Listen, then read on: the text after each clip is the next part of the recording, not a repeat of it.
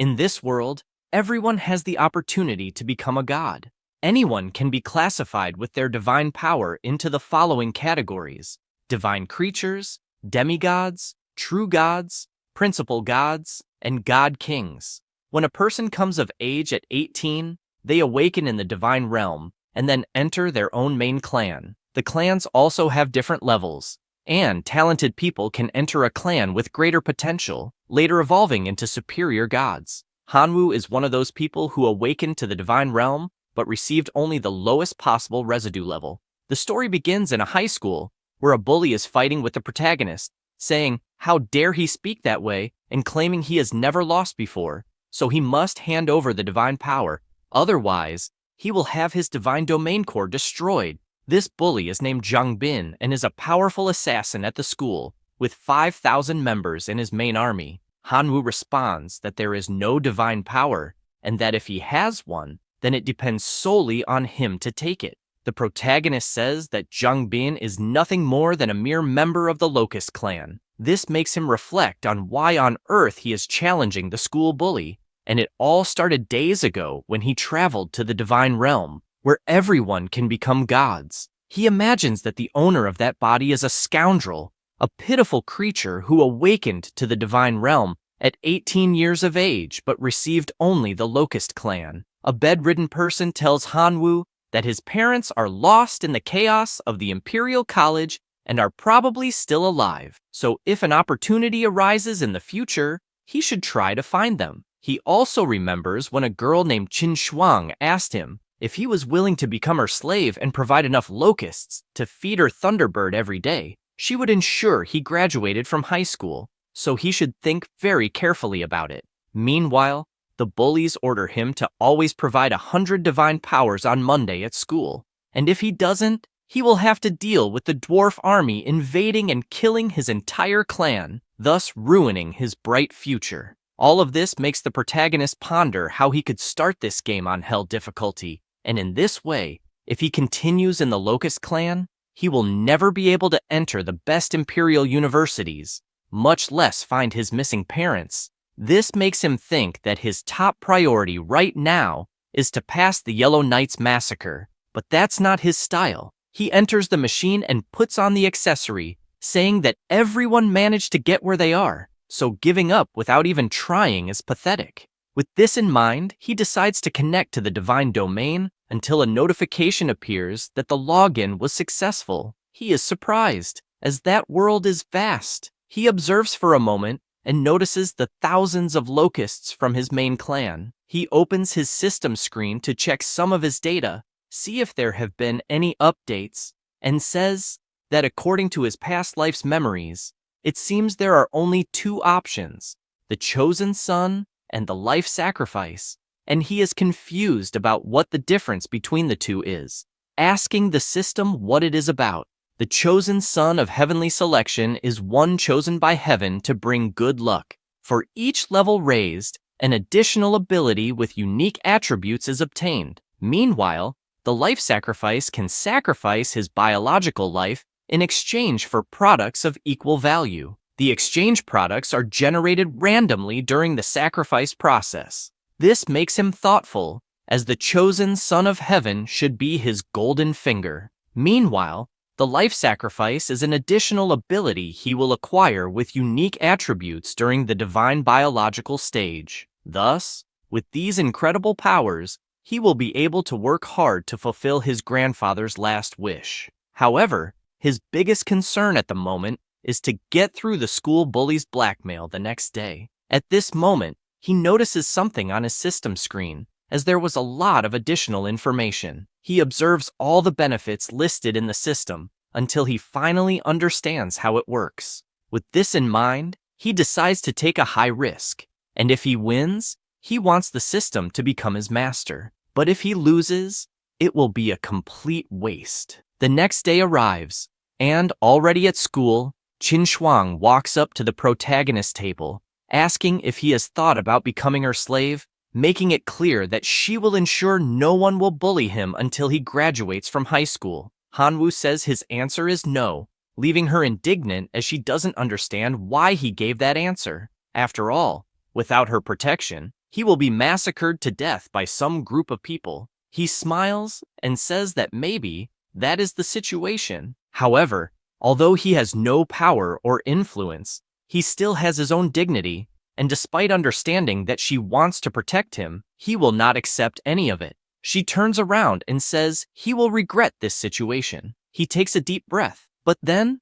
the group of bullies approaches his table, asking if he brought the 100 divine powers they asked for, and if he doesn't deliver soon, he will deeply regret it. The protagonist tells them to stop bothering him, which makes Jungbin furious, as it seems he is crazy to talk like that, and if he doesn't hand over the divine powers now, he will have his domain core destroyed. He responds that he wants to see him try. The bully is surprised as Hanwoo is tougher that day, and it's hard to understand why. He also looks to the side and notices that Qin Shuang seems not to intervene. The other students start shouting for them to fight in the game.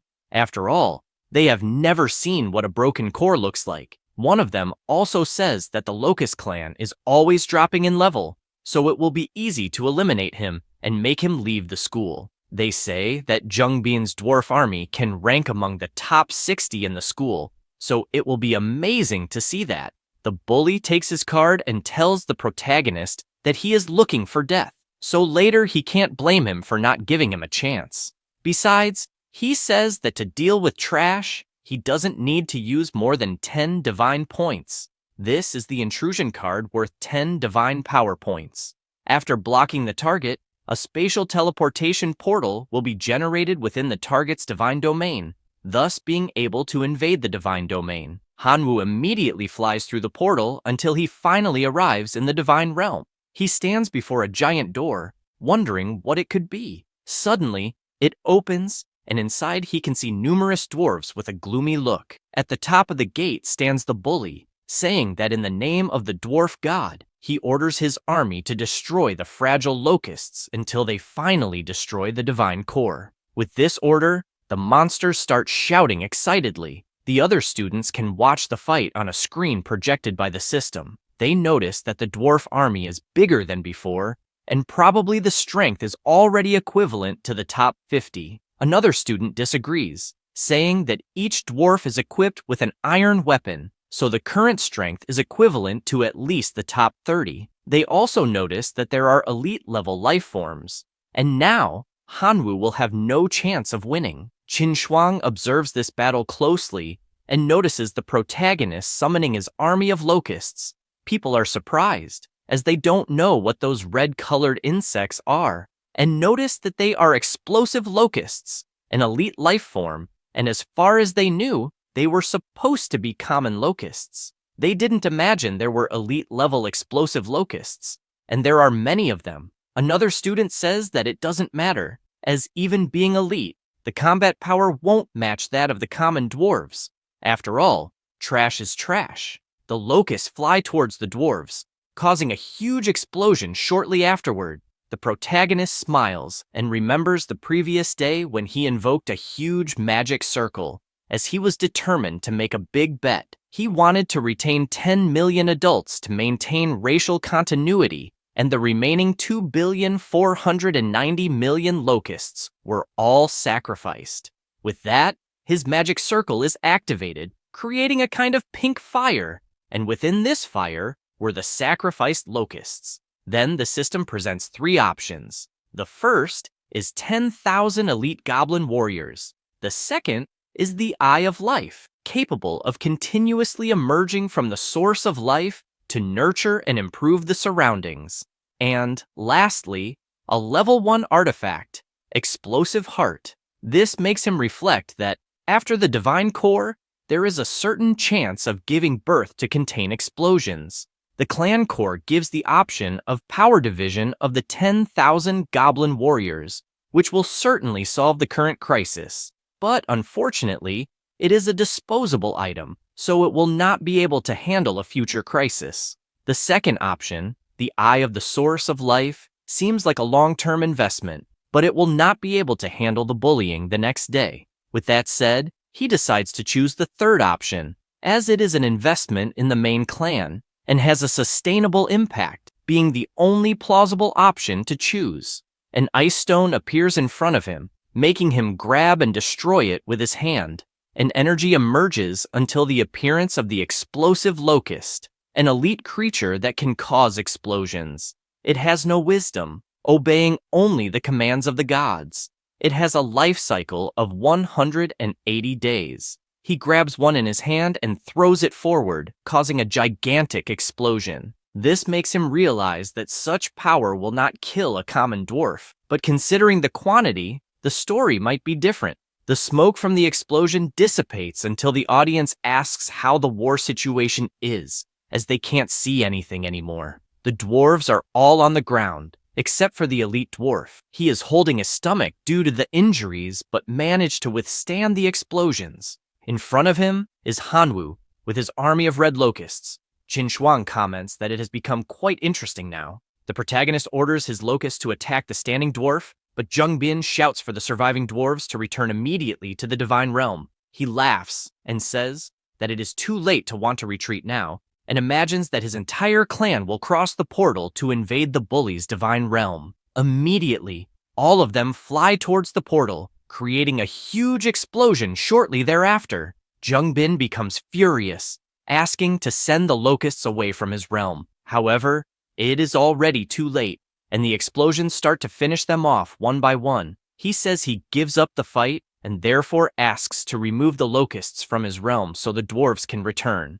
The protagonist smiles and asks if he wouldn't have his core destroyed, as that was the threat he heard earlier. Since that's the case, it's only fair to destroy his core. This makes him even more irritated to the point of saying that his parents will not let this go unpunished, as both are demigods. He smiles again and says he doesn't care about that, and orders the red locusts to attack the core within that realm. Jung Bin despairs to the point of crying and begs to stop, admitting defeat and even promising never to bully him again in the future, and if there are any other conditions, he will fulfill them. But all he asks is not to destroy his core. He says he doesn't care about any of that and just wants to destroy it for everything he has done so far. At that moment, he hears a voice in his head saying he has done enough and to stop in his name. The voice is from Professor Liu, asking to stop. After all, the fight already has a winner. Jung Bin begs the professor to help him stop that madman who wants to kill him. However, it is of no use, and the locusts continue to approach the core and start to crack it bit by bit. He becomes increasingly weaker as he asks to be saved. Liu calls the protagonist's attention, asking if he heard what he said about stopping. Hanwoo smiles and decides to ask why a teacher is there. He says he is a class teacher, so it is natural for him to feel everything that happens in that school. The protagonist decides to ask another thing now, since he feels everything that is happening. Why did he never appear when he himself was being beaten by the bully, extorted, and even intimidated? Why didn't he intervene at those times? He gets irritated with the question since Hanwoo doesn't even have demigod parents, so helping him would be like offending Jung Bin's family. With this in mind, he responds that he will explain this matter as soon as he stops the attacks. He decides to ask one last question, saying that if his own divine realm core were being attacked instead of Jung Bin's, would he have intervened to help? The teacher remains silent, not knowing what to answer. But Hanwoo asks him not to worry about it, as he already knows the answer. He says this, and his red locusts explode on the class bully's core, making him cry for having his divine realm destroyed. After that, the protagonist asks the teacher to please leave his divine realm. With that, the screen showing the fight is turned off. Jung Bin lies on the ground, frustrated, saying that it's all over, and now he is nothing but a cripple. The teacher runs to the classroom, calling for Hanwoo. A student responds that he has already gone home, as he didn't appear after the fight. This makes him furious, imagining that he should be expelled for what he did. Meanwhile, inside the protagonist's divine realm, he requests a battle report, and the system reports that, at the moment, there are 18,090 self-destructive locusts and 4,050,643 common locusts. Seeing this, he thinks that he needs to cultivate more self-destructive locusts for the future. In his possession is the fragment of Jung Bin's divine realm, which he can now use to merge with his own. With this in mind, he activates the ability to merge, emanating enormous energy from the fragment. The system informs the details of the current Divine Realm area and that the level has risen to 2. This evolution makes him happy, as it was not bad and should last at least until graduation. However, something still worries him as Jungbin threatened him, saying his parents will not let this slide, and that is a problem since both are demigods. To make matters worse, the teacher is on the bully's side, so the school will not protect him, meaning he needs to get stronger as quickly as possible. He decides to sell the iron dwarf hammer he won in the battle, hoping to find someone who wants to trade for good items. He notices that someone quickly appears wanting to accept the trade and offers the item Fire Crystal Lava. This reminds him that this fire crystal can increase the fire resistance of the familiar, as well as enhance explosive power. With this in mind, he decides to accept the trade, as with this item, the self-destructive locusts can evolve again. The fragment begins to overflow with enormous energy, slightly changing the structure of the locusts. They remain elite creatures, but their talents are lava explosion. The reproduction capacity is 20 times higher, and they have a lifespan of 250 days. He grabs one in his hand and throws it forward to test. A stronger explosion than the previous ones occurs in front of him, making him excited, as that explosion level is equivalent to a grenade. Plus, it has a lava splash effect. With this, it will cause enormous area damage. This makes him think that he basically has a bunch of highly explosive grenades. At school, inside the principal's office, Jungbin's father's shouts for explanations can be heard, as his son had his Divine Realm core broken, and now there is no possibility of remodeling it. Dean tries to explain what happened and says that the battle was caused by his son, and there are several records of rule violations, as well as bullying in the classroom. He becomes furious as his son had the core destroyed, and the school does not want to take responsibility. After all, if this happened, it was the teacher's fault. Jungbin's mother joins the conversation, saying that the student who did this deserves to be punished, and not only that, but he should also be expelled immediately. Hanwoo continues training his locusts, asking to use growth acceleration to regenerate some explosive locusts. At this moment, Principal Dean calls the protagonist, making him worried as the worst is yet to come. He answers the call, and she says that it is Principal Shu and needs to tell him something. She explains that Jungbin's parents went to the school and are asking for him to be punished for what he did, and tells him about the conversation with them. The student's mother was furious, demanding that the protagonist be expelled immediately. Dean explained that after an investigation, they discovered that it was their own son who initiated the invasion of the Divine Realm, and that Hanwoo only won using his own strength, without any cheating. With that said, there are no grounds for his expulsion. She became furious to the point of asking if the school was really going to try to cover up for a bad student who goes around destroying his classmates' cores. The principal asked her not to distort the facts. After all, Hanwoo has always been an excellent student who follows the rules. Moreover, the school has plenty of evidence that their son bullied him multiple times. She, already enraged, said she just wanted to know if they were going to expel him or not.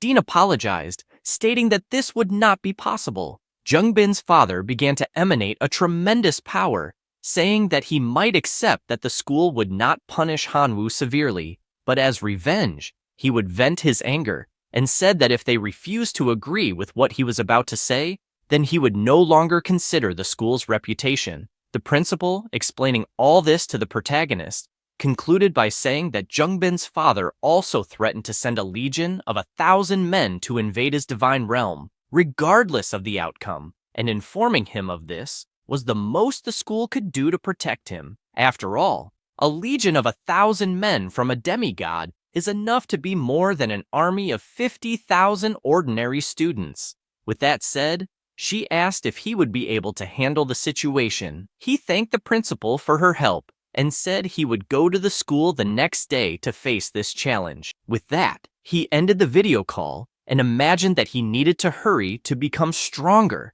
So it was time to launch the second sacrifice. Again, he activated his power, initiating the sacrifice of a few billion more locusts until an enormous volcano erupted due to the presence of such power. The system again presented three options. The first was a level 1 sacred artifact. The second option was a level 1 skill crystal, the fireball. And lastly, the familiar Jianfeng. Reading the options, he thought that having a treasure in exchange for 4,800,000,000 locusts was not bad. He decided to choose the third option. A familiar appeared in front of him. Its name was Jianfeng, and it was a swordsman. In addition to possessing numerous skills, it had 500,000 faith power and a lifespan of 800 years, currently being 150 years old. The familiar called its master by the name of God and said it needed a sword.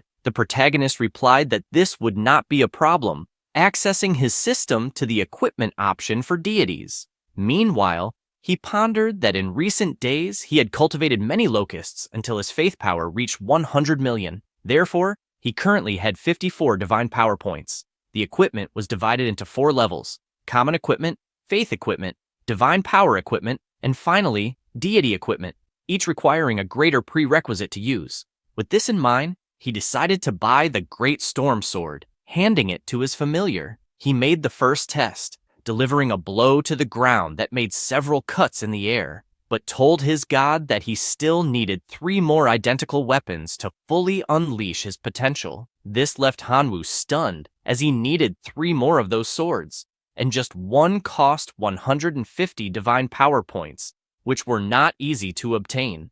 Knowing this, and what is to come, with a battle likely involving 1,000 men of a demigod, the MC cannot afford to be careless, checking what else he can find in his system. At this moment, in the divine kingdom of Qinshuang, she is focused, channeling energy, while several electric birds gather around her, always keeping her eyes closed. All she can imagine is when she was younger and was drowning. Hanwoo ran without thinking twice and pulled her out of the water, giving her mouth-to-mouth resuscitation to save her. She opens her eyes at this moment, and remembering all of this makes her extremely embarrassed, saying that the MC is annoying and deserves to be squeezed to death, adding that she has a grandfather who is a true god and 23 demigod relatives, so she didn't need protection. At this moment, her system rings. It's a call from Hanwoo. She answers, already asking if he has changed his mind about being an obedient slave. He responds that he hasn't since, at the moment he just wants to borrow her divine power. She asks what he has that's special to offer in return. After all, the familiars he showed in the fight are trash, and he shouldn't think he's someone just because he defeated Jungbin, making it clear that she found the explosive grasshoppers to be worthless trash. After all these insults, the MC simply apologizes for the inconvenience and ends the call. She panics because she has no idea why she said all that since the words just jumped out of her mouth, and, dying of fear that there was a misunderstanding, she decides to call him back. Hanwoo answers, asking if there are more insults she wants to say. Embarrassed, she just asks how much he wants from her and requests the account number. After getting this help from her friend, he provides more swords for his familiar, saying that he risked everything buying these countless swords, so he hopes, from the bottom of his heart, that it's worth it. The next day, in the classroom, voices of students could be heard saying that the MC is crazy to show up there and apparently isn't afraid of the 1,000-man army of the demigod. Another one wants to see if he'll stay so calm after his core is violated. Hanwoo observes everyone talking about this, and, apparently, they all already know what's going to happen and are clearly hoping it all goes wrong. At this moment, Qinshuang enters the room, saying that now it makes sense why he called the day before, since it's to compete against a demigod. But she advises him to give up on this effort because even a legion of 1,000 men from a demigod is enough to ensure he can't do anything. He smiles and says that, in any case, he has no other choice. She responds that he does have a choice. He just needs to become her slave. After all, Her family has a true god and 23 demigods, so she could easily talk to Jungbin's parents to stop this. He turns around, thanking her for the offer but declining, going to prepare to face the demigod's 1,000-man legion. A person, watching from afar, becomes furious at how Qin Shuang treats the MC so well, and all they wish for at the moment is for him to die. At this moment, a teacher opens the classroom door with Jungbin's parents and points forward, showing who this Hanwoo is. Mrs. Du immediately becomes furious, calling him a bastard for destroying her son's core. John Lin asks her to calm down because they can't break the school's rules. The teacher asks Hanwoo to come to the front since they can't waste the precious time of the Zhang family, but he smiles, saying he wants to wait for the principal to have a witness. Lei Tian says that such a small matter isn't worthy of the principal's witness, and that he himself is enough to witness what will happen, and asks him to comply quickly, or else things will get complicated. At this moment, Principal Shumei enters the room, asking the teacher who he is being disrespectful to in this way. He asks her not to worry, since he is dealing with a small matter and taking the opportunity to discipline his students. She reminds him not to forget that he is a teacher at a respected school and not a guard dog for a demigod, making that very clear. The students' parents are satisfied with the principal's presence and ask if they can begin. She asks Hanwoo if he's ready, and he, full of confidence, replies that he is. Jianlin wastes no time and plays his invasion card. The MC also begins his journey to the kingdom, immediately encountering several gazes directed at him. These are the gazes of fierce wolves. A student watching on the big screen notices that the wolf cavalry, led by a cavalry captain, has power beyond the ordinary. Another boy responds that this wolf cavalry is a combination of green orcs and dire wolves, and they also have a combination of high-level equipment, meaning that Hanwoo is finished. The wolf army prepares to face the MC, as does Jianlin, overflowing with immense power as he calls him a bastard for destroying his son's divine core, and for that reason, he will pay with blood. Qin Shuang observes the troops used by the man, and the wolf cavalry is clearly counted as 2 units. Originally, they said they would send a legion of 1,000 men, but at the moment, there are 2,000 combat units, which is a major cheat. The principal remains silent since there is nothing she can do about it. The wolves advance on their master's command, just as the explosive grasshoppers also appear in favor of the MC, impressing some students. After all, there are 7 million elite grasshoppers, and they find it strange, since the day before there were only 20,000 left, having no idea how it was possible to cultivate so many in such a short time. It's almost frightening. Another says it won't make a difference since he's facing the elite of the elite, which are the mounted wolves, and unfortunately, there's nothing that can be done. Several explosions begin to happen, and they realize that millions of grasshoppers were sacrificed for nothing, since only a few mounted riders were slightly injured. Letian says that, indeed, Hanwoo is talented, but he has encountered an obstacle he won't be able to overcome. Otherwise, he might have made a name for himself at the school. Another student finds the unfolding of the fight strange and asks everyone to look closely at the screen. A giant cloud appears in the sky, surrounding the wolves, and it begins to rain explosive grasshoppers, scaring the monsters. The explosions from these grasshoppers were colossal, wiping out all the wolves within the blast radius. Qin Shuang is impressed by what she's seeing and asks what the hell is going on. After all, what kind of grasshopper is this that causes such a powerful explosion that it shoots magma into the air?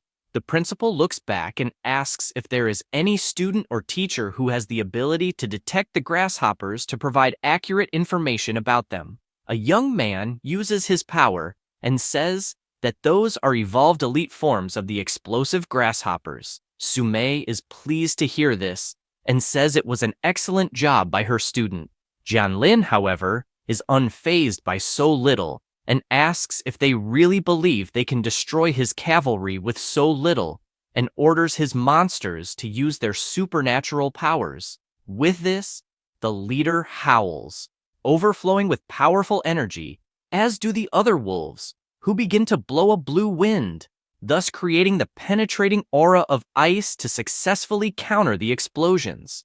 A student says that in the end, a demigod is a demigod, and logically wouldn't be defeated with so little, even admitting that the elite forms of the explosive grasshoppers are truly powerful, and says it's a shame that only 500,000 grasshoppers remain, and to make matters worse, they are all exhausted. Jianlin, determined to show what true fear is, says he will completely destroy the MC's core, and, with that, he will be expelled from school, reaching rock bottom, and orders his wolves to run and completely destroy Hanwoo's core. The principal turns around, saying that unfortunately, it's over. However, someone in the room asks what that divine form in the MC's core is. This catches Qin Shuang's attention, and she looks to see what it is. She only sees the wolves staring at a shadow, and upon looking closer, she notices that it is a familiar. One of the students asks if those aren't the storm swords that cost 50 divine powers, so 4 would cost 200, and the math doesn't add up since Hanwoo is an orphan and shouldn't be rich enough to buy these weapons. The principal explains that this is Jian Feng, who belongs to a clan with extraordinary life forms.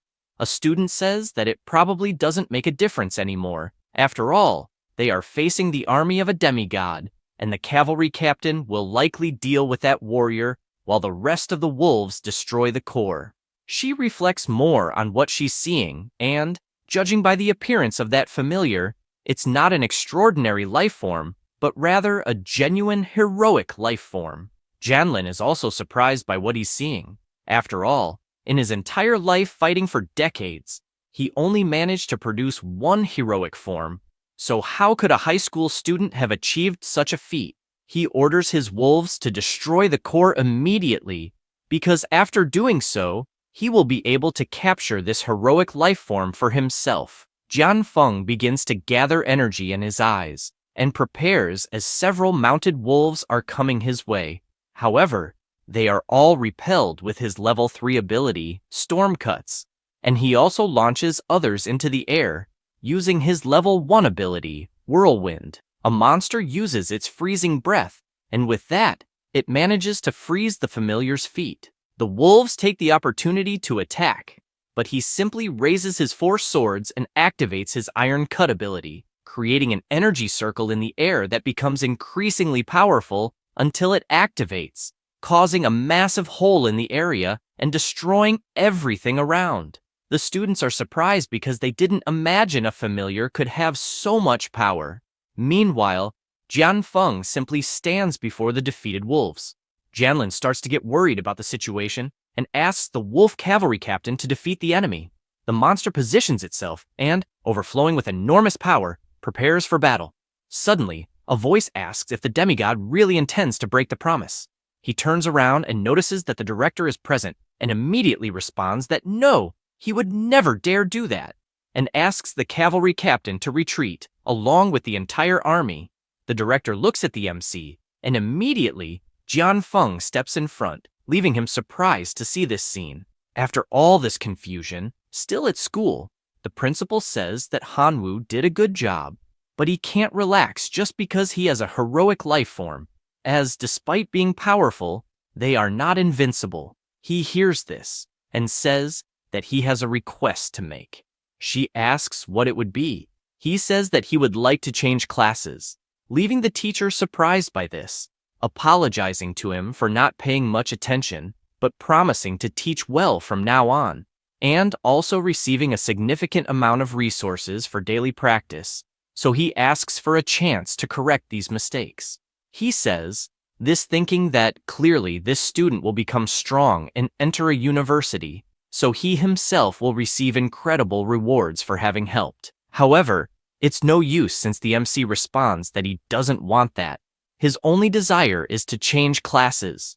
The principal explains that he can't just change classes as he wishes since the school has its own regulations, and says that if he insists so much on it, he must pass the test assigned by the school, and if he succeeds, She herself will help him with the change.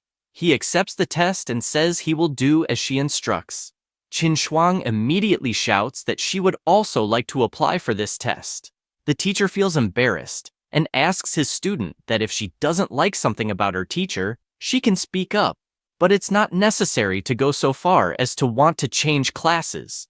She replies that she has no dissatisfaction, she just doesn't want to stay there anymore. Xiaolong also stands up, telling the principal that he would like to take this test. Letian asks the class monitor what he is doing. He thanks for the help he's received so far, but he doesn't want to stay in that class anymore. He also turns to Qin Shuang, imagining that he can't let anyone else have her. The principal informs them that she will prepare the test for the following day. Outside the school, Qin Shuang runs up to the MC, asking how on earth he managed to obtain a heroic life form. He says that this matter is none of her concern, but she responds that it is. After all, he owes 150 divine power points, and if he cannot pay it back, he must become a slave to settle the debt. So the least she is entitled to know is how he acquired a heroic life form. He makes it clear that if she wants to collect the debt, he will pay 5 divine power points as interest. But if she wants to know about the heroic life form, unfortunately, she will remain in the dark. He says this and teleports away, leaving her furious. Inside his divine kingdom, the MC consults his troops and notes that he has 1 billion common grasshoppers, 1 million explosive grasshoppers, and 30,000 detonating grasshoppers, feeling a bit concerned if this will be enough for the class change test. At that moment, Jianfeng appears, informing him that the wolf cavalry is hiding inside the mines, and asks if he should destroy them immediately. This makes him think that indeed, many wolves escaped, and that this army inside his divine kingdom could be a problem, but killing them directly would be a great waste. With this in mind, he orders his familiar to capture the cavalry and ensure they are kept alive. 2 hours pass, and he returns with all the wolves tied up. The system asks if he would like to sacrifice 1 billion grasshoppers and 24 wolf cavalry units. He selects yes and activates his sacrifice ability. This sacrifice grants him a wick, a furnace artifact, and 3 watchtowers. He notices that the wick is indeed good, but how on earth would the grasshoppers handle it? The same goes for the furnace and watchtowers, and he thinks that, unfortunately, none of these items are interesting to him. At this moment, he remembers that he captured a few hundred dwarves in his battle against Zheng Bin, and wonders what happened to them, activating his god's eyes. The dwarves are currently working and notice their master's eye watching them, causing them to thank their god for the wonderful life he has granted them. He realizes that after capturing the dwarves, he ordered them to mine, and definitely, mining and equipment crafting are the dwarves' talents, while the fool, Zheng Bin, forced them to fight. Knowing this, he imagines they have the talent to craft equipment and, without a doubt, will be very useful in the furnace. He sends them there and asks them to forge the best equipment possible. The dwarves are surprised, as the gods have sent a divine gift. Meanwhile, the teachers are gathered. Litian explains that everyone is already aware of the class change test that 3 students will take, and that the school has given authority for everyone to create something. One teacher says he has nothing to say except thank you, as they are giving away 3 of the best students as a gift. He says he doesn't care about the tests for 2 of the students, but demands that Hanwu's test be raised to the maximum level since he hates a student who doesn't respect the teachers, and asks all his colleagues to please make this happen. The teachers agree to help, while Litian is just furious about being reprimanded by the principal, in addition to having his semester salary cut. The next day, already in the classroom, the teacher presents the 3 envelopes containing each student's test. Xiaolong and Qin Shuang take their envelopes, as does the MC, who is surprised to read that his evaluation test is at level 10, requiring him to defend against 10,000 foreign invaders. The principal asks the teacher if he would like to reconsider Hanwu's absurd test, but he responds that this was a decision made by all the teachers together. The MC asks the principal not to worry, as Letian is eager to see his abilities in action. This irritates him, prompting him to say that he should not regret it later. Qin Shuang once again asks him to become her slave, and if he does, she will ensure that absolutely no one at that school dares to intimidate him again. He thanks her for the kindness and says they will see each other after the test. She replies that it's fine, calling him ungrateful. Meanwhile, Xiaolong is eager to see the MC make a fool of himself in this test. The test begins with thousands of goblins appearing in front of him. The people watching on the big screen comment that they heard Hanwu's test is the hardest of the three and say it's well-deserved for having offended Professor Liu. The MC is not pleased, considering that Letian can't even be called a man for putting so many fire-resistant goblins against him.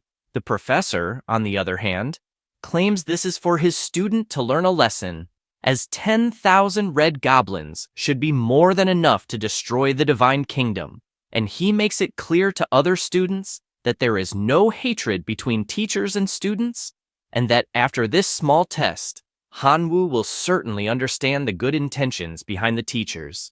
Meanwhile, the principal is rooting for him. The MC begins his attack, sending his legion of grasshoppers into battle, but the goblins simply summon their fireballs and launch them, exploding all the grasshoppers. The MC already anticipated that mere common grasshoppers would not inflict any damage and decides to use his explosive grasshoppers for the attack, scaring the red goblins. Then, numerous explosions occur, eliminating 400 goblins at once. Qin Shuang and Xiaolong return from their tests, and she runs to the principal, asking how the MC is doing. Shumei says the situation is not very good, as grasshoppers are inferior creatures, and even if well cultivated, they still wouldn't reach the top. Hanwu, seemingly calm, continues to send more and more explosive grasshoppers, eliminating another 3,000 red goblins at once, while the rest desperately try to reach the crystal to destroy it. A student comments that, unfortunately, it's over this time. After all, he may have a heroic life form, but there's nothing he can do against 6,500 red goblins. Qin Shuang also laments, as an insane army like that will destroy her classmates' core. The principal immediately contacts the MC, asking that if he can't hold out, he should just admit defeat, as there's no shame in it, and with time, he can rise again. He makes it clear that he's already decided to change classes and will attempt it until his last breath, adding that he hasn't lost yet. He says this while his familiar delivers numerous blows to the approaching goblins, finishing them off one by one.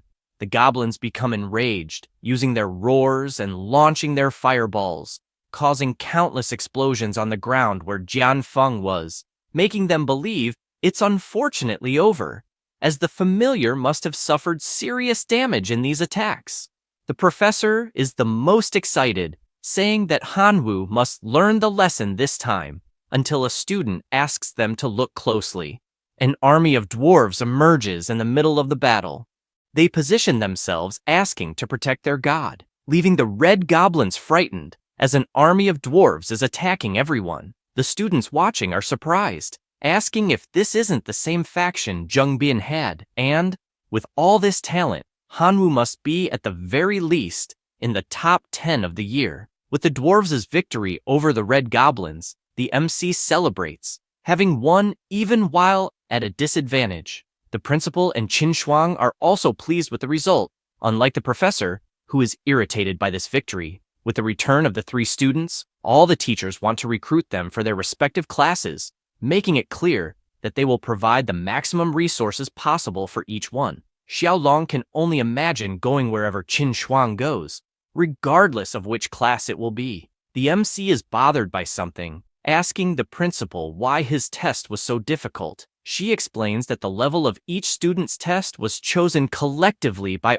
all the teachers of that grade. He says he understands and kindly asks to check each vote. She agrees and hands over the summary of opinions about the class transfer test evaluation. All the teachers are dissatisfied with Letian, as it was a disaster supporting him against the student. Hanwu goes to two teachers who clearly voted fairly, and asks what resources they would provide if he joined one of them. The first teacher says that this test made it clear the MC's ability to cultivate dwarves, and if he joins his class, he will provide an army of 10,000 dwarves. With this, he will easily make it into the top 10 and have a bright future. The other teacher says that central family cultivation is the most important and has several resources on hand that will be useful in cultivating insects. So, if he joins his class, he will fully assist in the life transition of grasshopper species. With that decided, Hanwoo tells Professor Tianwen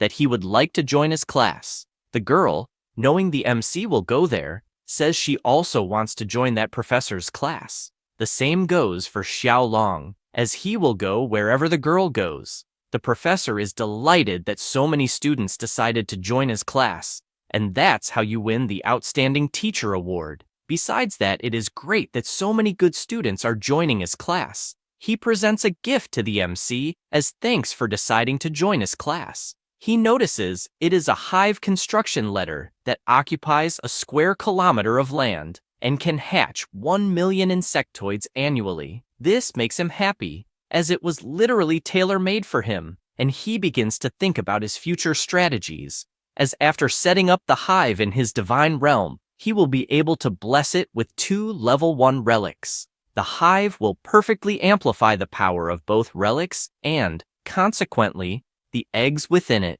Thus, he will be able to obtain 1 million grasshoppers every year. With this in mind, he thanks the professor for the generosity, and the professor says there is no need to thank him. Just deliver the best results, and that will be a reward in itself. The principal calls everyone's attention, saying that the test of the day is a simple test, so there's no need to take it so seriously, but that in 7 days, the exam will cover the entire school, as it will determine the allocation of resources among classes in the future. After that, within the MC's divine realm, he checks his situation and currently has 2 million grasshoppers, 5,000 self-destructing grasshoppers, 300 explosive grasshoppers, 52 dwarves, and Jianfeng, which is a heroic life form. He worries when analyzing his situation, as with this level of strength, participating in the exam that will cover 7 days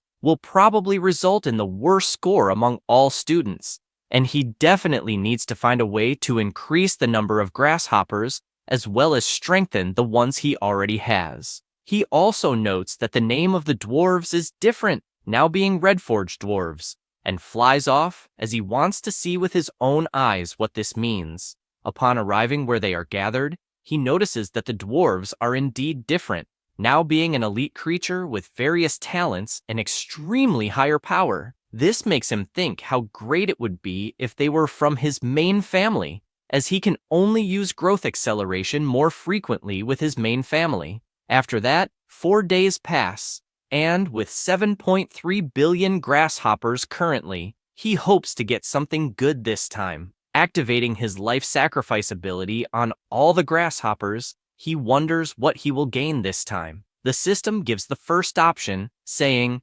Sacred Item Level 2, Law of Gluttony. Once charged in the Divine Realm Core, the main race gains the ability to eat voraciously. If the total energy of the consumed food exceeds its own energy by 1,000 times, it can complete its own evolution. The second option says, Hero Model. Giving this to an extraordinary life form can help it be promoted to a heroic life form. And finally, the third option will give a bit of divinity. The MC is pleased as these are definitely all good options, making it hard to choose any, and he thinks about the 3 options.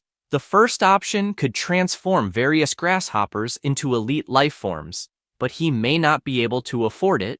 The second could make a life form evolve to the heroic version, and the third option would give him power equivalent to 100 billion faith, something like winning the lottery. After much thought, he decides to choose the first option. 3 days pass, and Hanwoo is unsure if what is in front of him is a gigantic grasshopper or a gigantic lizard, declaring that it will be the explosive plus grasshopper. Later, at school, Jin Shuang goes to him asking if he has considered becoming their slave, as he has no support or resources, making it impossible to stand out among the various demigods, and says she really thinks his grasshoppers are strong, but in the end, they are not a big deal. She also says she thinks the dwarves are cool, but that they are not part of the main family. The MC thanks her for her kindness and says he will find out all of this only after the exam. She does not like this at all and comments that he is driving her crazy. Xiaolong just watches from his desk,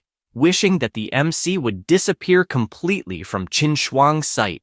The professor explains the importance of this exam for the future in terms of resource distribution and asks everyone to give their best, making it clear that he has several sacred relics, domain lands, core fragments, among other resources, available if needed. He also emphasizes the importance of reading the rules of this exam carefully. The first stage is the elimination system. Next comes the ranking system, where everyone will receive an evaluation of the same difficulty. Those who fail will be directly eliminated from the school. The MC notes that being expelled from the school upon elimination is very harsh, but the rewards must be excellent. The top 100 will receive a divine territory. The top 50 will receive a level 1 sacred relic. The top 30 will receive a creation card. The top 20 will receive a first-grade building. The top 10 will receive a divine weapon of the student's choice. The top 5 will receive a transcendent seed that can accelerate an elite life form. The top 3 will have their divine core evolved, and the first place will win a point of divinity. Reading all this excites him, as he will fight until the end for these rewards. With all these explanations, the professor says the general exam is starting, warning that the first round of the general exam elimination test will begin soon, so everyone should prepare. The MC begins to head toward his divine realm until he teleports completely, asking all his family members to prepare for battle. He notices his enemies approaching and realizes they are flesh and blood puppets, definitely an ordinary life form with elite level combat power, as well as extremely thick and resistant skin, but fortunately, they are slow. With that, he orders 50,000 grasshoppers to explode in magma form, causing several explosions among the monsters, which only roar in response. He gets excited, as the smell of roasted meat is strong, and wonders if he could feed his grasshoppers with those monsters, asking the red goblin dwarves to recover the bodies from the battle. After a while, he notices that there are great supplements there and is confused if this isn't a test. As if it continues like this, the upcoming exams will be intense. The teachers watch on the big screen, lamenting that another student they were optimistic about has been eliminated. Tianwen says that 20 of the eliminated students were from his class, reducing it to a third. Another professor says that his situation is worse, as half of his students were eliminated, and questions if the level isn't too high. The principal explains that she had the 3 vice principals compete for positions with the Demon Abyss civilization at the forefront, so there must be a reason for choosing the flesh demon puppet as an invader, and since they are demigods, it isn't interesting to speculate. Tianwen is excited, as his student turned everyone's nightmare into food for himself, and asks if there are still any relatives who can resist the toxins in the meat and blood of those demons. Another professor is curious about this, as if the grasshoppers can ignore the toxins of the demonic puppets. It is a great discovery worthy of research. Li Tian responds that it is just luck, as in terms of strength, those grasshoppers are trash. Tianwen makes it clear that luck is also part of strength, and definitely those grasshoppers have been well cultivated, so they are not weak, stating that, despite being an extraordinary life form, it still crossed the threshold of extraordinary life forms. Li Tian asks if these extraordinary life forms are not, in the end, just grasshoppers. After all, their combat power is generally equal to that of goblins, which are common life forms, and even worse than them in other aspects. The professor makes it clear that his colleague is being one-sided, as he is comparing the deficiencies of the grasshoppers with the advantages of another race. For example, grasshoppers can expand their population 100 or 1,000 times a year, Asking if goblins can do the same, he says he will not discuss useless things and only wants to see the results, proposing a bet that, in the end, Liumo's score will be higher than Hanwoo's. Tianwen responds that the MC will definitely have the best scores. Letian says that all the teachers are there as witnesses, and the result will cost the loser 5 points of divinity. He says this thinking the bet is already won. After all, Liumo is his nephew, and definitely, Tianwen will not provide the same resources. On the big screen, it is possible to see that after the eliminations, 430 candidates were approved, and the number of students selected for the exam is 300. Lichin says that there are only useless bastards, as there are still 130 people left who passed. Another professor asks him not to blame the students, as it is not uncommon to fail due to the level of difficulty. The ranking test will begin, with various skeleton warriors appearing. The teachers ask if that's really all there is, as it seems more like a giveaway. The MC gets excited, as he has 1 billion hungry baby grasshoppers, and suddenly, so many skeleton soldiers appear, it must be a joke. He orders his grasshoppers to completely devour that army. The skeletons, despite having glowing eyes, had nothing they could do. 2 hours pass and he feels relieved, as it was a great appetizer. However, the second wave of skeleton soldiers begins, but are immediately exploded by the self-destructing grasshoppers. He observes that if the lava continues to rise higher and higher, these skeleton soldiers will not be able to swim through it, increasing the temperature more and more. With this in mind, he asks the red goblin dwarves to pour out the melted lava from the great furnace. They immediately obey, killing all the skeleton soldiers as they come out of the portal. One of the professors is surprised, as Hanwoo is definitely coming up with great ideas. Tianwen says that it is obvious after all, he is in the best possible class. Li Tian is not intimidated, as the MC has just reached the 7th wave, but Liumo is also at this level. At this moment, in Liumo's divine realm, he is positioned with his arrow towers, lightning towers, fire towers, among various other things, imagining that this student must really come from a rich family. The professor is excited, as he invested many resources in his nephew to ensure that he will be in first place this year, until he hears another professor asking to see Qin Shuang's divine realm. Observing her realm, he notes that there are 100 lightning towers, as well as 300,000 elite thunder natural life forms, and 100 giant ancestral trees. This impresses everyone, as her family is truly powerful.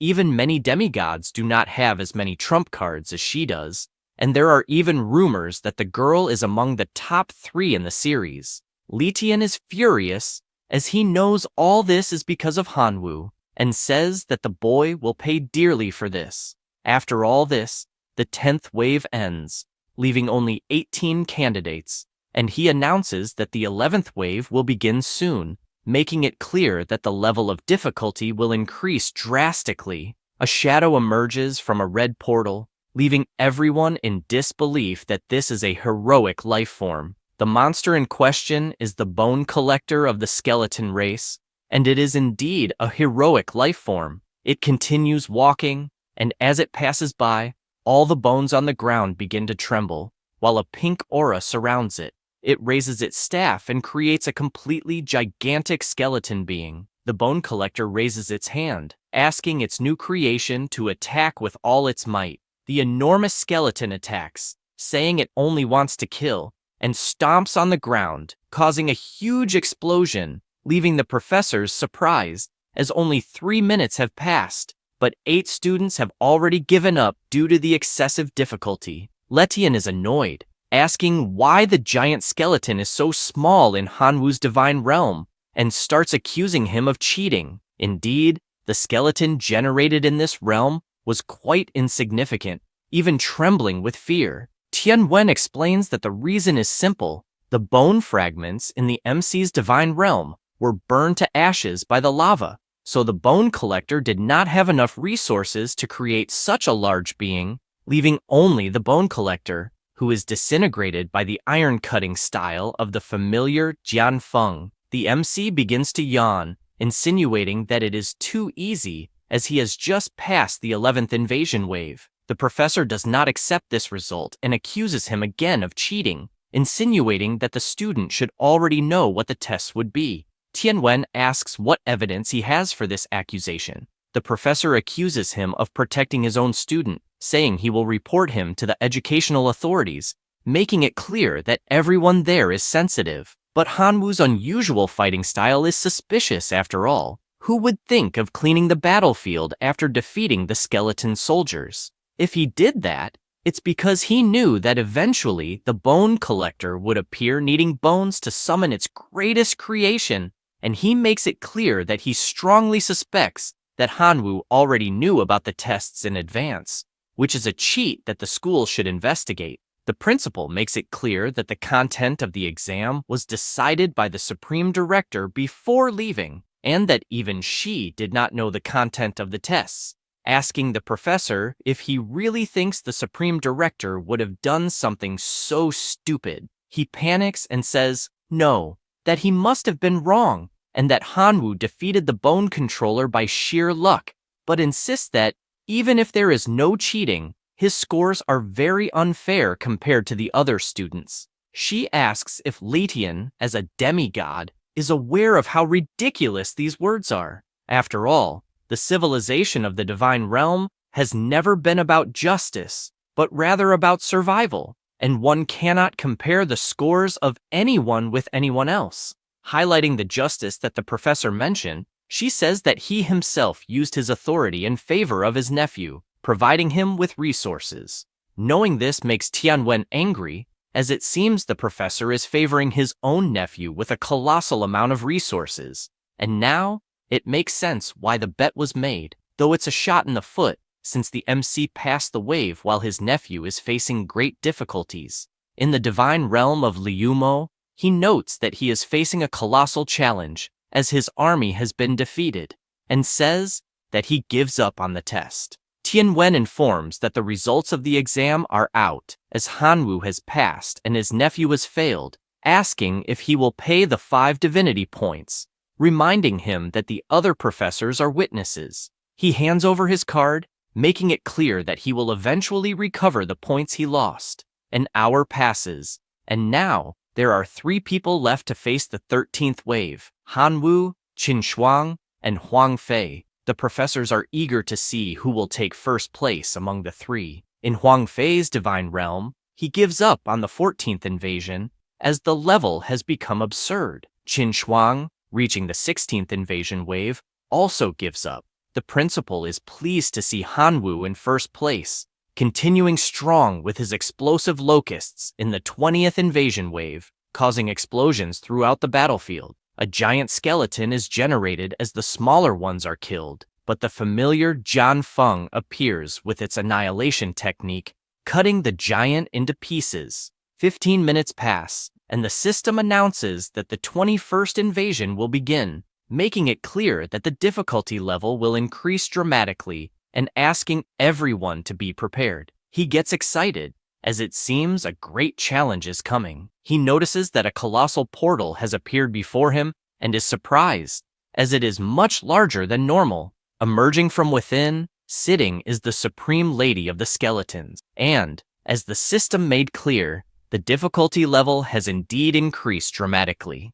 Even the teachers are surprised, as that is the Supreme Lord of the Skeletons. The MC observes closely and is aware that the difference in strength is colossal, imagining that the best thing to do is to stop there. That said, he raises his hand in surrender. She, frustrated, asks why he is doing this, and the portal begins to pull her back out of the realm. She roars, furious, and throws a piece of bone that flies past him, causing a giant explosion, even though it was just a simple attack. He asks what the hell that was until the portal finally closes, and he is sent back to the normal world, ranking first on the leaderboard.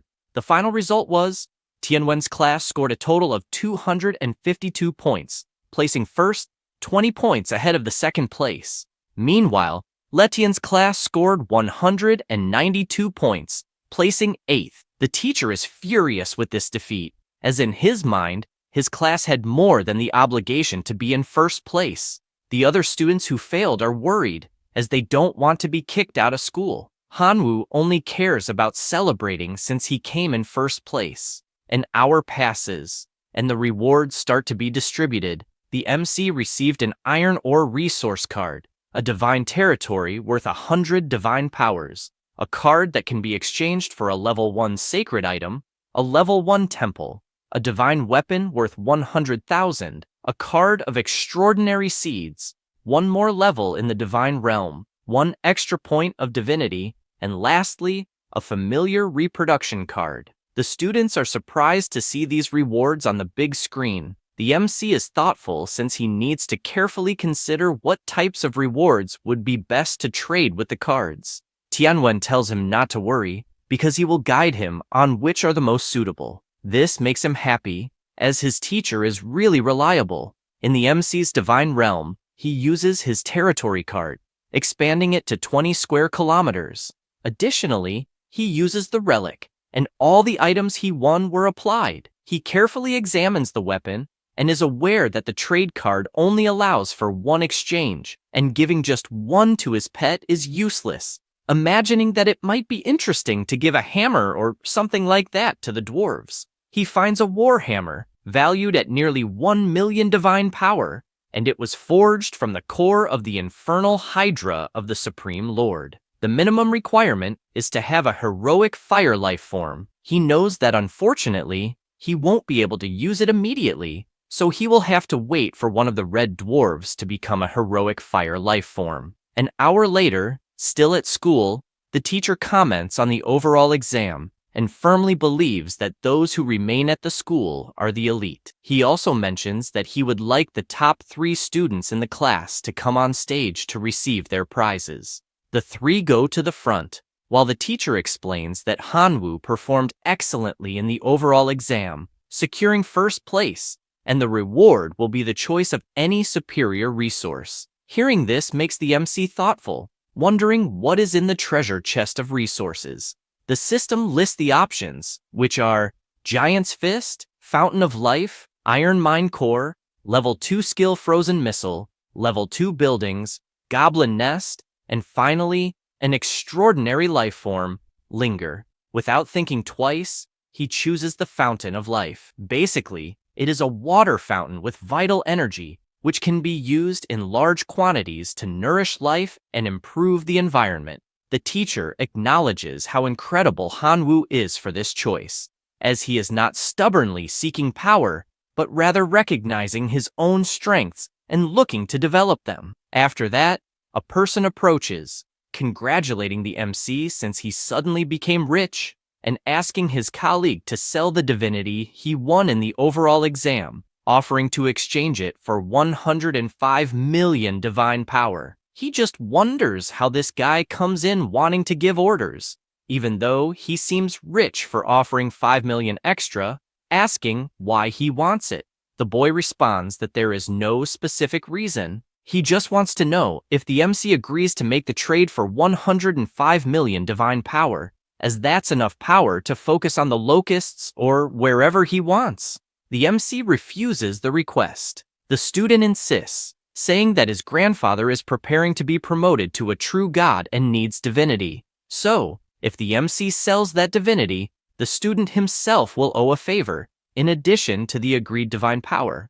This makes him think, as 105 million divine power is really a lot, and with all that, he would be able to greatly increase his locust army. He replies that it is indeed an interesting offer until his phone rings, and when he checks it, he's shocked, as Qin Shuang is sending a message asking him to sell the divinity to her for an incredible 150 million. He can't believe such an absurd amount and thinks that this girl definitely has money to spare. She asks if he really thinks 1 point of divinity is only worth 100 million. She also asks if he has no common sense.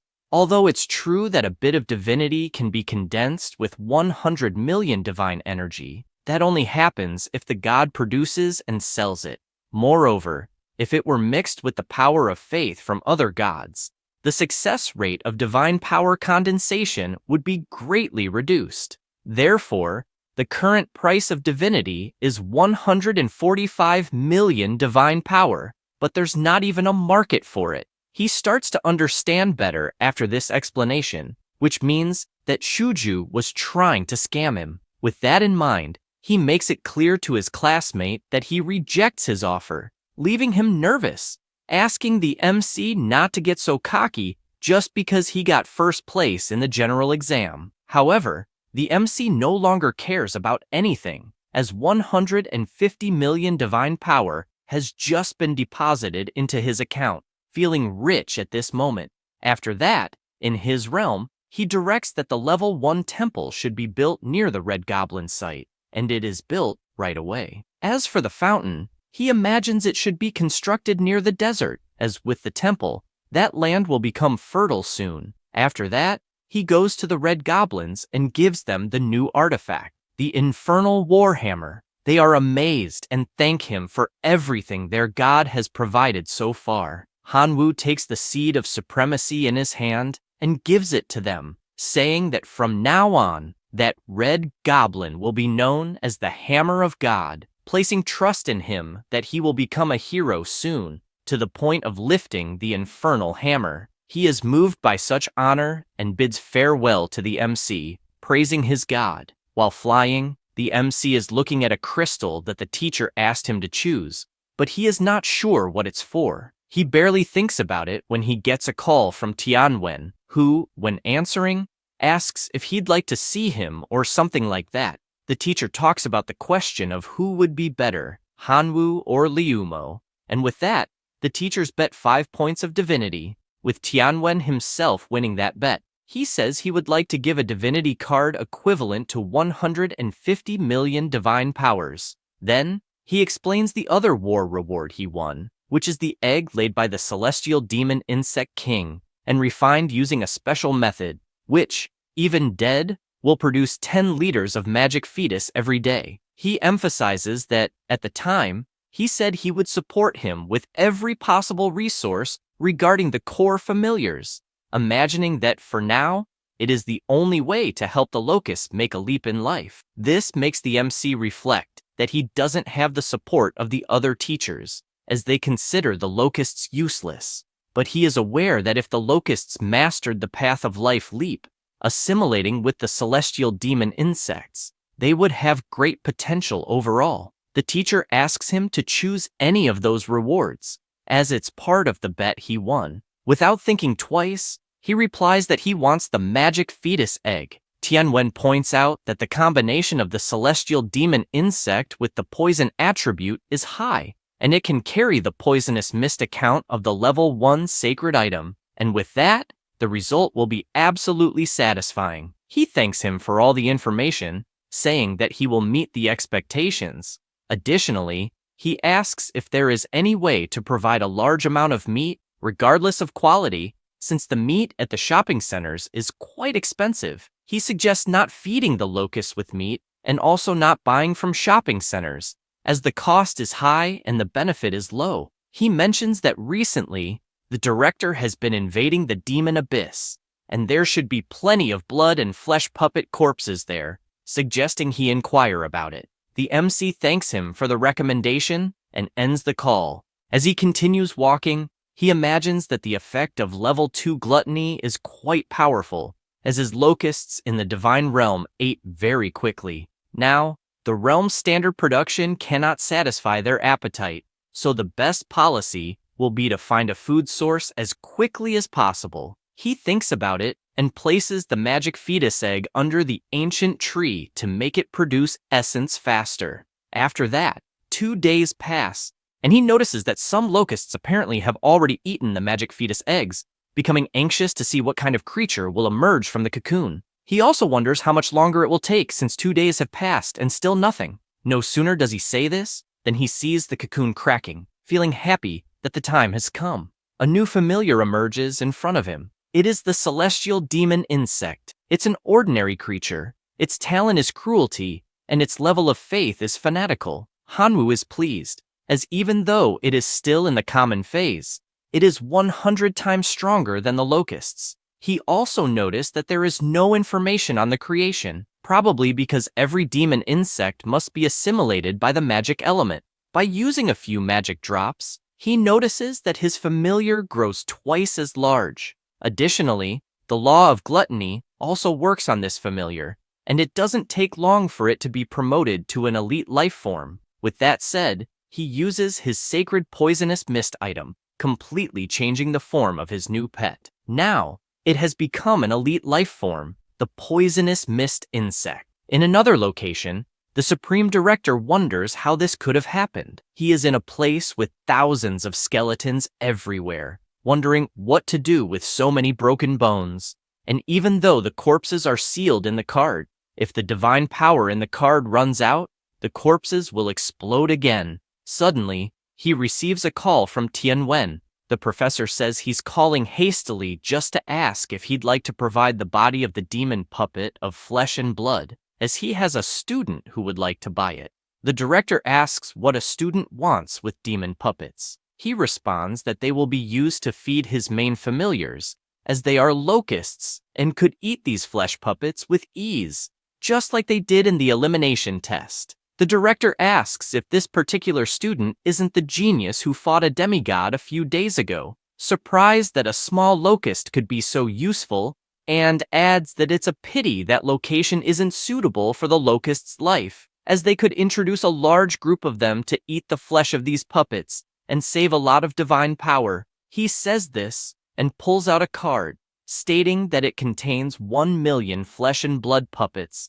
asking him to give it to the student. A day passes, and the professor calls again, saying that the student ran out of meat and asked if there would be a permanent supply. The director can't believe that he used it all in one day, and, to make matters worse, wants a permanent supply. He asks for a moment to think of something. After coming to a conclusion, he says that there are indeed enough corpses, but it's not something he can provide for free. He makes the proposal to sell 100 demon puppets for 10,000 divine powers. 5 minutes later, the professor returns the call with the MC's response, saying that he agreed to the terms and wants to start by paying 1 million in exchange for the meat. A few days later, Hanwoo is ready with his most powerful army, once again using his sacrifice ability. The options in exchange for this sacrifice are: Option 1, Giant Warriors, which are an extraordinary life form; Option 2, Level 3 Skill Crystal; and Option 3, Decomposition System, which breaks down matter and extracts pure energy. He considers all the options, taking into account the 12 billion elite life forms he used in the sacrifice. He thinks about the giants, as they are quite intelligent and their power is overwhelming, and just one of them could be sold for 10 million. However, he is also interested in Option 2, as the Level 3 poison explosion combined with the celestial demon insects, the poisonous mist, and the relic would be a perfect combination. Yet, he knows that his current divine core is at Level 3 and has no open slot to carry this new skill. After analyzing everything, he decides to choose Option 3, as it's said that energy crystals are the food of magical familiars, and they are quite expensive. Upon choosing this option, a huge machine appears in front of him. He decides to start by experimenting with a bit of iron ore. 5 hours later, the result is 3 iron crystals. He takes one in his hand to analyze, and knows that an iron crystal can be used as food for some special races, in addition to being useful for forging weapons. And each one is worth 5 points of divine power. He will definitely be able to make a great fortune in the long run. Suddenly, a voice echoes in his head, saying they were attacked by the undead during mining, injuring 3 companions. At the moment, the leader of the Red Dwarf clan is in battle, asking for their god's support if possible. He is surprised, as apparently the temple is contacting him, but he doesn't understand how on earth there are undead in his realm. To better understand what is happening, he uses his divine vision and sees the Red Dwarf facing an undead, but finds it strange that the undead's clothing is very similar to the Supreme Lord's. He also finds it odd that the enemy is handling such a powerful dwarf so well. He gets excited, as this is incredible, and tries to consult the information on the monster, but is startled to find that the consultation failed, as the skeleton is not his follower, and he has no other means to view the information. Suddenly, Jian Feng appears to face this new challenge, delivering the first blow quickly and making the skeleton's head fall to the ground. However, right after, the skeleton rises again with its entire body. The MC appears, trying to make the skeleton submit to him, but his hologram is attacked. He comments that this monster is really naive, as if the divine realm remains intact. His divine form will last forever as well. He orders his familiars to put pressure on these skeletons until they submit. 3 days later, all the undead are on their knees, finally surrendered. Hanwoo decides to check if this time he can access the information on these monsters, and now he succeeds. This is a weak undead lord from the skeleton clan. Its talent is crystal bones, and its faith power is 1 million per day. The next day at school, the teacher asks if everyone is ready for the new challenge, warning that the next test will really increase the gap between everyone, directly impacting the acceptance into the future colleges they will enter. The MC already imagines that his grandfather's last wish was for his grandson to enter the Imperial College to search for his missing parents, and this college is one of the best regarding the civilization of the divine realm. The teacher informs them that everyone will be transported to the demon abyss, and that the specific content of the exam will be sent via email. A student comments that in this abyss, it is said there is always a demonic aura that corrupts anyone who enters, turning them into a servant, and that only undead demons can survive. Xiaolong, smiling, is confident, believing that the time to defeat Hanwoo has finally come. Suddenly, an unknown call appears in his system. When he answers, he realizes it's Professor Ledian, saying he needs his help to eliminate someone. The student asks if he's talking about Hanwoo, because if so, there's no need to say anything, as he will face him in the upcoming test anyway. Letian thanks him, calling him his favorite student, and also says he has a gift to help a lot in the exams. The Demon Dragon card, an extraordinary life form, a race as powerful as a heroic life form. With that, the test begins, and everyone heads to the Demon Abyss. The exam requirements are presented. In summary, you can only assume one familiar incarnation at a time. If the incarnation dies, the student will come in their true form, being able to summon one familiar per day, with a limit of 100 familiars.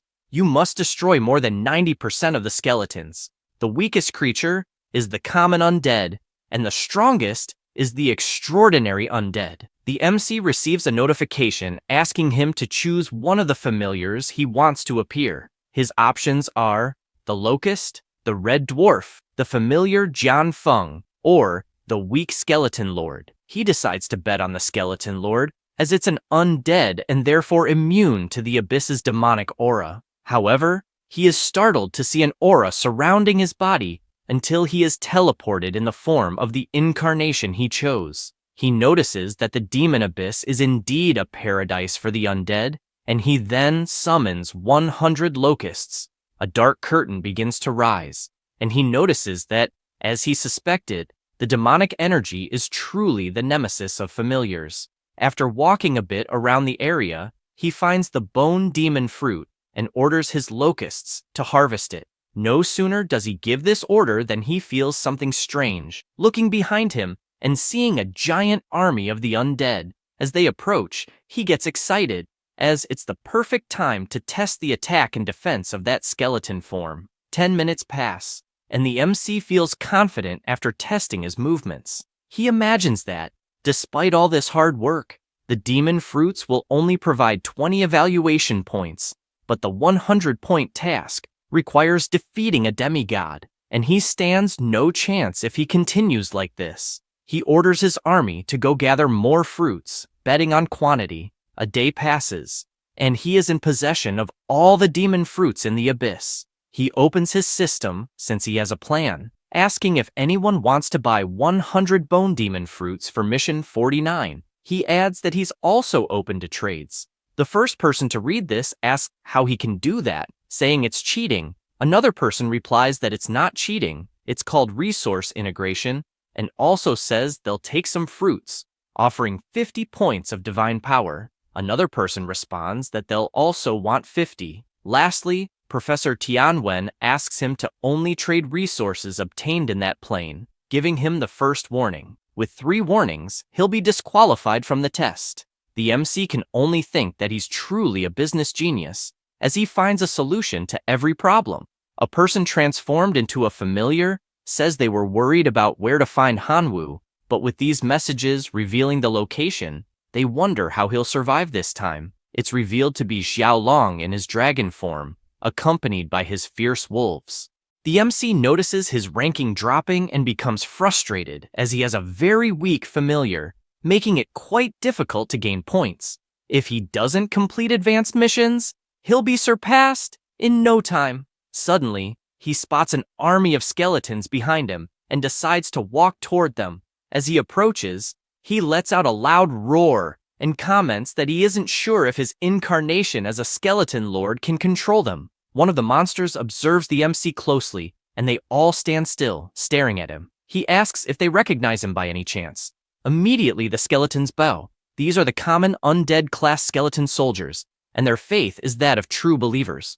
Hanwoo is surprised, not understanding what's happening, as suddenly, more than a dozen skeleton soldiers, all true believers, submitted to him for no apparent reason. Without thinking too much about it, he asks his familiars to rise and patrol the camp. An hour later, his army grows. He now has a skeleton knight with the talents Iron Bones and Skeleton Summoning. His faith is that of a true believer. Hanwoo simply can't believe what he's seeing, as his small army suddenly became incredibly powerful. The Skeleton Knight reports that he was a member of the First Skeleton Legion during the confrontation against the Flesh and Blood Demon, and after the team separated, he had to stay behind. He also explains that due to the invasion of corrupted corpses, zombies, and puppets, his soldiers dwindled day by day, so he ended up sending skeletons to search for the Bone Demon fruit. The MC better understands the situation and is pleased that this new troop is under his command. Pondering how to make them stronger, he decides to check the current ranking and has already dropped to position 178.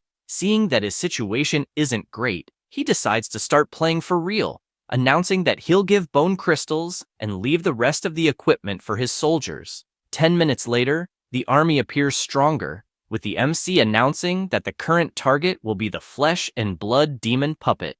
They stand before the cave they are about to invade, and he explains to the army that the mission states there are about 10,000 Flesh and Blood Demon puppets in the lair, and they need to work as a team, as their current strength is 1,000 skeletons. They then enter the lair, but soon notice several creatures running toward them, trying to determine if they are human or monster. The skeletons take position and begin killing all the approaching puppets. The MC watches from afar, hoping that the slain Flesh and Blood puppets could transform into skeleton soldiers, adding more strength as members of his team. An hour passes, and now his army consists of 7,000 skeletons. This fills him with confidence, as only 3,000 Flesh and Blood puppets remain in the lair, so the time is now. He shouts for his troops to advance with all their might. 3 hours pass, and a soldier returns with an item in hand, offering it to his master. His points increase by 60, rising to rank 108. Meanwhile, outside the lair, a wolf is sniffing around while its master is furious, as he can't find Hanwoo anywhere. Xiaolong decides to check the ranking and notices his target just gained 60 points, meaning he defeated the Flesh and Blood Demon lair, exceeding expectations but making it clear that his luck ends here. With that said, Xiaolong heads toward the demon's lair and is enraged to see that Hanwoo secretly created a skeleton clan and, apparently, intends to use it to score high marks. Without wasting time, he orders his hellhounds to attack, running and leaping toward the MC, but the skeletons step in, protecting their master. The fight begins between the two sides, and Xiaolong admits that, in just 2 days within that dimension, Hanwoo descended to the Abyss Demon Plane and had already gathered so much power. If they waited a few more days, he'd have a colossal army. With this in mind, Xiaolong decides to join the battle too, in his dragon form, but is immediately blocked by the Skeleton Knight. The MC, curious, says to his classmate that he has no complaints but wants to know why he's attacking his family. Furious, he shouts that he simply doesn't like his appearance and demands that he die once and for all, unleashing several slashes with his roar and hitting him directly. The skeleton army is outraged by this scene, but the dragon sees them as a bunch of riffraff not even worth killing. They remain furious about what that dragon did to their master, until the MC gets up. Relieved that, fortunately, the skeleton lord can resurrect. He orders his army not to stand still, gathering all their strength and escaping as quickly as possible, leaving a warning that next time he meets Xiaolong, his death will be certain. Meanwhile, the little dragon decides to check the ranking and wonders why on earth Hanwu hasn't been removed yet, until he takes a closer look and notices that this guy is at position 163,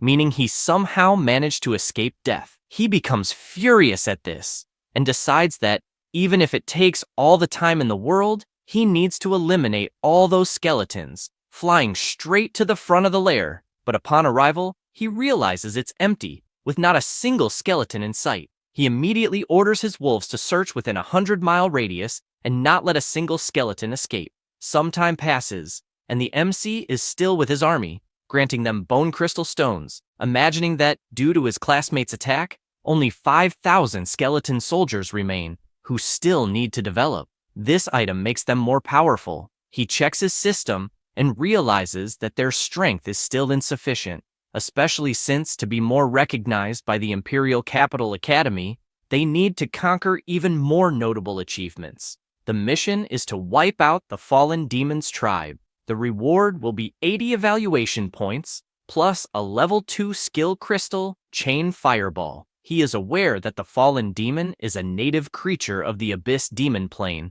but quite weak in strength, yet it's offering 80 points in the evaluation, possibly even allowing him to eventually use the fallen demon to mass-produce soldiers.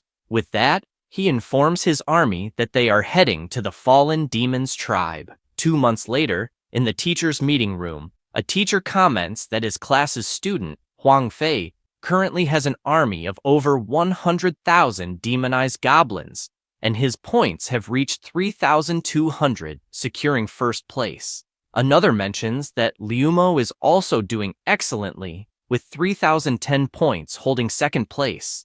Someone else asks Professor Tianwen why Hanwu, who ranked first last time, isn't performing well this time. Letian interjects, saying he already mentioned that this boy relied on luck to get first place, but some short-sighted professor treated him like a treasure. Tianwen asks him to please show some decorum, as he's still a professor and should at least show a bit of decency. Letian asks if he's wrong since that student really is a waste, no matter how many resources are given to him. He says this while wondering if that boy will even make it out of the evaluation alive. The confident professor asks if he would like to make another bet, saying this because he is confident the MC will win. Letian asks if he's serious, and he responds that he's betting 10 divine points this time. The professor says he doesn't have 10 divine points but does have divine duties, and wagers his level 3 divine healing. Tianwen accepts and informs them that Hanwu has begun handling a task worth 80 evaluation points and is about to succeed. He imagines that a task worth 80 evaluation points is extremely difficult for a high school student, and once completed, it will undoubtedly draw the attention of universities. And even if the final score isn't excellent, just appearing in front of the universities will be worth it. Meanwhile, in the Abyssal Plane, this place originally had millions of desolate demons, but now fewer than 100,000 remain. The MC is on top of a mountain, content as his strategy has worked so far, having gathered 900,000 skeleton warriors and ordering them to advance, as it's time to collect the debt. The army begins attacking the monsters until they are cornered. 20 minutes later, he raises his victory flag. The skeleton mages use their resurrection spells, and the corpses on the ground come to life shortly after. This new monster is the Skeleton Reviver from the Skeleton Clan. It is a transcendent undead with talents of hard bones, as well as skeleton resurrection. its belief is universal. This surprises him, as the skeleton revivers are even stronger than the skeleton knights. The new monster laughs while summoning more skeletons to the army, which form even stronger than usual. The MC asks him to store some things so that his army will not suffer any damage. Suddenly, a soldier approaches, presenting the loot to his master. He notices it is a sacred item, the fireball staff. After being charged in the divine realm's core, it can grant some central clan members the ability to cast level 1 fireballs. Additionally, it is immune to demonic energy erosion, increasing various negative resistances. He also notes that the source of desolation can trigger a life transition, deciding to test it later with his locusts. Now that his army has over 1 million soldiers, he feels more confident in facing Xiaolong's army. He checks the task in his system and, after earning 80 mission points, his rank rises to 401, receiving a level 2 skill crystal, Fireball Barrage. The next task is a native race with 70 evaluation points. Knowing his next mission, he orders his enormous army to march immediately. 3 days pass, and the professors are watching the Abyss live. The system reports that Han Wu has completed several consecutive tasks, rising to 4th place in the ranking. One of the professors comments to Tianwen that his student is truly incredible, having climbed from rock bottom to 4th place. Ledian says, it doesn't matter if he's in 1st place, he's still not the first. Suddenly, Battle Fury Academy sends a message, wanting to interview the student Hanwu after the evaluation. At the same time, Hidden Dragon Academy does the same, wanting to schedule an interview with Hanwu. The same goes for Qingshan College, which sends a message saying that if Hanwu agrees, he can skip the college entrance exam and enroll directly. Letian becomes furious with Director Shu, asking why he's only showing university invitations for Hanwu and not mentioning the others. He replies that currently, there are no other invitations for the other students. The professor can't believe this, as the MC is only in 4th place at the moment, with 3 students ahead of him. The director explains that the prerequisite for university invitations is a total score of 3,000 and having completed at least one task worth 80 points or more. Currently, Hanwu is the only one who has met these requirements. Soon after, Qin Shuang also meets the 2 requirements and receives an invitation from Battle Fury Academy. The professor is no longer interested in university invitations, as there are fewer and fewer tasks left to complete, and Hanwu won't be able to take 1st place. With this in mind, he contacts Xiaolong and informs him that only 3 tasks remain, and the evaluation is almost over, urging him to work hard to finish before Hanwu takes the lead. Xiaolong replies that he understands and will complete a 90-point task before his classmate arrives. The MC decides to check the tasks still available. One gives 100 points and requires exterminating the Black Frog demigod people. Another gives 90 points and requires annihilating the Minotaur tribe. Lastly, there's also a task worth 90 points that requires eradicating the Treant's evil forest. He knows that he currently has 3,480 points, exactly 130 points behind the 1st place, and is currently in 3rd, meaning he needs to complete at least 2 tasks, but all of them are extremely difficult, considering that he currently has 20 million skeleton warriors, along with 2 heroic life forms and 190 transcendent life forms. He decides to start by exterminating the Minotaur tribe. Meanwhile, within the Minotaur tribe, several explosions are happening. Xiaolong is battling them, but he is frustrated because it is too difficult. Suddenly, a giant Minotaur appears, roaring and smashing everyone. Xiaolong orders a retreat, saying that as things stand,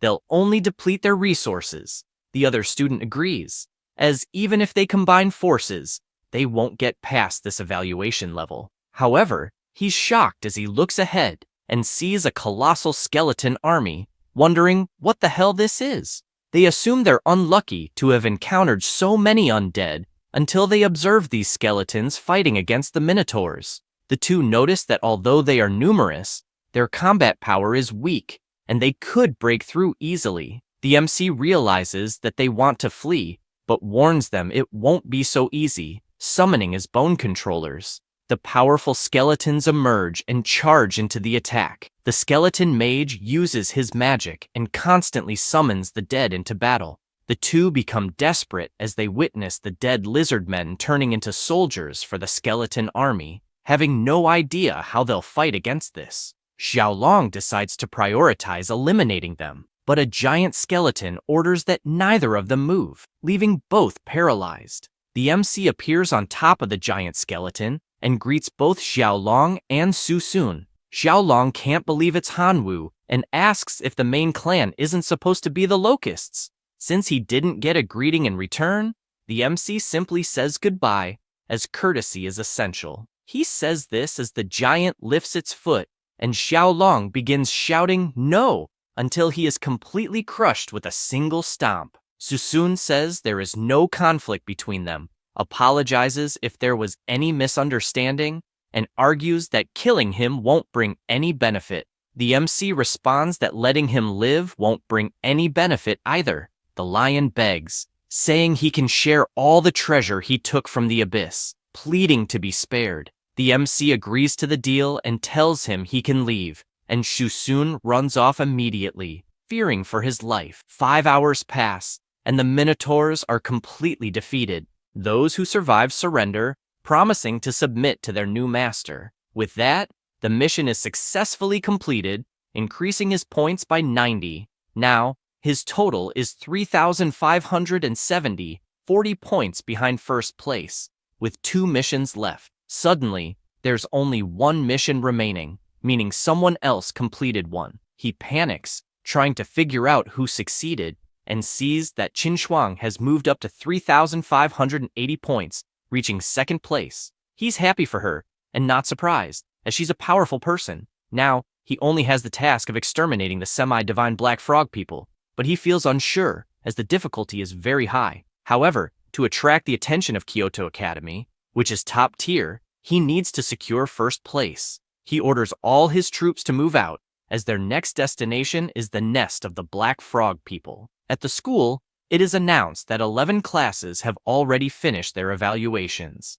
and only 3 students from Professor Tianwen remain. They check the leaderboard and see Qin Shuang in second place, Hanwu in third, and Su Sun in seventh, but they don't understand what they're still doing in the abyss. Latian comments that they must be confused, as the only remaining task is to kill a semi-divine being, and they are daring to face it, not realizing that if they fail, they'll lose everything, as it's a task none of the 11 classes dared to attempt since no one in history has ever succeeded. Tianwen agrees and says that's exactly what the two are going to try, as they are challenging the semi-divine frogman, having full confidence in their students. She starts her attacks with her birds, and several electric blasts strike down on the enormous frog, electrocuting everything around it. The powerful monster calls them reckless and activates his protective shield, shouting that they've just invaded the tribe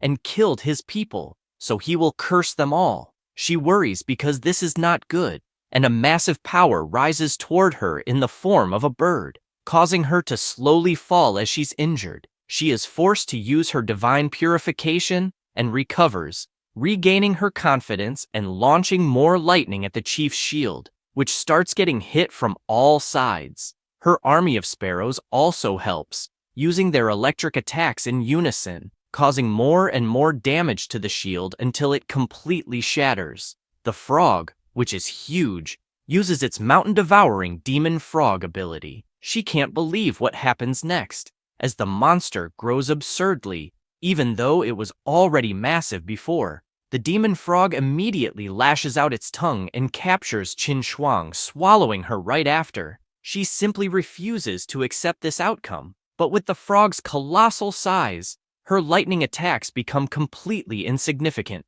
Suddenly, Hanwu contacts her, leaving her in disbelief that he's calling in the middle of this situation. She decides to answer, and he asks where she is, because the decor of the place is quite unique. This makes her furious, telling him to mind his own business. The MC asks if she wants his cooperation, pointing out that in at most 10 minutes, all of her thunder sparrows will be annihilated. She asks why she should agree, but quickly changes her mind and says it's fine, making it clear that if they win, she will take the divine body of the semi-divine black frog, and he can have everything else. The MC says that's fine, and just asks her to issue a quick divine command, making the thunder sparrows pick up his elite troops, and he sends his location.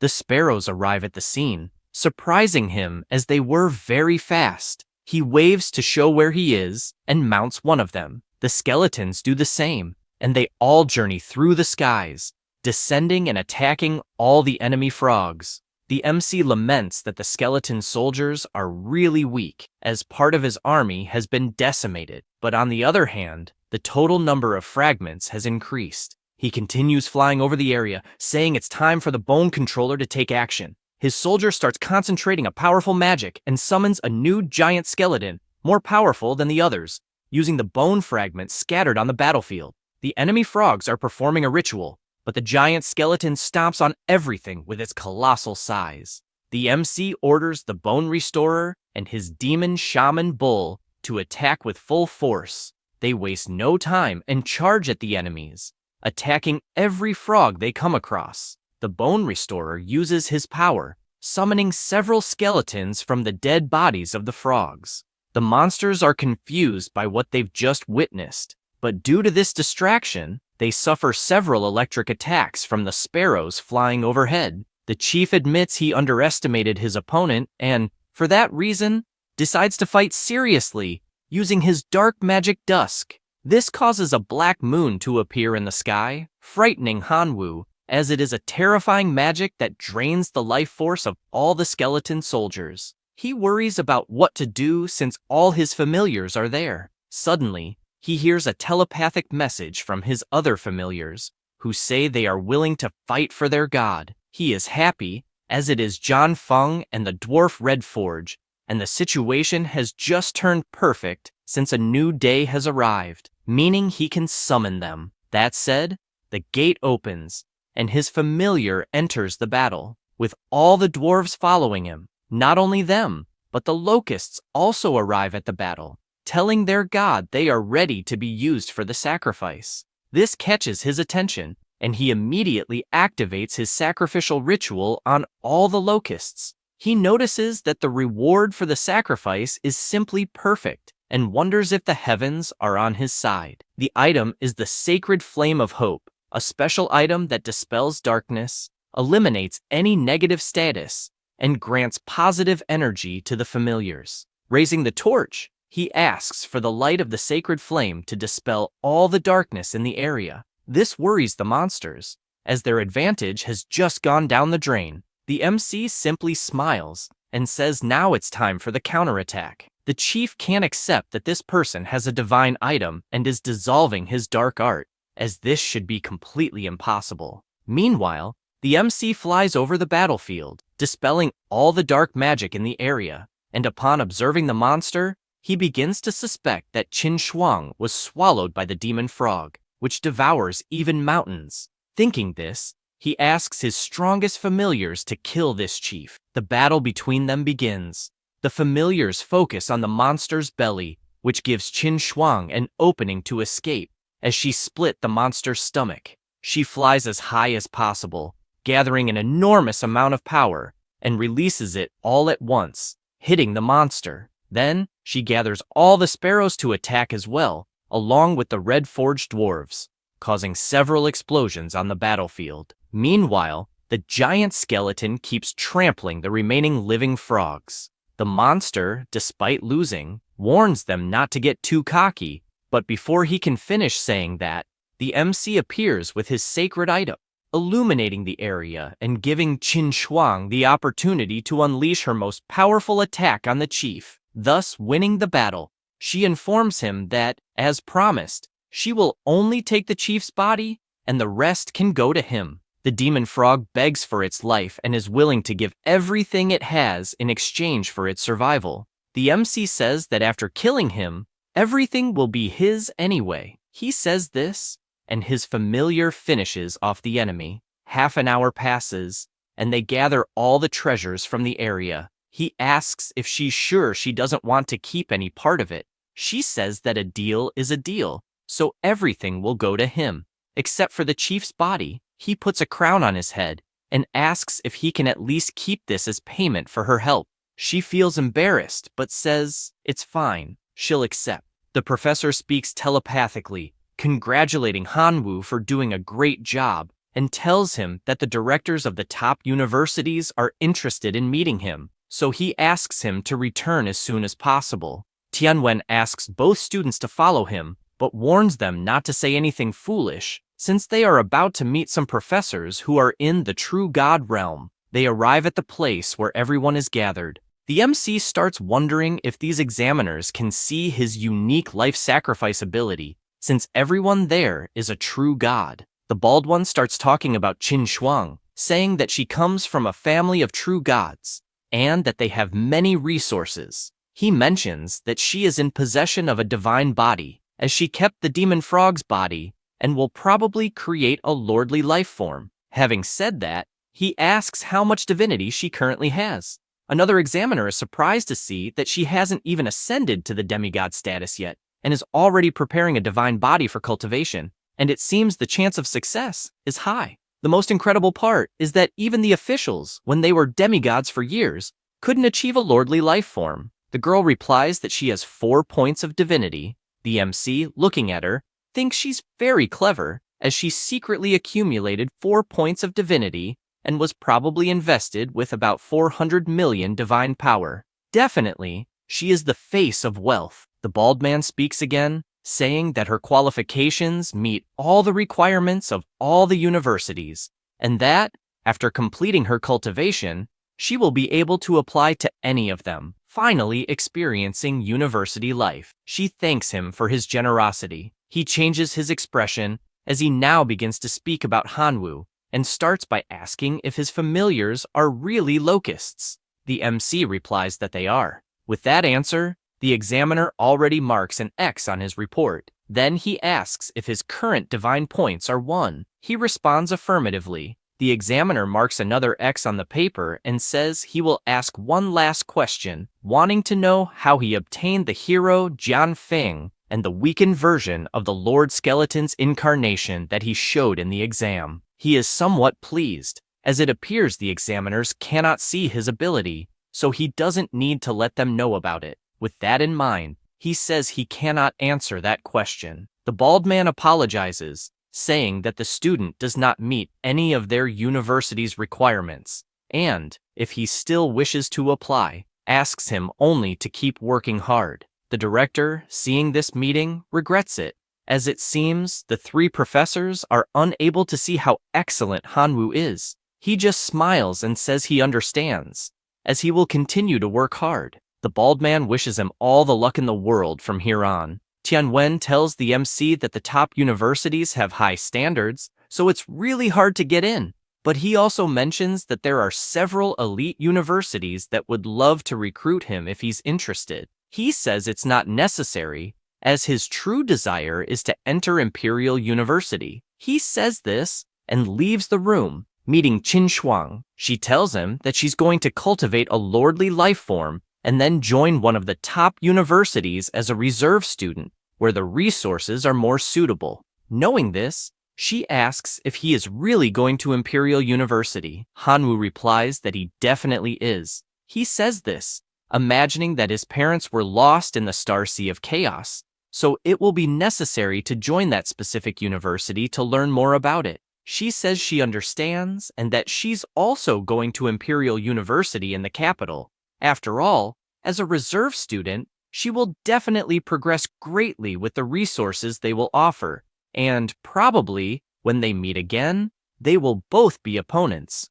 After saying that, she tells him it's not too late to become her servant before she enters the university. He turns around and replies that he has made a lot of money on his own, so it makes no sense to become her servant. Besides, he informs her that he has some things to take care of, so he will be leaving. She says goodbye, thinking that, although he's a bit silly, he's still cute, especially in that skeleton form. Afterward, in his divine realm, he begins to absorb the divinity card. His level is that of a divine being. His divine talent is the Chosen One. He possesses various powers.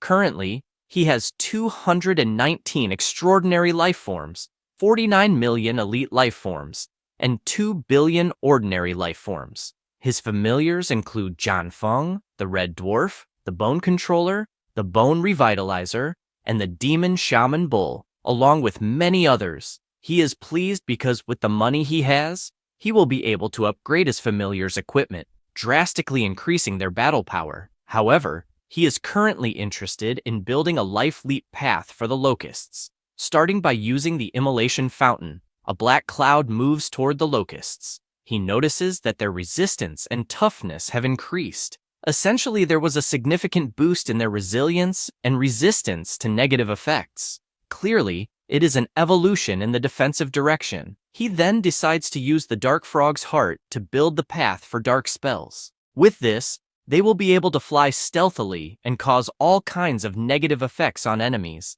Now they are on the path of assassination and should be called Dark Spell Insects. Suddenly, one of his familiars contacts him telepathically, apologizing for the stupidity of their people and explaining that during the decomposition process, they accidentally dropped the sacred staff into the decomposition machine. Apologizing once again, he flies off at full speed since this will be a huge waste, and he needs to check it out personally. When he arrives, he finds the younger brother of the Hammer of Gods begging for forgiveness, having dropped the sacred staff into the decomposition machine. He tells him to calm down and simply remember this mistake so that something like this doesn't happen in the future.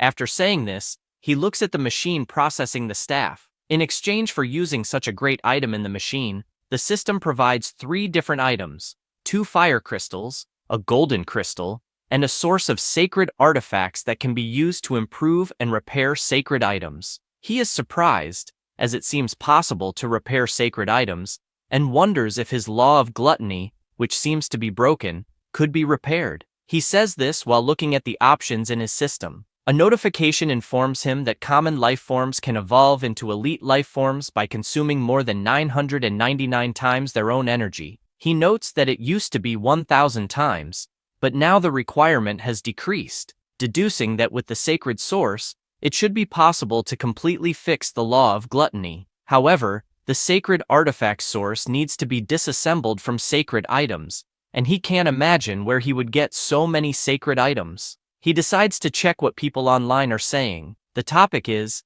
the user possesses a weapon that is both divine and sacred, damaged in a battle in the wilderness, and without it, their combat ability has decreased significantly. Now they are seeking help from someone in the divine realm to restore it, and any amount of divine power will suffice as long as the artifact can be repaired. The first person tells them to give up, as it's impossible. The second says they once tried to fix it, but to no avail. The MC wonders if the sacred relic source could repair a weapon that is both divine and sacred. With this in mind, he replies to the forum that he might be able to help, and if they want to try, they should contact him privately. This person quickly calls the MC, surprising him with the speed of the response, and when he answers, the person asks if he can really help him restore the weapon he has. He responds that he'll at least try since this guy posted so long ago and apparently hasn't found a solution, so he has nothing to lose. He asks him to trust him and send some sacred relics. The guy says he already downloaded the anti-fraud system from the divine realm, so there's no point in trying to trick him. After that, he asks what level of relic will be needed, mentioning that he can give anything below level 4, but if a higher level is needed, it will take some time to get it.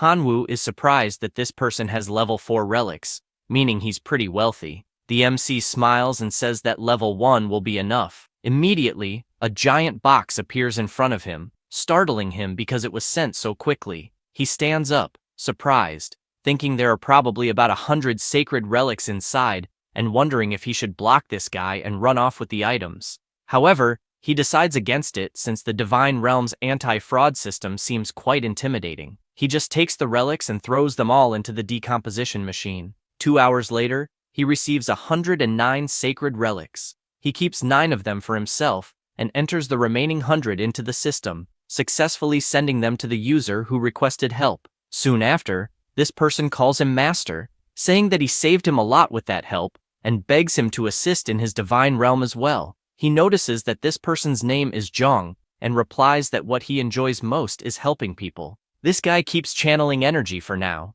At another time, at school, Tianwen is happy because he obtained the level 3 divine item from Letian. Back to the present, the MC calls the professor, who answers by asking what the problem is. Hanwoo says there isn't any major problem, and that he just wanted to ask a few questions, like how he could obtain resources to upgrade the core level of the divine realm, as he searched online and found nothing. The professor explains that resources like divine pulpits, divinities, battle fragments, and others are very rare to be available online, because whenever they are listed, someone buys them immediately. He makes an offer. If his student helps defeat Lydian, he will give his collection as a reward. The MC thanks him. The professor continues explaining, saying that actually, there is another way to obtain resources, and in fact, he himself had a similar problem with not being able to carry good relics due to a low-level core. In that situation, he sought help from a senior, who took him to the Blood Arena, where the winner of each competition receives a divine realm core fragment. With this explanation, he asks Hanwoo what he thinks, reminding him that losing will result in a significant loss of his army. However, if he wins, he can get core fragments. The MC thinks about how he recently spent a lot of money evolving his followers, and is looking for an opportunity to test them. For this reason, he decides to say there's no problem since he lacks everything except followers. The next day, at the Blood Arena, both are present, and the MC says the place is truly magnificent. The professor asks them to wear a mask that prevents detection by demigods or anyone below that level, as they are in the outer realm, which is quite dangerous. The examiner asks them to fill out the form first. Meanwhile, the professor explains that the competition is divided into 3 categories based on the level of the competitors, for divine beings, demigods, and true gods. So, unless competitors specifically request a match, battles between different levels usually don't happen. Additionally, there is no limit to the number of followers in the army, so the defeat in the competition is declared when the follower mortality rate exceeds 50%. Some people persist, and the mortality rate reaches 100%. Shortly after this explanation, the system informs the MC that he has been matched with an opponent, so he should prepare for the broadcast. Then, he is sucked into another dimension, startling him as he didn't expect things to happen so quickly.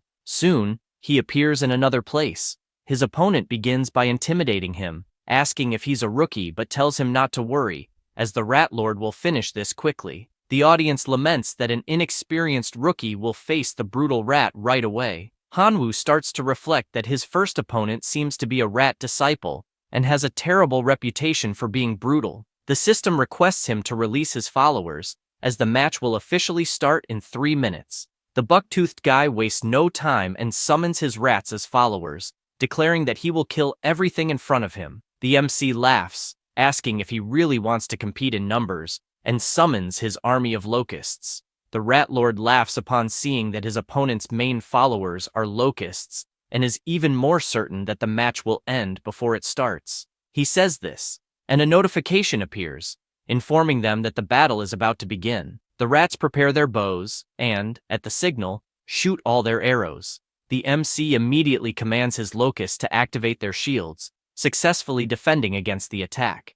The buck-toothed guy orders them to keep shooting, but Hanwoo shouts for his dark insects to launch a surprise attack. The familiar was flying over the rats' backs and, as commanded, uses its special ability on all of them, leaving them in a state of confusion. Then, he shouts for his demonic insects to kill all the enemies.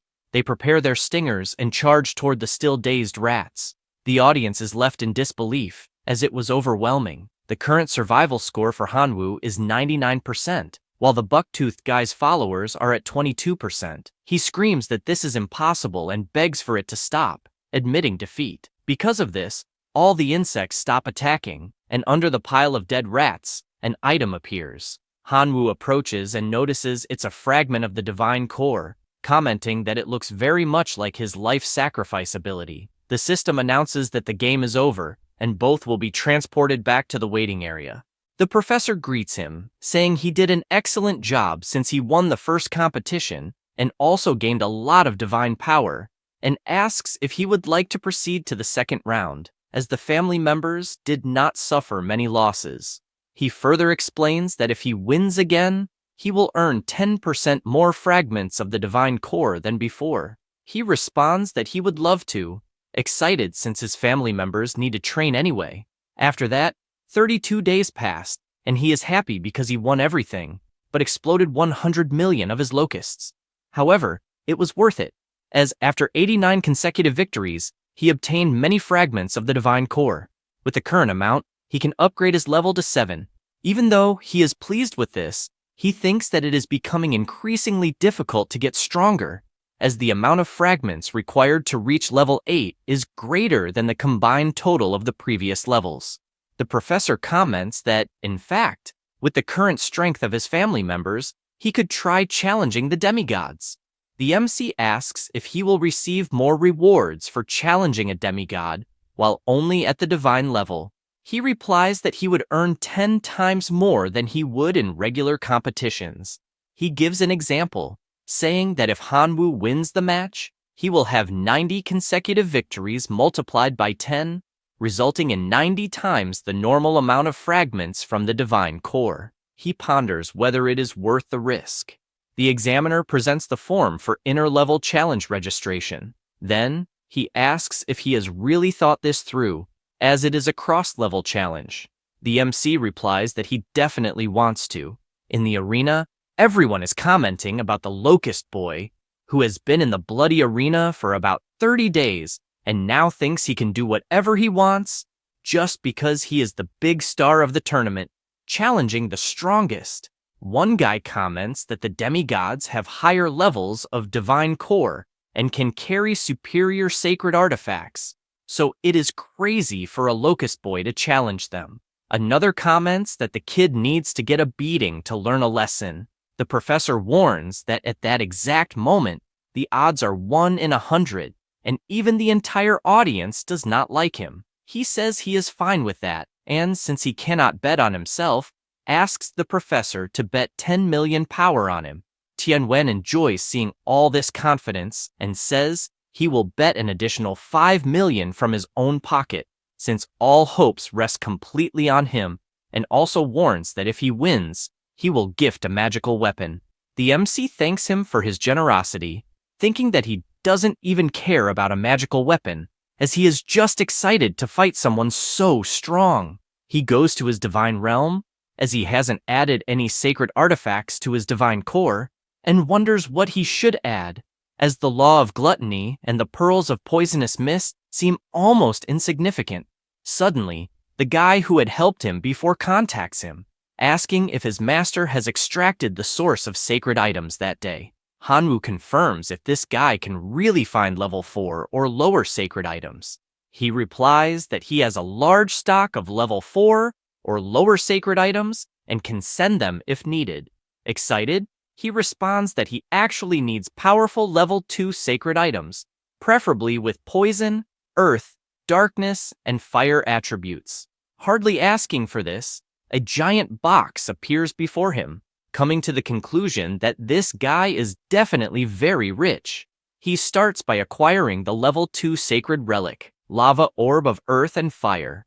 It has earth and fire attributes, which can improve the defense and resistance of his family members, as well as enhance their recovery rate. The second item is a level 2 sacred relic, the Nail of Shadows. This has a shadow attribute. When charged to the domain core, it allows the compatible family member to understand the level 2 ability, restricting the opponent's movement by nailing their shadow.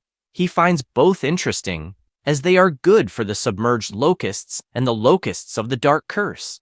That said, he decides to combine the two relics, causing a massive explosion in the sky. Then, he summons his locusts to absorb the new power, and immediately they become more powerful, as they have evolved once again. This makes him more confident, as future battles will be promising. Hardly finishing this thought, he is summoned by the battle arena, which asks the competitors to go immediately to the preparation arena. He teleports right away. Upon arriving at the battle arena, he finds the crowd cheering frantically for Mr. Elephant. The demigod is pleased, as it must be quite a stroke of luck to encounter an inexperienced rookie in the bloody arena, and he asks if he is ready to die along with his family members. He also says it is admirable for someone of low level to challenge a demigod, but makes it clear that courage is not strength, and for this reason, he will show the terror that someone of this level can be, subsequently summoning his army of giant mammoths. The audience supports him, urging him to crush everything and put on a show in this battle. He mounts his giant mammoth and asks the MC to do his best to entertain the crowd. He responds that it's fine and asks for his swarm of locusts to appear, feeling confident in his dark curse locust, as it has been nurtured by the combination of the law of gluttony and the shadow nail. The explosive submerged locust also had a combination of gluttony and the lava of earth and fire. His opponent finds this interesting and believes the fight will be cool, then asks his army of mammoths to attack the locusts that are on the way. Hanwoo does the same and commands the dark cursed locusts to attack, then launches their stingers, completely immobilizing the monster's shadow upon hitting it. The big guy asks what cheap trick he is using, but before he can finish, another swarm of locusts attacks using toxic explosion. However, the thunder mammoth remains still, showing no reaction. His master makes it clear that it doesn't matter if the locusts have become a transcendent form of life, as his giant mammoth would never be harmed, even if it stood still forever. The MC asks if he is sure about that. Then, a colossal explosion erupts in the arena. Mr. Mammoth realizes that Hanwoo is trying to win by numbers and decides not to let that happen, ordering his army to advance as quickly as possible. The MC does the same and commands them to explode, causing more explosions towards the mammoths. The demigod decides to resort to 3 divine arts: armor, blood chi, and healing. His wounded mammoths begin to rise, gaining significant resistance against the explosions. He admits he didn't expect to have to use a divine art, and for this reason, he acknowledges Hanwoo's strength. Therefore, he states that after killing 50% of his army, he will allow him to surrender to avoid further losses. The MC simply smiles, asking if he thinks that's all he has, and shouts that giving up is not an option, calling for his demonic bull clan to emerge.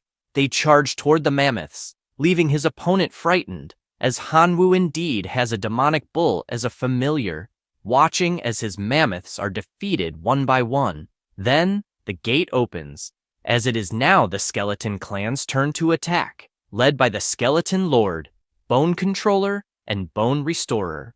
The MC asks the bone restorer to decide what will happen in the battle, making the controller jealous. His servant leaps toward the mammoths on the ground and begins to use his magic to summon them from the dead. Mr. Mammoth starts to worry, as these skeletons are far too annoying, but makes it clear that it is not enough to shake a demigod, ordering his family members to attack using the war gun skill and commanding his powerful mammoths to completely crush the enemies. The MC orders the demonic bull clan to retreat and asks the bone controller to advance. He stands in the middle of the arena, gathering all the bones present, and his size grows in a surreal manner, giant, dozens of times larger than the giant mammoths. Mr. Mammoth is intimidated by this heroic form of life, but uses his multiplication ability, making his mammoth grow colossal as well. After that, he charges toward the giant skeleton and tries to destroy it with his tusks, but he is blocked. Furthermore, he starts shouting and lifts the mammoth with all his strength, throwing it down to the ground. Then he jumps and attacks with his fist, but the mammoth manages to hold the punch with its trunk and throws him to the ground this time, raising its legs and trying to stomp on him. However, the bone controller manages to jump back in time to avoid being crushed and counterattacks, kicking the mammoth in the face. The MC shouts that it's time to end this, and his familiar obeys, jumping on the monster and attacking multiple times, grabbing one of the tusks and breaking it in half. Mr. Mammoth is terrified of the situation, asking his family members to get up and react, but the bone controller doesn't give him time and grabs the other tusk, breaking it as well. Hanwoo admits to being surprised, as he made the bone controller learn hand-to-hand combat, but he didn't expect it to work so well, especially since it is gigantic. Hardly finishing this thought, his familiar kicks the mammoth, sending it flying toward its master. He orders his army of giant mammoths to surround the enemy until they wear him down. They obey and start running toward the bone controller, but without giving much of a chance, he stomps, exploding some mammoths on one side and kicking others away, finishing with several punches to the ground, tossing the mammoths all over the arena. However, the army of mammoths is still very large, and many of them manage to reach the familiar, hitting its leg and making it fall to the ground, allowing everyone to swarm and attack. The enemy shouts to finish off the giant skeleton at all costs, but the MC doesn't stay still and asks his demonic bull to rescue the bone controller. The army arrives at the battle, beating the enemies, and the skeletal mage takes the opportunity to use his resurrection magic, summoning the dead mammoths and using them to attack as well. The audience is incredulous at the battle, as the family members of the Lord of Elephants are already outnumbered, and the Grasshopper Boy has achieved total annihilation. Then, he admits defeat and gives up the fight, resulting in a fragment appearing on top of the pile of bodies. The MC approaches to pick it up and notes how heavy the fragment is coming from a demigod. Suddenly, someone calls for Hanwoo, saying that the administration of the Bloody Arena wants to meet him, being teleported immediately without even realizing it. Upon arriving at the location, a person asks him not to be afraid, as they will not harm him. He asks what they intend, dragging him forcefully there. The administration explains that they watched the fight, and it was an excellent demonstration of talent, proof that he is worthy of being the heir of the Bloody Arena, explaining that this place is a test to choose a successor for the master, and that anyone who manages to win the challenges and the rankings will be in a position to be the successor in the Bloody Arena. With that said, they ask if he would like to be that person.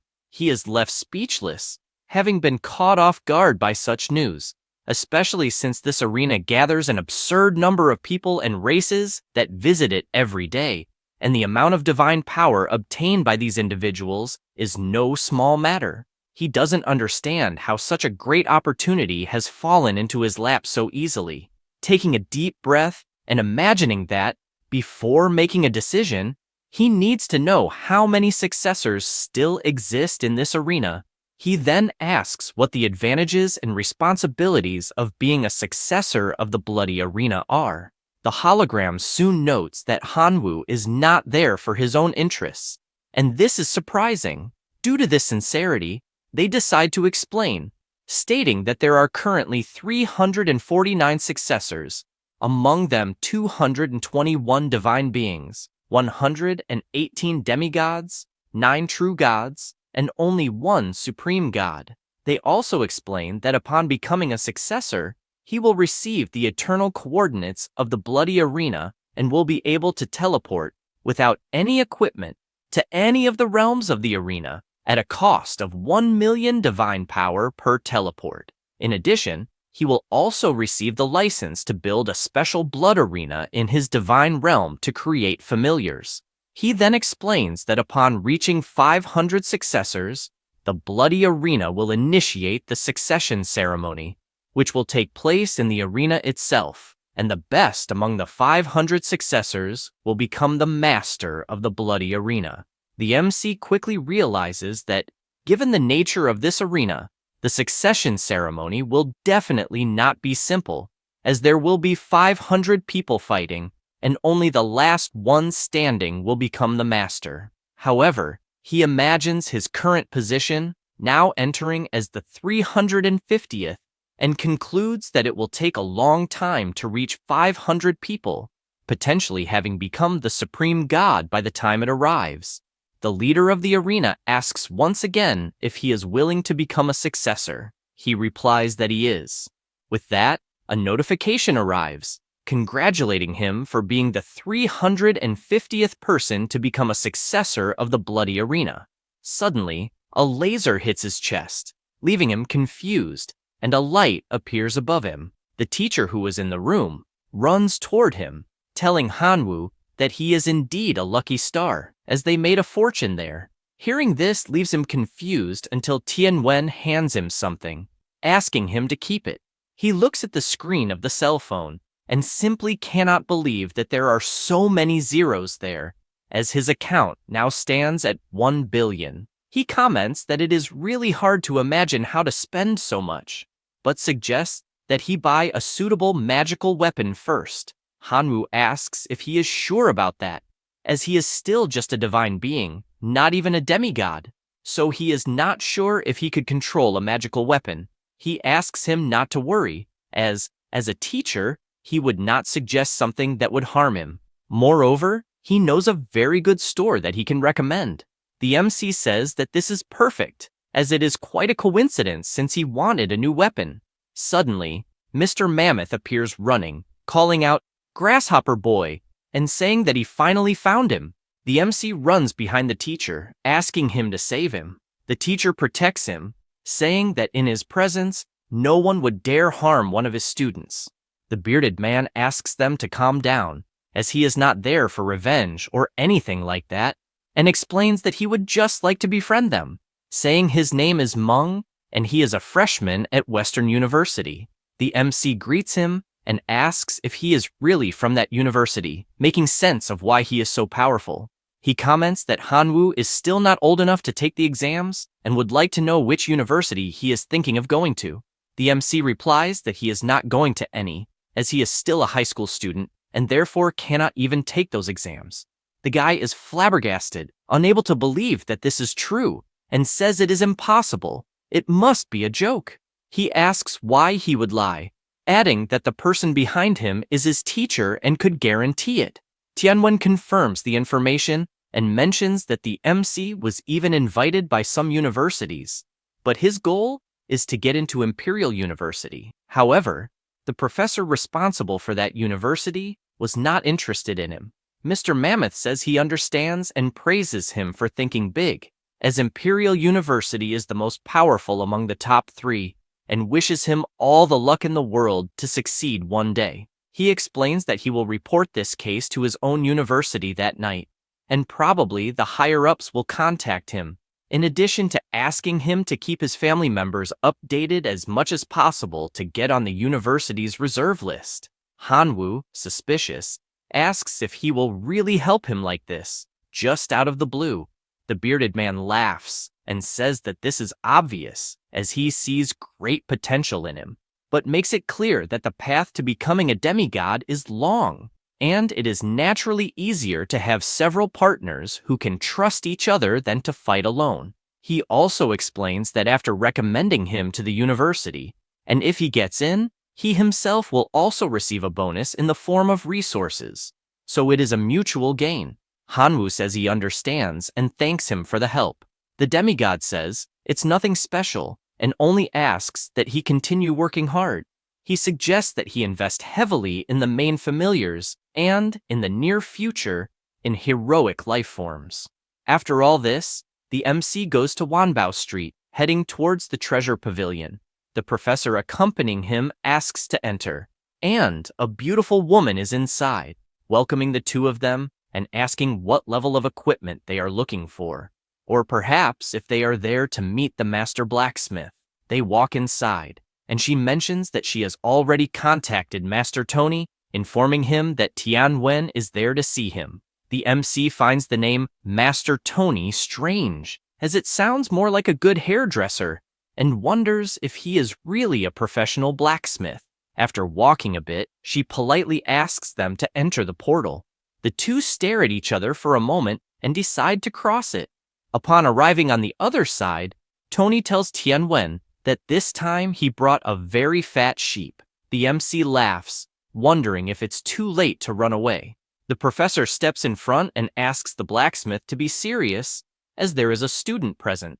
The hefty man decides to explain how things work there, stating that the shop is friendly to everyone, but there are no special discounts for students.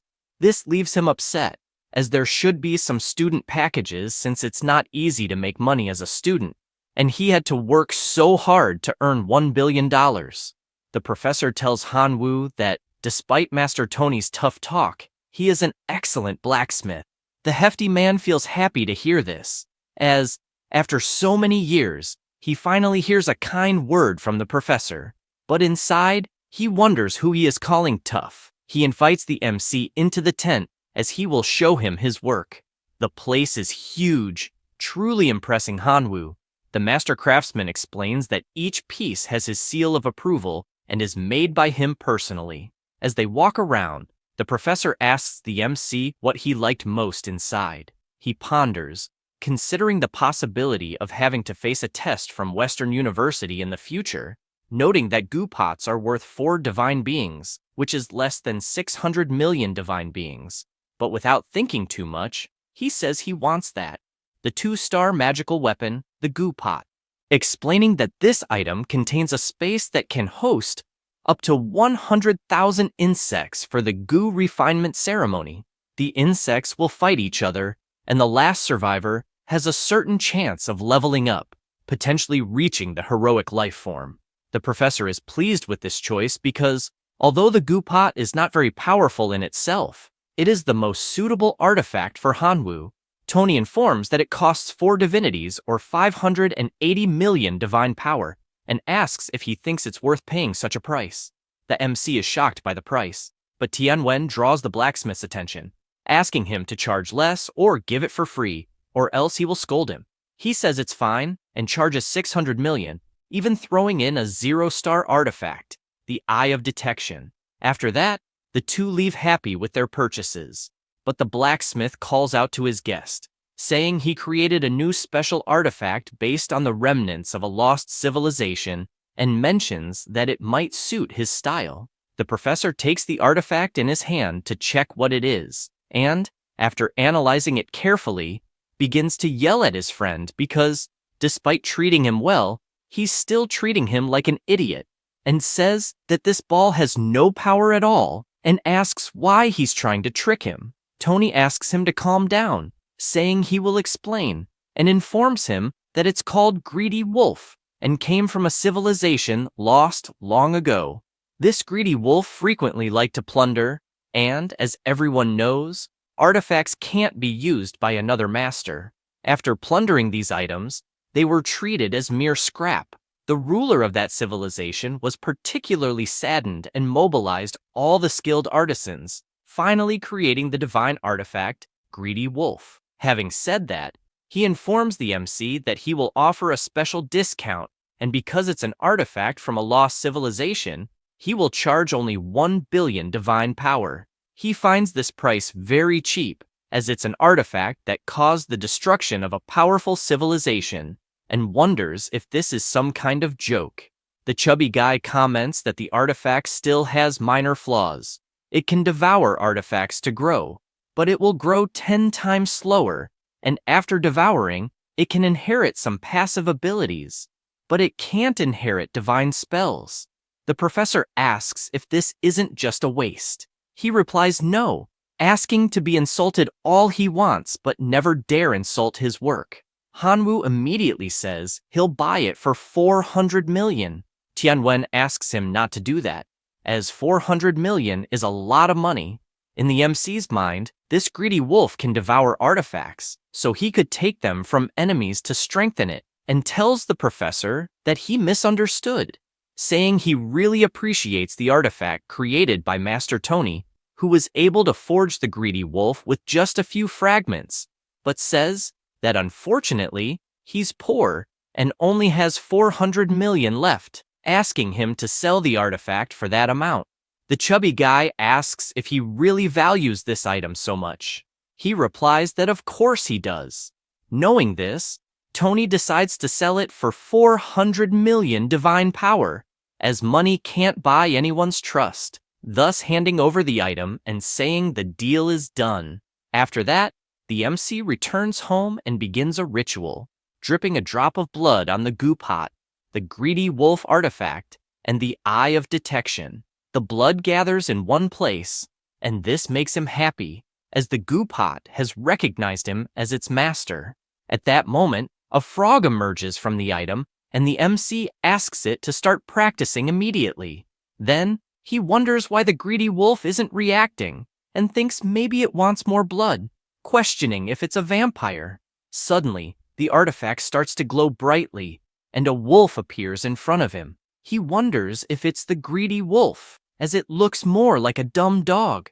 The wolf immediately says it wants to eat artifacts, and the MC becomes thoughtful, as the law of gluttony affected it right after being summoned, and he doesn't know how on earth he's going to find artifacts to offer, since he's broke at the moment. Throwing a crystal he had at the moment, the wolf immediately jumps to devour it.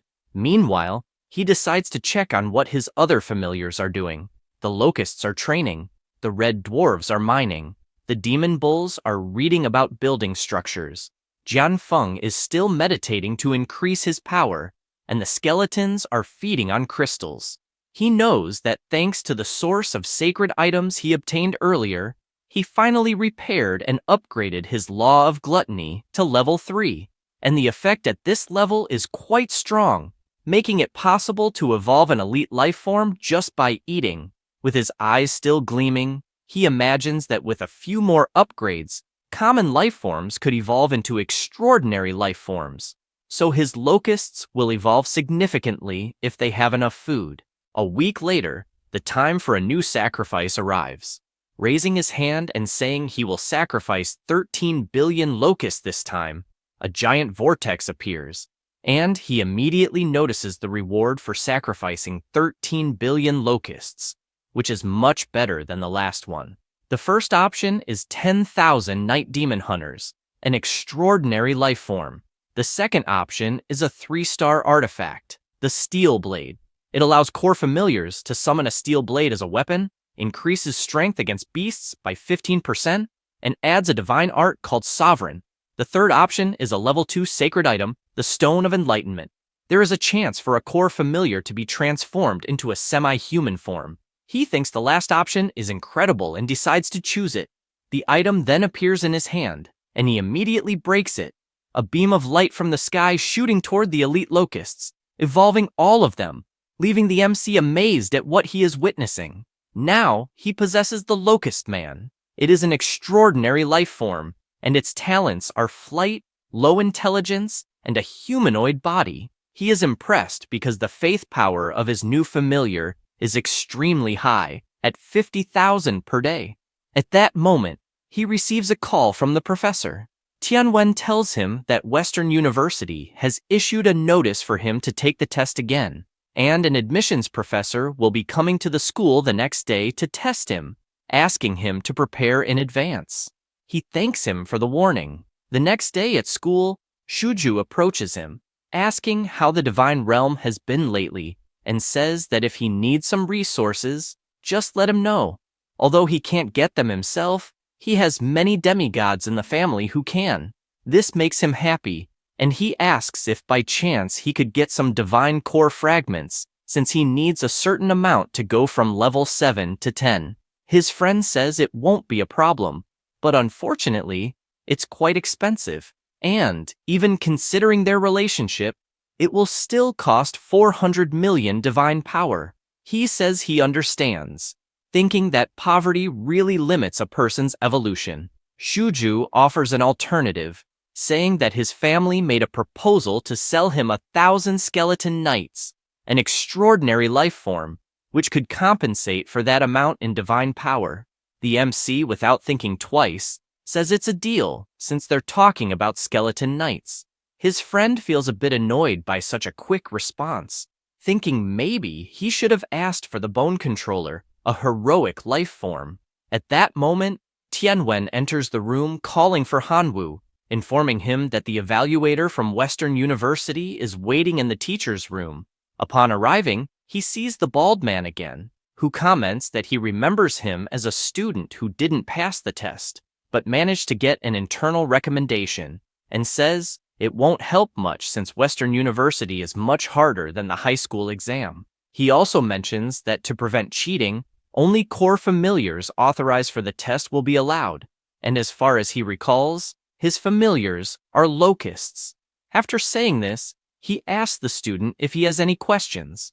The student replies that he does not. The evaluator explains that the test is to invade a small civilized village on the outskirts of the field called Duolong City, and this place has a solid hierarchy and career system that will directly affect both the familiar and the master. Once recognized by the system as a disaster demon, the professionals in Duolong will hunt him down to completely destroy him. The mission is simple. He must kill at least one master who guards Duolong City. The MC asks how many troops and masters there are in this city. The man with the mustache replies that although the city is not large, the average population is 10 million, with more than 10% being professionals, and there are 5 heroes.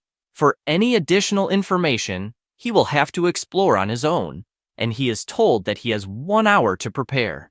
Hanwoo tells his professor that he would like to use the recently obtained class points to exchange for 3 level 1 sacred items. He is told to simply choose.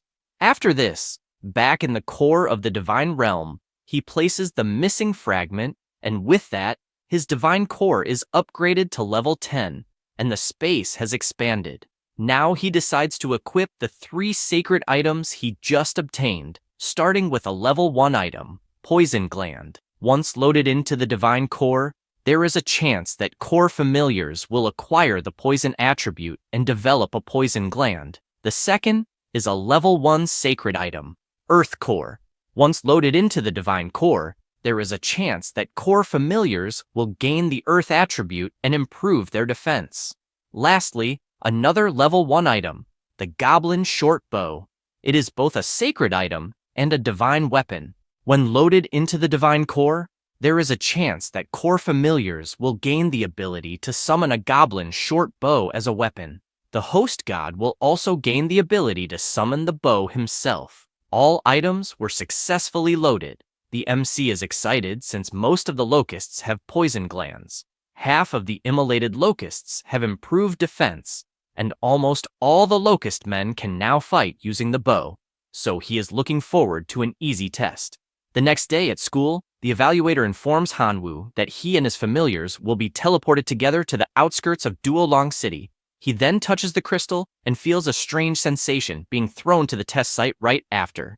Several notifications appear, stating that an intruder has been detected, and asking him to leave the current realm, or he will be labeled as a demon and eliminated. Since he did not retreat, the MC was identified as the Demon Locust King. He notices a panel opens in front of him, where it states that he is the Demon Locust King and is at level 80, even showing his equipment and abilities. He is surprised they can even see the levels of the 2 newly born heroic locusts.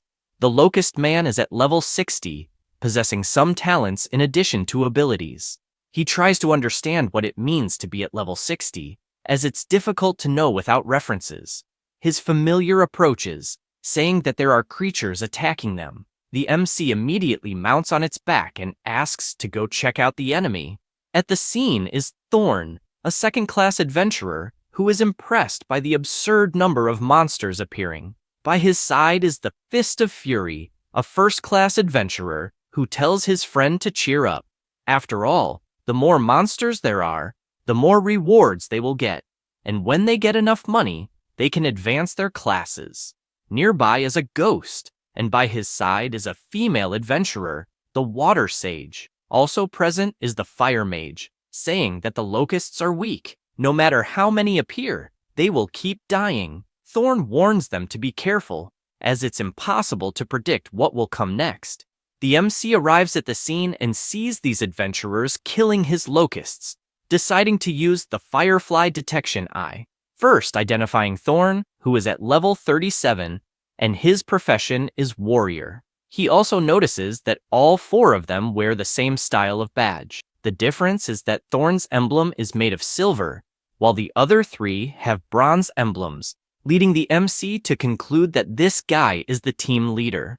The adventurer is visibly surprised by the absurd number of locusts appearing and tells his group to retreat, saying they can't kill them all. Hanwoo orders the Locust Man to go test their strength. Landing on the ground, the Locust Man makes it clear that no one will be leaving. The adventurers are in disbelief, realizing it's a third-class monster, and they all start running, trying to buy time. They unleash one of their most powerful attacks, but it only leaves a scratch on the Locust Man. One of them admits that there's nothing they can do since the monster before them is too strong, just before he gets kicked, sending his sword flying away. The familiar now decides to hunt down the remaining adventurers. Afterward, all four are captured, and the MC stands before them with a menacing aura. One adventurer begs the ugly monster in front of them to stay away.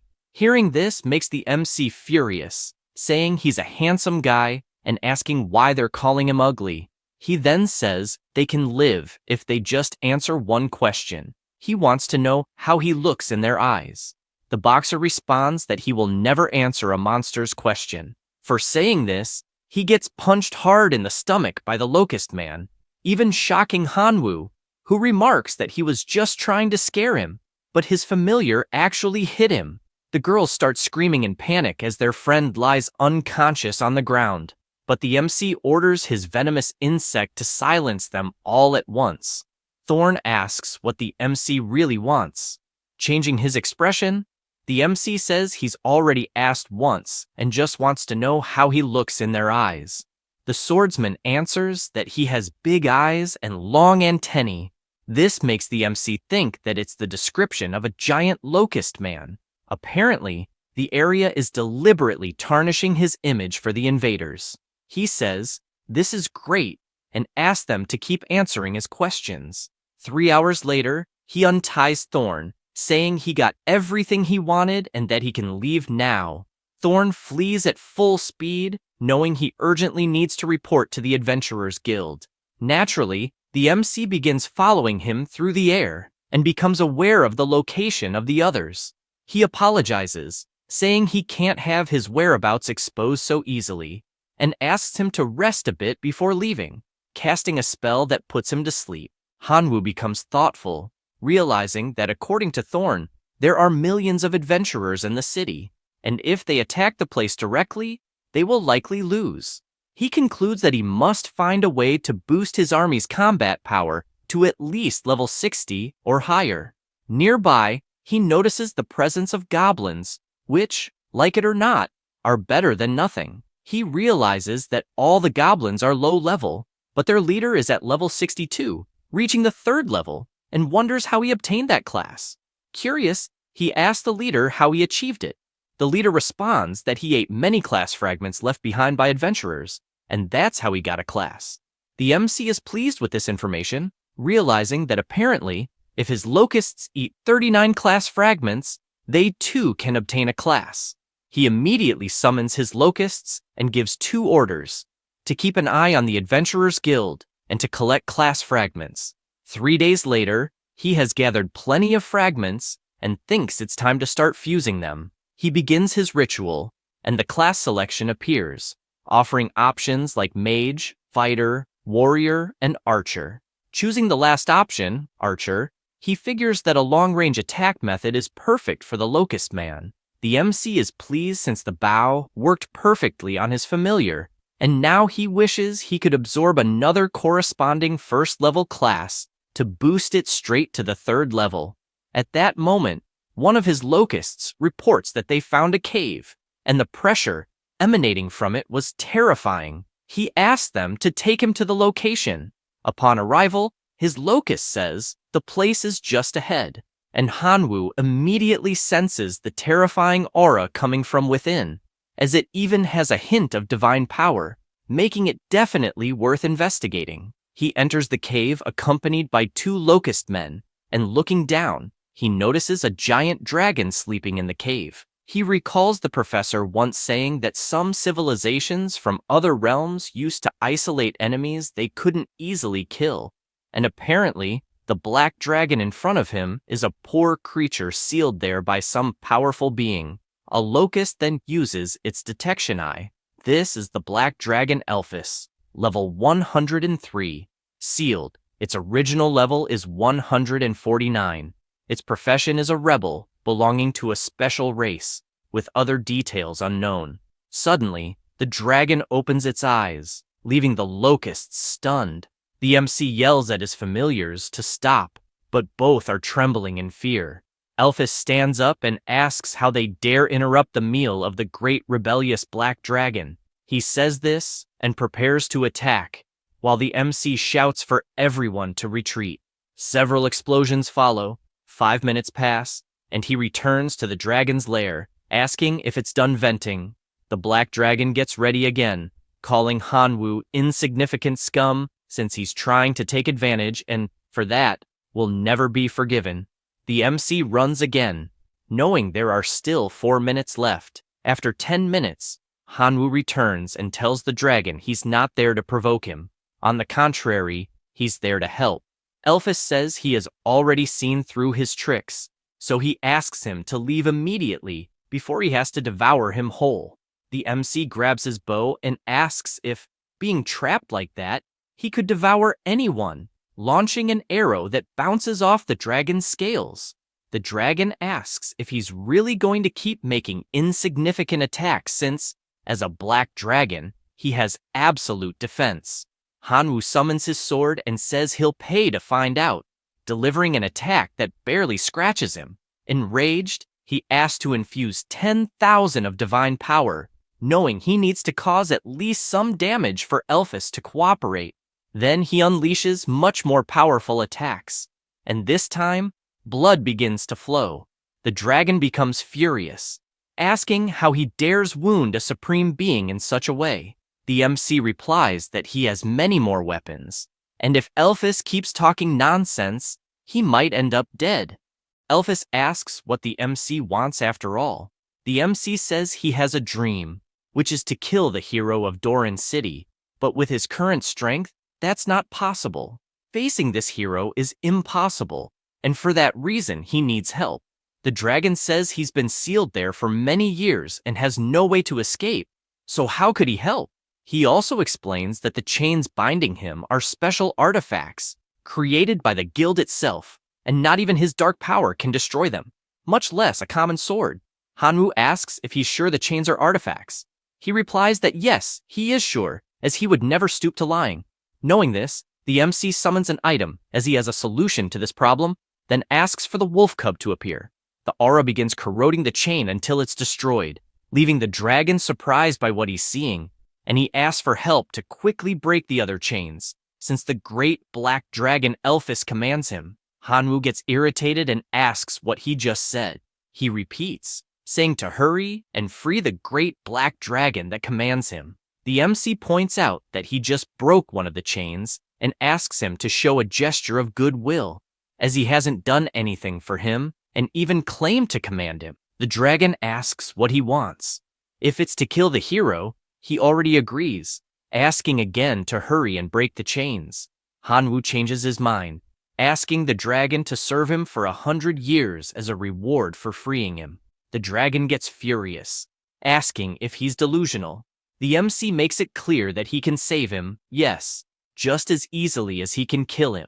And if the dragon isn't willing to help, he can still be used as a stepping stone to increase his power, as he's heard that dragons are treasures from head to toe, and even the bones would fetch a fortune. Elphys is intimidated by this, and, with no other choice, agrees to serve him for 100 years, begging him to break the chains, as he doesn't want to spend another second trapped there. The MC tells him not to rush, as they still need to sign a contract. The dragon asks if he's trying to enslave him, warning that dragons will never be enslaved. The MC summons a crystal and says he's already sensed his weakness from afar, and will let him eat that resource only after signing the contract. The dragon sees no way out and signs, using his paw.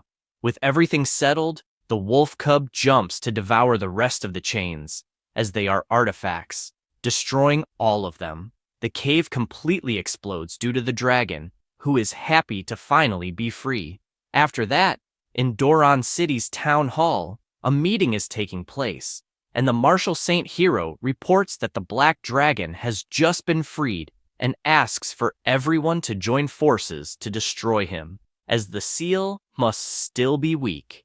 Rose, who is also a saint hero, says the dragon will probably hide to regain all his strength, and since the area outside the city is vast, She suggests asking for the help of all adventurers in Doron City. Another hero says that the dark power emanating from the Black Dragon will cause a large number of monsters to grow stronger. This is Jamie, the Ice and Fire Sword hero, emphasizing that they should take the first step and initiate action before the monsters revolt.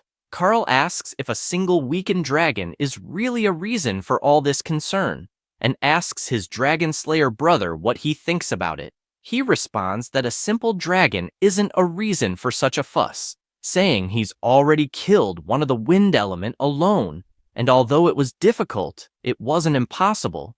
Gordon says he understands, but warns that this dragon is different, as according to records, this one specifically is from the rebel race, so they shouldn't underestimate him. Ben asks if he's underestimating his strength. After all, he himself is a 4th Revolution Dragon Slayer, chosen by destiny itself, with the sole purpose of obliterating these monsters. The bearded man stays silent after hearing this. Ben only asks everyone to take care of the city's defense, while he personally deals with the escaped dragon. The archer says he supports him, and will also accompany him on this journey. At this moment, the MC is gathering various monsters, taking advantage of the Black Dragon's presence. He asks them all if they want to continue living under the massacre of adventurers, telling them that the great rebel, the Black Dragon Elphys, has summoned all the monsters to unite and form a monster alliance to fight against the Adventurers Guild. The monsters ask if it's really possible to gather the forces for such a thing. He imagines that, after all, the strength of his familiars is limited, so if he wants to win, he will need to use these shrimp and crabs to keep them under control. With that in mind, he tells all the monsters that he can help them improve, as this alliance offers a reward in the form of power crystals. In other words, any monster of any race can trade equipment and fragments. A few days pass, and the Black Dragon is offering his blood to help the MC advance to the 3rd level. However, he says he's getting a little dizzy from the blood loss, so he asks for 500 black crystals, as it's not a big deal. Hanwoo turns and tells him not to pretend to be weak, and besides, 500 black crystals are not cheap, and he'll pay that in installments. After that, the system informs him that there has been an advancement from the 2nd transformation profession to the 3rd transformation profession, Black Dragon Warrior. The talent is Black Dragon Blood.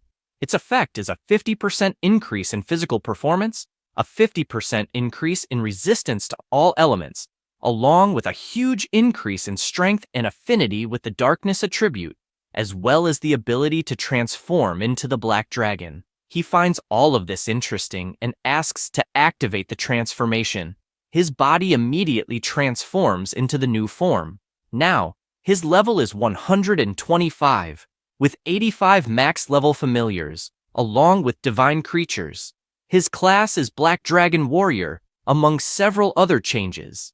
He imagines that now he should be able to face the heroes alone. Suddenly, the Black Dragon becomes restless, prompting him to ask what's wrong. At that moment, some beams of light appear in the sky, and 2 heroes appear in front of him. Ben looks at the dragon and says he expected nothing less from a pureblood, commenting that his class will rise significantly after killing him, asking his colleague to raise a barrier so no other monsters can disturb them. The archer says it's fine, as he won't let anyone get close. He says this and uses his skill, creating a huge shield that covers the entire area. After doing this, he notices that the level 125 Locust King is present and didn't expect such a powerful monster to exist near the city, saying that in reality it doesn't matter since he won't allow it to interfere in the fight. Hanwoo is pleased as he wanted to practice his new skills by finding a hero to kill, but it turns out they came right to his door. He imagines this and uses the detection eye on the green archer. Upon doing so, he discovers that the hero's name is Carl Smith, and his level is 131. His occupation is Windrunner in the 4th transformation, and he has various skills. He wastes no time jumping and throwing his swords. However, The hero dodges and soon appears behind the MC, delivering an attack from two different directions, making him wonder why there are two of them, and he asks his locusts to urgently break the barrier.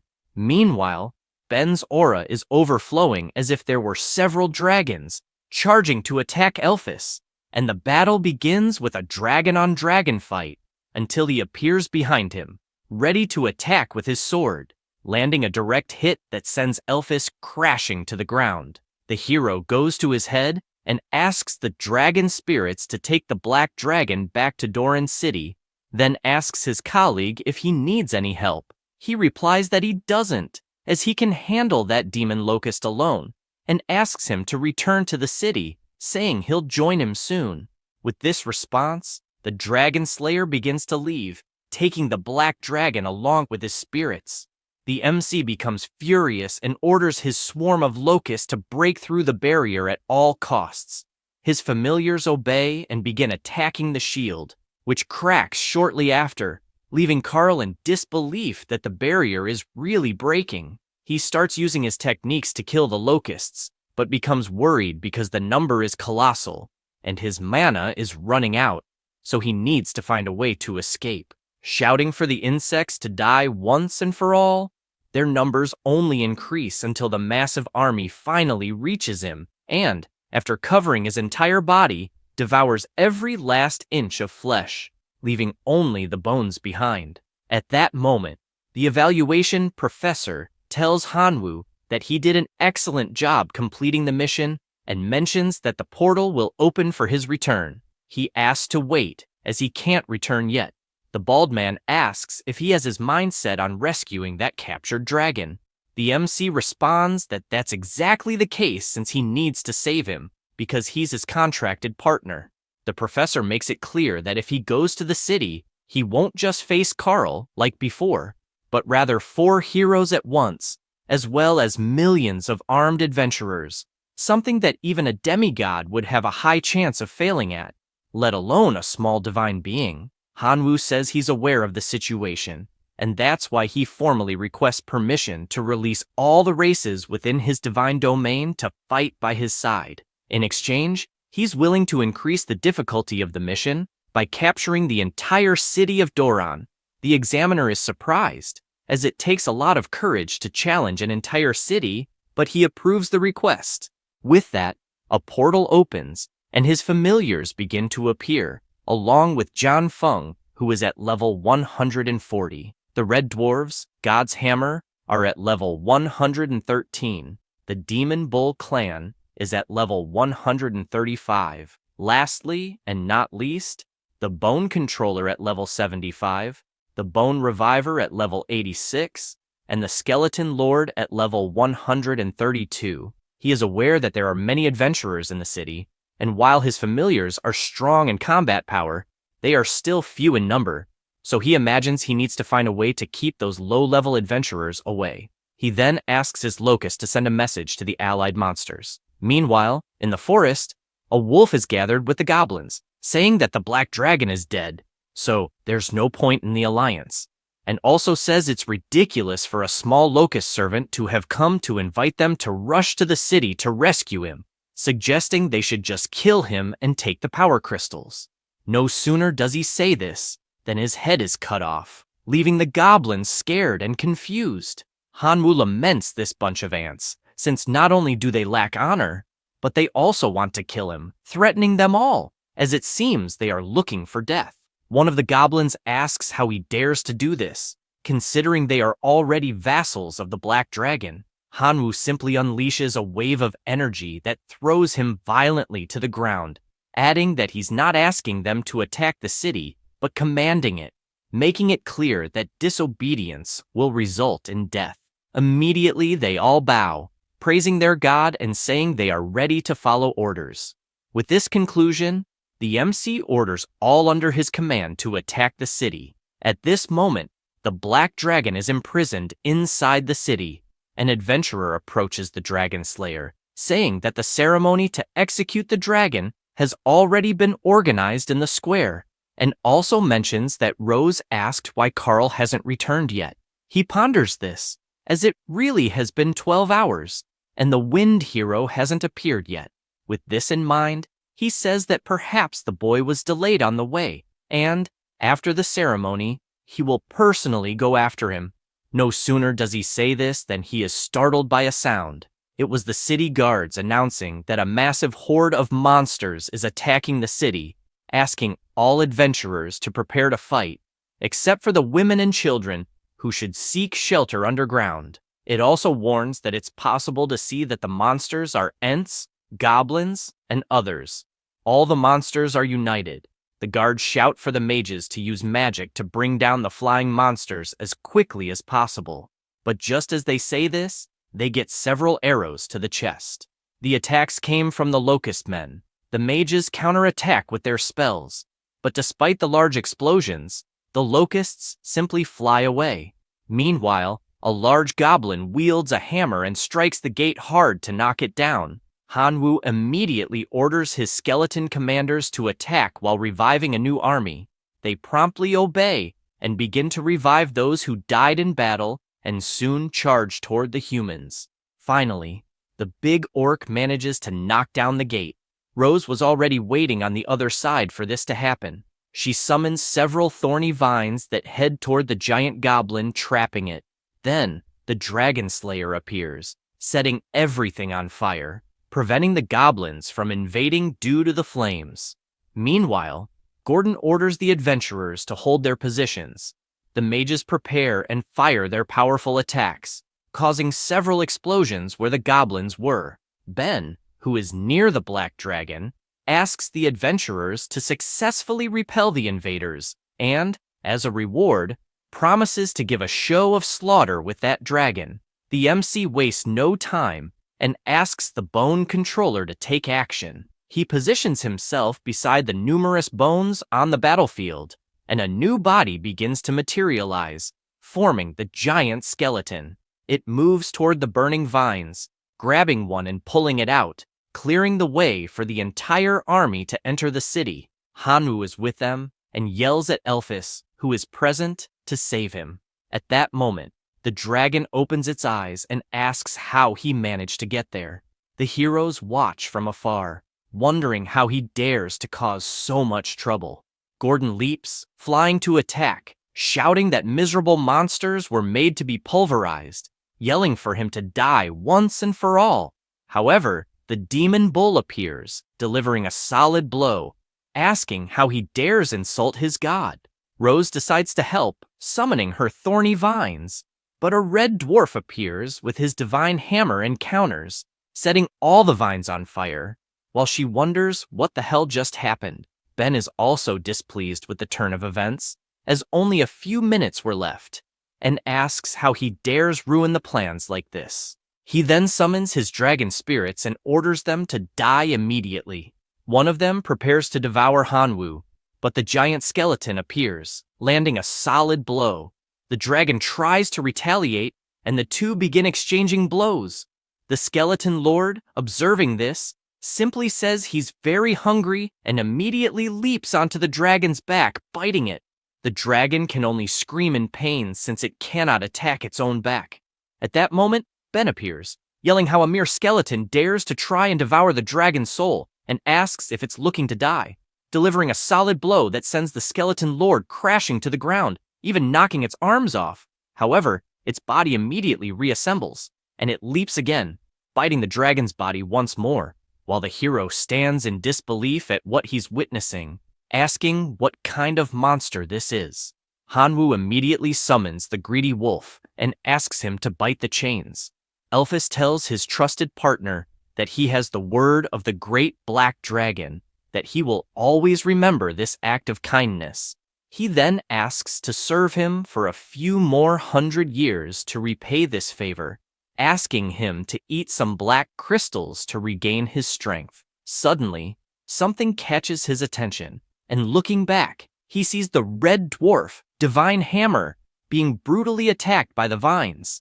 He immediately shouts for his army to help, realizing that things cannot continue like this, or he will be completely annihilated. Elphys calls his dear friend, saying he would like to give him a gift by granting him his own name. So from now on, Hanwoo will also be the great rebel. He then casts a spell with his eyes. The system informs that the rebel has been acquired, but the effects are still unknown.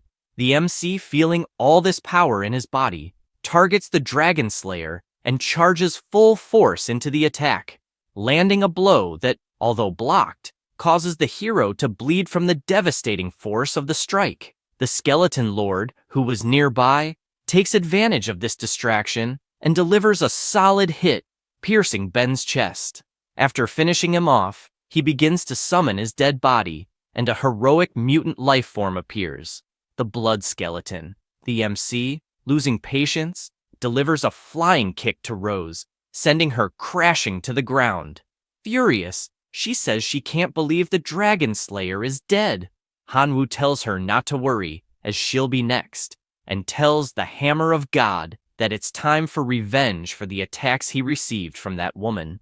He thanks his god, and with his hammer, approaches the heroine, finishing her off instantly. The MC now looks at the other battles, and finds Jian Feng fighting a hero. He decides to help by striking, but his attack is blocked. However, this distraction gives his familiar an opening to get close and land a blow, sending the hero flying and knocking him out on the ground. Gordon panics when he sees all his friends falling and runs in desperation. However, someone steps in front of him. It's the Blood Skeleton Ben. The hero freezes, terrified to see his friend like this, but because of that, the Demon Bull gets close and finishes him off with his club. With this outcome, the MC orders the entire monster army to sweep the city and bring anything they find to the crystals. The goblins celebrate, wishing long life to their master. Hanwoo asks his dragon friend to recover soon. Elphys thanks him for his concern and says he's willing to follow him. At that moment, the examiner professor contacts him, congratulating Hanwoo for completing the mission and creating a miracle, informing him that the teleport portal is ready and that he has 3 hours to organize the war spoils. He thanks him and asks if he could build a stable portal to his divine realm from there, offering to trade all the war spoils for it. The professor says it's understandable to want to build a good civilization, but asks if he has thought about the potential risks. As if he's not careful, his divine realm could be violated. Hanwoo replies that he has considered all of this. The professor agrees and says that within 10 days, he will help stabilize the portal. 10 days later, Hanwoo tells the Skeleton Lord that he will leave Duolong under his command, leaving the Skeleton Tribe and the Demon Bull Tribe to protect it and prevent professional adventurers from counterattacking. He asks that if the city cannot be saved at some point, they should just teleport back to the Divine Realm without losing many familiars. He says he understands the instructions. With everything settled, the portal opens for Hanwoo to return, and upon arriving at school, he begins walking down the hallway when the teacher asks what happened to his eyes. He doesn't quite understand the question and decides to check with his phone camera, noticing that his eyes are black and yellow, and he suspects it's because of his special profession, rebel.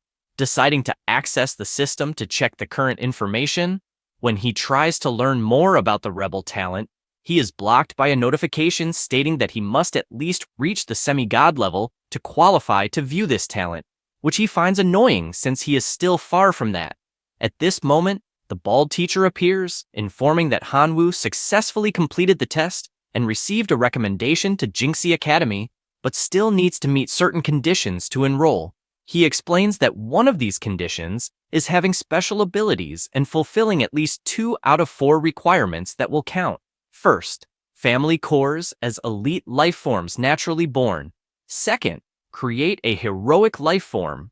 Third, have 4 or more divinity points. Fourth, possess a saint or lord life form. He emphasizes that 2 of these conditions have already been met, so only 2 more are needed to be admitted to Western University as a reserve student. The MC doesn't like this at all, as they are quite difficult requirements. But the teacher simply asks him to work hard since the university's doors are open. Hanwoo decides to ask Tianwen if there's any way to quickly obtain divinity points, and he responds that it's too late now, as if he had asked a day earlier. He could have even saved some divinity, but now he has already used it all. He explains that in 28 days at school, Hanwoo could be rewarded with 1 divinity point, asking him to please stop giving that suspicious look. He swears on his own honor that he is telling the truth. After that, in the divine realm, he doesn't see many options and slams his hand on the ground, creating the enormous tornado of life sacrifice. However, he gains a total of 0 divinity points, thinking it would be better to try again the next day. The same happens the following day, and it keeps happening until a week later. He laments, as he once had a divinity card in his hands but didn't value it, trading it for 150 million divine power, and now he regrets it. He says that if he ever gets another chance, he will hold onto the card tightly to avoid selling it. At this moment, a notification arrives in his system. It's Yuan, calling for his master, and asking if he has already received the sacred relic source that is part of that day. He is aware that this person is a true god, and maybe could even lend him some divinity. With this in mind, he asks if he could borrow a few points. The guy receives the message and thinks about it, knowing that his master is not a true god, but maybe at least a senior semi-god, wondering if perhaps he doesn't intend to pay it back, although he couldn't offend this great person. Sending back a response, the MC is pleased to see that he received a gift and didn't expect it to be so fast. However, upon opening it, he notices that it's the ruins of the divine ravine and asks what the hell that is. Deciding to check some information online, the ruins of the divine ravine are a place abandoned by divine civilization, where radiation caused by excessive research turns life forms into mutant monsters. These monsters consume radioactive minerals, which crystallize in their bodies, forming gene stones. These stones are valuable and used to cultivate familiars, popular among semi-gods and true gods. Hanwoo is surprised since his new colleague really thought big, as it's something that allows a divine being to compete with semi-gods and true gods for the gene stone, and he wonders how many points this ticket will yield. He then checks out some artificial mutant beast farms, feeling pleased since he owns a decomposition machine. So, the low-quality radioactive minerals can be refined, and if these beasts eat them, they would undergo rapid mutation and condense genetic stones. Because of this, he decides to visit a city outside the divine realm. He is wearing his mask, as he is not familiar with the place, so safety must come first. At this moment, a person approaches, assuming the MC is visiting the ruins of the divine river for the first time, and says that he will need an honest and reliable guide. Hanwoo thinks about it and asks for at least one reason to hire him. He says he knows the 18 gathering spots of mutant beasts in the ruins, and that each place has unique characteristics. He also explains that he knows all the supply points in the city, knowing who is honest, who is cunning, who loves to play tricks, ensuring he will get genetic stones at a good price. The MC says that's good enough, as he just wants to know if there's a merchant around who can sell radiation ore. The man gives a mysterious smile, understanding better the reason for his visit, and says that maybe he doesn't know, but recently a god king bought a lower-grade radiation ore, causing the mutant beasts to die before even completing their mutations. And the breeding farm, which had been invested with 1 trillion divine powers, ended up in ruins. At that moment, someone says that the person simply didn't buy from him, making the MC turn to see who spoke. The person greets him, saying his name is Heiko. The blonde guy says that person is the biggest mine boss in the ruins of the Divine River. He smiles and says he really is the biggest dealer in that city, as more than 70% of the radiation ore in the entire place is his, and he assures there are no low-quality products. The MC asks for some samples, as he needs to test them in the Divine Realm, requesting 10,000 divine powers of each purity of ore. Heiko says it's not a problem. After that, in the Divine Ravine ruins, the MC is in possession of 21 radiant ores for the cost of 40,000 divine powers, thinking it's a good price but not knowing exactly the effectiveness, as he will need to test first. At this moment, a level 1 mutant beast approaches. He immediately notices that it must be a wild wolf that underwent some mutation, and apparently their lifespan is only 20 days, and to live longer, they need to consume radiation ore to get stronger. Realizing it's the perfect moment to test the radiation ore, he asks his Pikachu to advance. The wolf runs and starts licking the ore on the ground. Immediately, a horn begins to grow on its forehead, and its whole body grows exponentially, completely changing its appearance. The MC is surprised witnessing this, as with just one lick, it reached level 2, deciding to throw a new ore into the wolf's mouth, which, upon devouring it, again changes its appearance, becoming even more powerful. Hanwoo admits being surprised, as it took only 10 minutes for the mutation to rise from level 2 to 3, and he wonders what would happen if he used it on his familiars in the divine realm. Then, the wolf explodes, and a red ore drops on the spot. He notes that radiation indeed seems risky, and mutations must be handled with caution, as they can explode due to the power, since the side effects are obvious. He notices that the gene stone dropped. It requires level 3 permission to be carried into the divine realm. Its effect is to induce genetic mutations in the teeth of familiars, resulting in large and long teeth. The side effect is that it reduces the lifespan of the mutated familiars by 3 years. Suddenly, someone appears, saying that if the boy is smart, he will hand over the genetic stone and the other green stone. Otherwise, he will regret it. The MC turns and can't believe who he is seeing, as it is the demigod gang, father of the first student he faced at school, and he wonders how he ended up running into this person, feeling relieved to be wearing the disguise mask. Because of this, he asks what will happen if he doesn't hand over the stones. The man says he might die, summoning several wolves that stand ready to attack.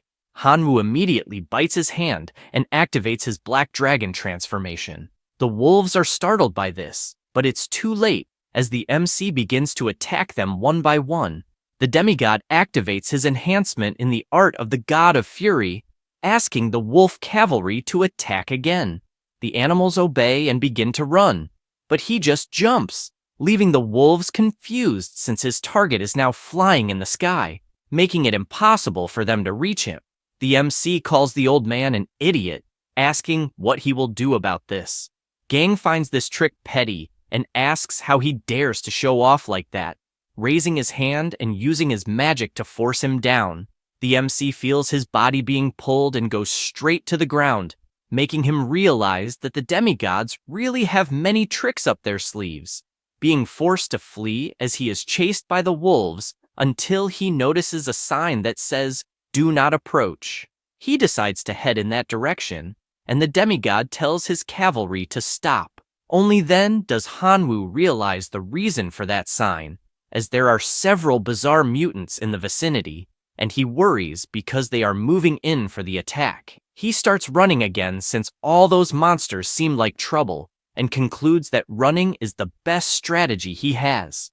At that moment, the beast notice the presence of the wolves and begin to attack them. Gang doesn't let this go and counterattacks with his punch, finishing off the mutants that were there and asking where the hell the boy went until he looks to the side, sensing a slightly frightening aura, and for that reason decides to leave. At this moment, the MC is in front of a river, relieved to have managed to escape and dying of thirst.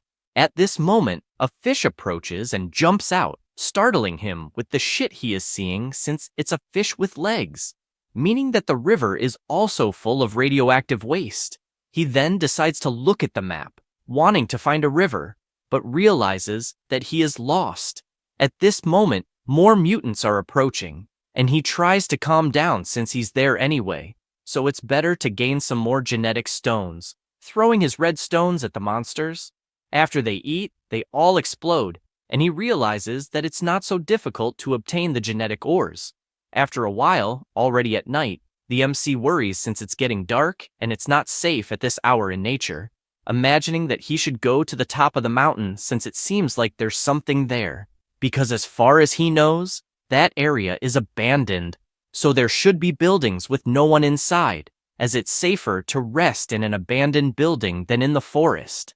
Transforming into a black dragon and flying to the location, as he approaches, he notices that it's actually an abandoned castle, and as he walks, he realizes that the place is deserted, but is aware that he needs to be careful since there could be wild animals living inside. He then notices some papers lying on the ground and seems to sense an energy fluctuation coming from within. Upon checking what it is, he sees some people performing a kind of ritual and wonders what the hell this means. One of the men in black comments that, despite being condemned for investment failures, the God King paid the price of hundreds of billions of divine power to create the opportunity for that ceremony, so the operation must be successful, stressing that time is almost up, so they should proceed with the ceremony at once. The night passes, and the stones are positioned in a magic circle. A huge light rises above the castle, and the magic circle becomes gigantic in the air. They are happy since this means it worked, as they have definitely managed to touch the seal of the ancient civilization. The MC worries about this since the internet says that the project for that location had been abandoned and sealed by the divine civilization due to its high-risk factor. And apparently, the rumors were true, since the God King used the mutant beast farm as a front while secretly researching a ritual to break the seal. He decides to sneak closer, pleased that the ruins have restrictions since only beings with a divinity below 10 can enter. And probably the fact that the God King cannot enter makes things easier. The beasts begin to look at the sky as something is happening. Suddenly, a warning notification appears, stating that it has been detected that the unlocker is not a superior warrior of the Kamigawa civilization and is considered an intruder. Therefore, the unlocking is suspended, activating anti-theft mode and releasing the Class 6 mutant, the Gamora. In addition, it is informed that the formation has been obstructed and the source of the mutation has forcibly broken the seal and is currently being suppressed. This causes the heads of those responsible for the ritual to start aching. Hanwoo is confused, wondering what the hell is happening for the people to be like this. At this moment, something emerges, greeting the lovely players present and stating that it is the source of the mutation and would like to thank them for helping him free himself from the chains, weakening the seal. Because of this, he will give a gift that will actually make them become a vessel. Everyone starts to panic, asking who the hell he is. The monster explains that unfortunately, only one can become the vessel and asks them to play a little game. Then, a strong green glow appears, and this being begins to walk towards everyone. The source of the mutation explains that the objective of the game is to cultivate a mutant beast capable of defeating the Class 6 mutant beast, and that he will give each one 10,000 units of high-purity radiation ore, which will be used as test subjects for their familiars. One guy responds that he has no interest in becoming a vessel and demands to be released immediately, and if not, he will free the familiars from the dominion of God to completely destroy that place, deciding to do so right as he speaks. However, he gets frustrated since, for some reason, he cannot connect to the divine realm. Then, Gamora appears and devours this man, fully manifesting at the location in front of everyone. At this moment, the MC politely asks for permission and explains that he cannot communicate with the divine realm alone, so he cannot summon the familiars for the test. Everyone is startled, asking who the hell the kid is and why he is there. The source of the mutation states that he will not regret this mutation and invokes the portal to the divine realm, leaving him worried as things have become complicated, since the setup was made so that it is only possible to take the familiars out of the realm, but he himself cannot enter, so he will not be able to escape. 3 hours pass, and one guy comments that the situation is not good at all, as most of his familiars died after consuming the radiation ore, and only 10% improve slightly. Another comments that, unfortunately, less than 20% of his familiars are still alive. Meanwhile, the MC comments that the decomposer is a true gem, as 6,000 high-purity radiation crystals were obtained, and it only took the sacrifice of 100 million locusts to produce them. Because of this, his mutant beast is at level 3, and he says he is counting on his familiar since it has a strong recovery power, asking it not to be shy since all those crystals are just for it. 3 months pass, and the cultists cannot believe what they are seeing, asking if the kid is some kind of monster. He says this while observing the Class 6 mutant beast that the MC created during this time. The source of the mutation gets excited and asks Gamora to go for the test. The monster turns and starts devouring one of the monsters without much difficulty. Then, the green monster warns that losers cannot continue living and orders Gamora to devour all the cultists, making them scream in despair while they are already inside the mutant's mouth. Next, it's the MC's turn to show what he is capable of. Hanwoo is aware that he had to give many gene stones, and with this, his familiar underwent excessive mutation, but he laments that now its life will not last more than a day, asking it to show what it can do. The source of the mutation says that it is getting excited and tells Gamora to go for the attack. The two begin to run, and the locust starts launching its attack. Godzilla gets furious and retaliates with a headbutt. Chiang, which is the name of this mutant grasshopper, decides to fly, and his body immediately begins to regenerate. Just like Gamora, who screams furiously activating his power, the green mutant says it really wasn't too bad, as he ended up provoking the opponent, and it will definitely be a good show to watch. The fight between the two lasts an incredible 18 hours, until it ends with the mutant grasshopper as the victor. The source of the mutation says it was definitely an excellent confrontation, calling the MC a dear receptacle. He asks what the hell it is talking about and which operator it belongs to, wanting to know what it intends to do with that pure body. The monster begins to use its power, saying that from now on, they will share the same body. Hanwoo panics, as he wasn't expecting this, until everything disappears, wondering if he is dead. He then sees the system screen showing that this is Hanwoo, the source of the mutation, in addition to informing all his current statistics. He only focuses on the name, as it is saying it is the source of the mutation, and a green aura asks if his dear receptacle is awake. He asks who it is, and if, by any chance, it is the source of the mutation. It answers that yes, it is indeed a superior gene, and asks for thanks. As with this parasitism, it will grant many powers beyond divine civilization. It also mentions that it has overwritten the growth acceleration ability, as direct mutation is more suitable, and asks not to worry about safety, as they are one and should help each other, saying that he can call it Kamigawa for now. The MC asks not to waste time with so much information, as he only wants to know how the hell to get out of there. It explains that it is simple, as the seal was controlled and the guardian beast is dead, so they are free, being teleported to the castle where it all began.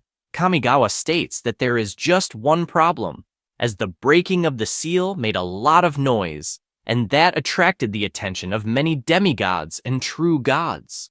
Hanwoo panics, as he should have said this earlier, and asks how they can get out, then has an idea to activate the blood arena coordinates. Since he is an affiliate, the demigods start running toward the castle, as they felt an aura, and upon entering, they scream that they want the treasure. However, they find nothing in the place, thinking this is strange.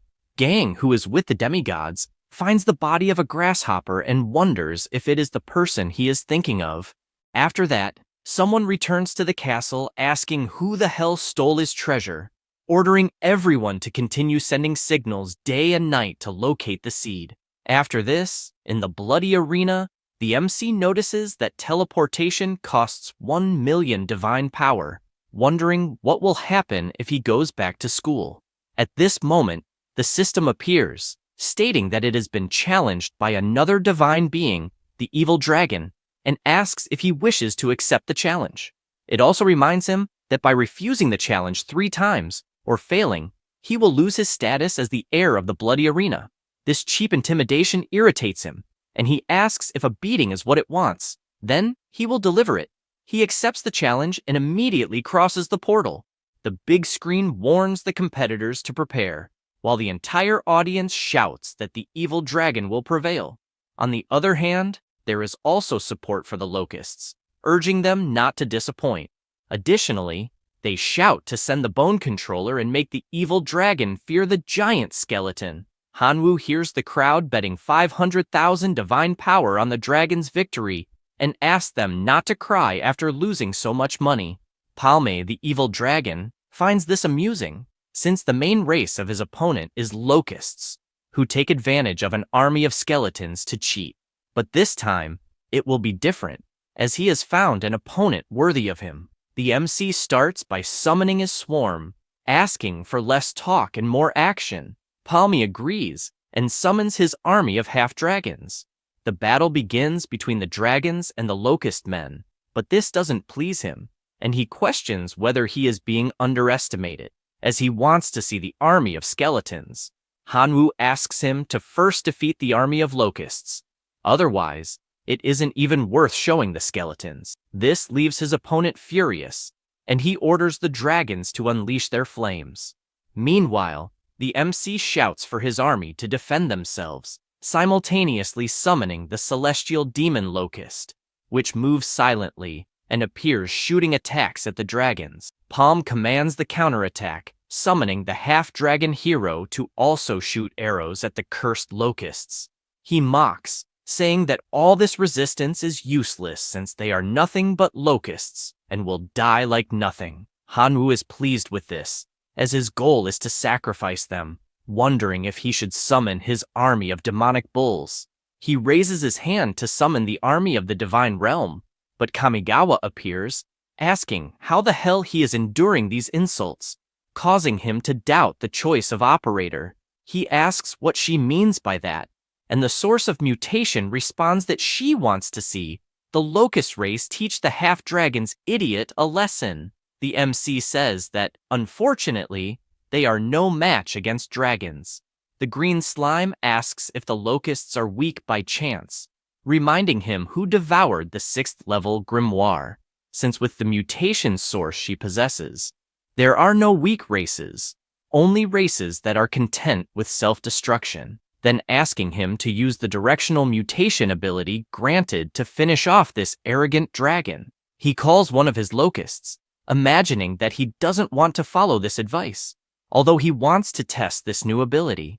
A yellow aura begins to emerge in the area, and the mutation source asks in which direction he wants his familiars to mutate.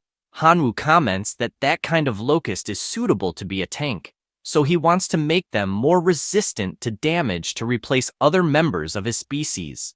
The first option is armor mutation, which makes the bodies of the immolated locust thicker and more resistant, enduring up to 10 times physical damage, reducing their lifespan by 50 days. The second option is gland mutation, which causes the glands of the immolated locust to mutate to secrete a large amount of mucus, increasing their resistance to elemental attacks at the cost of 90 days of lifespan.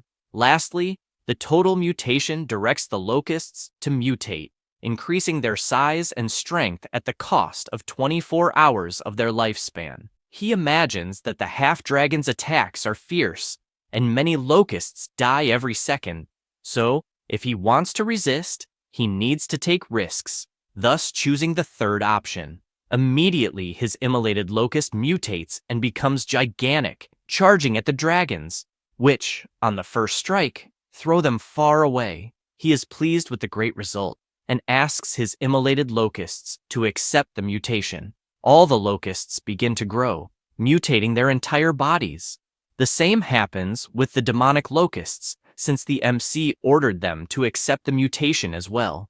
Because of this, they can now make multiple shots and attack at full speed. Palm doesn't understand what the hell is happening, and asks if the army has taken any steroids, questioning where the referee is, since it's clearly cheating. Hanwoo laughs at this, and asks his locust men to accept the mutation. With that, they create armor all over their bodies and begin to frantically attack the half-dragons, who are forced to retreat. He then orders them to completely annihilate the half-dragon hero, but his opponent falls to the ground, asking him not to do that as he is surrendering. The gamblers shout indignantly as they bet 500,000 divine power, and the garbage made them lose everything. The MC loves hearing this since he warned they would cry after losing the bet. With this victory, he obtains another fragment of the divine realm, as well as a mark in the bloody arena. After that, in Hanwoo's divine realm, he is presented with the special bloody arena building, where the family members can enhance their skills. The winner has the chance to be promoted, and there's a small chance that the hero model's guidance will be ignored, allowing the extraordinary life form to be directly promoted to a heroic life form. He notices that defeating an heir changed from an extremely small chance to a very small chance. Being surprised by this absurdity, he is also surprised by the core of the divine realm, as it is brighter than before. The source of the mutation asks why he is surprised by so little, as, compared to his value there, that is just the tip of the iceberg. Hanwoo agrees, saying that the chief is correct and that it will definitely improve more. Kamigawa replies that this is correct and asks him to kneel. This stresses him out, imagining that when he becomes more powerful, he will definitely kill that filthy green slime. He then activates his life sacrifice to see what reward he will get this time. The first option is a level 4 relic, the Armor of Temperance. Once charged in the Divine Domain's core, the clan can gain the ability to summon the armor. The second option is a level 3 building, the Observatory. Established in the Divine Realm, it allows clear observation of situations 10,000 kilometers away. The third option is the Book of Production of Flesh Puppets. Use the flesh and blood of powerful creatures to create a flesh puppet with powerful biological characteristics. When a puppet is created, its strength and ability are constant and cannot be enhanced. He thinks the last option is amazing, deciding to choose it, wondering if he will get a great upgrade this time. Half a year passes inside the Divine Realm, 10 days outside. The MC imagines that the investment of 10 million divine power was very worthwhile, as just looking at his new creation makes his eyes shine. He imagines that the strength of this flesh puppet is equivalent to that of one of the strongest heroic life forms, also noting that it is as resilient as a wolf, naming his new army member Chiang. He then imagines that it is time to face the real challenge, telling his grandfather that he has already entered the Imperial University of the West, but asks him not to worry, as he will still go to the Chaos Star University to get news about his father. 3 days later, at the Imperial University, he is surprised by the place, asking if it is really the best university available, as even the passers-by on the streets, more than half of them are emitting demigod power. At that moment, someone catches his attention, asking if he is Hanwoo, the reserve student from the Imperial University. He turns and replies that, yes, he is. The man greets him and says he is there to pick him up, politely asking him to follow him to the aircraft, as he will take him to his new accommodation. He decides to follow, and they leave through the air. After flying for a while, they arrive at the location, and the man informs him that he will take him to the dormitory. The MC is curious about the place and asks where the other students are. The professor replies that this place is just for him, leaving Hanwoo in disbelief, as this is far too extravagant. The man bids farewell, wishing him a good rest, and reminding him to arrive on time tomorrow. He decides to absorb divinity quickly, as there must be many talented people in that place. The next day, he continues walking through the hallways while hearing gossip from people saying there is a new transfer student who is probably just trash, as good students pass through the special process smoothly and do not need to enter through the back doors. Hearing this makes him worried, as those people are clearly trying to pressure him down. Hardly thinking about it, he gets startled when he sees a woman approaching stealthily, asking if he is Hanwoo. She explains that she is the teacher of the reserve student class, asking him to call her Lena, and offers to show him where the classroom is. The two enter as she asks everyone to be quiet. Qin Shuang, who studies at that university and in that class, shouts Hanwu's name. The other students, seeing this, ask what is happening.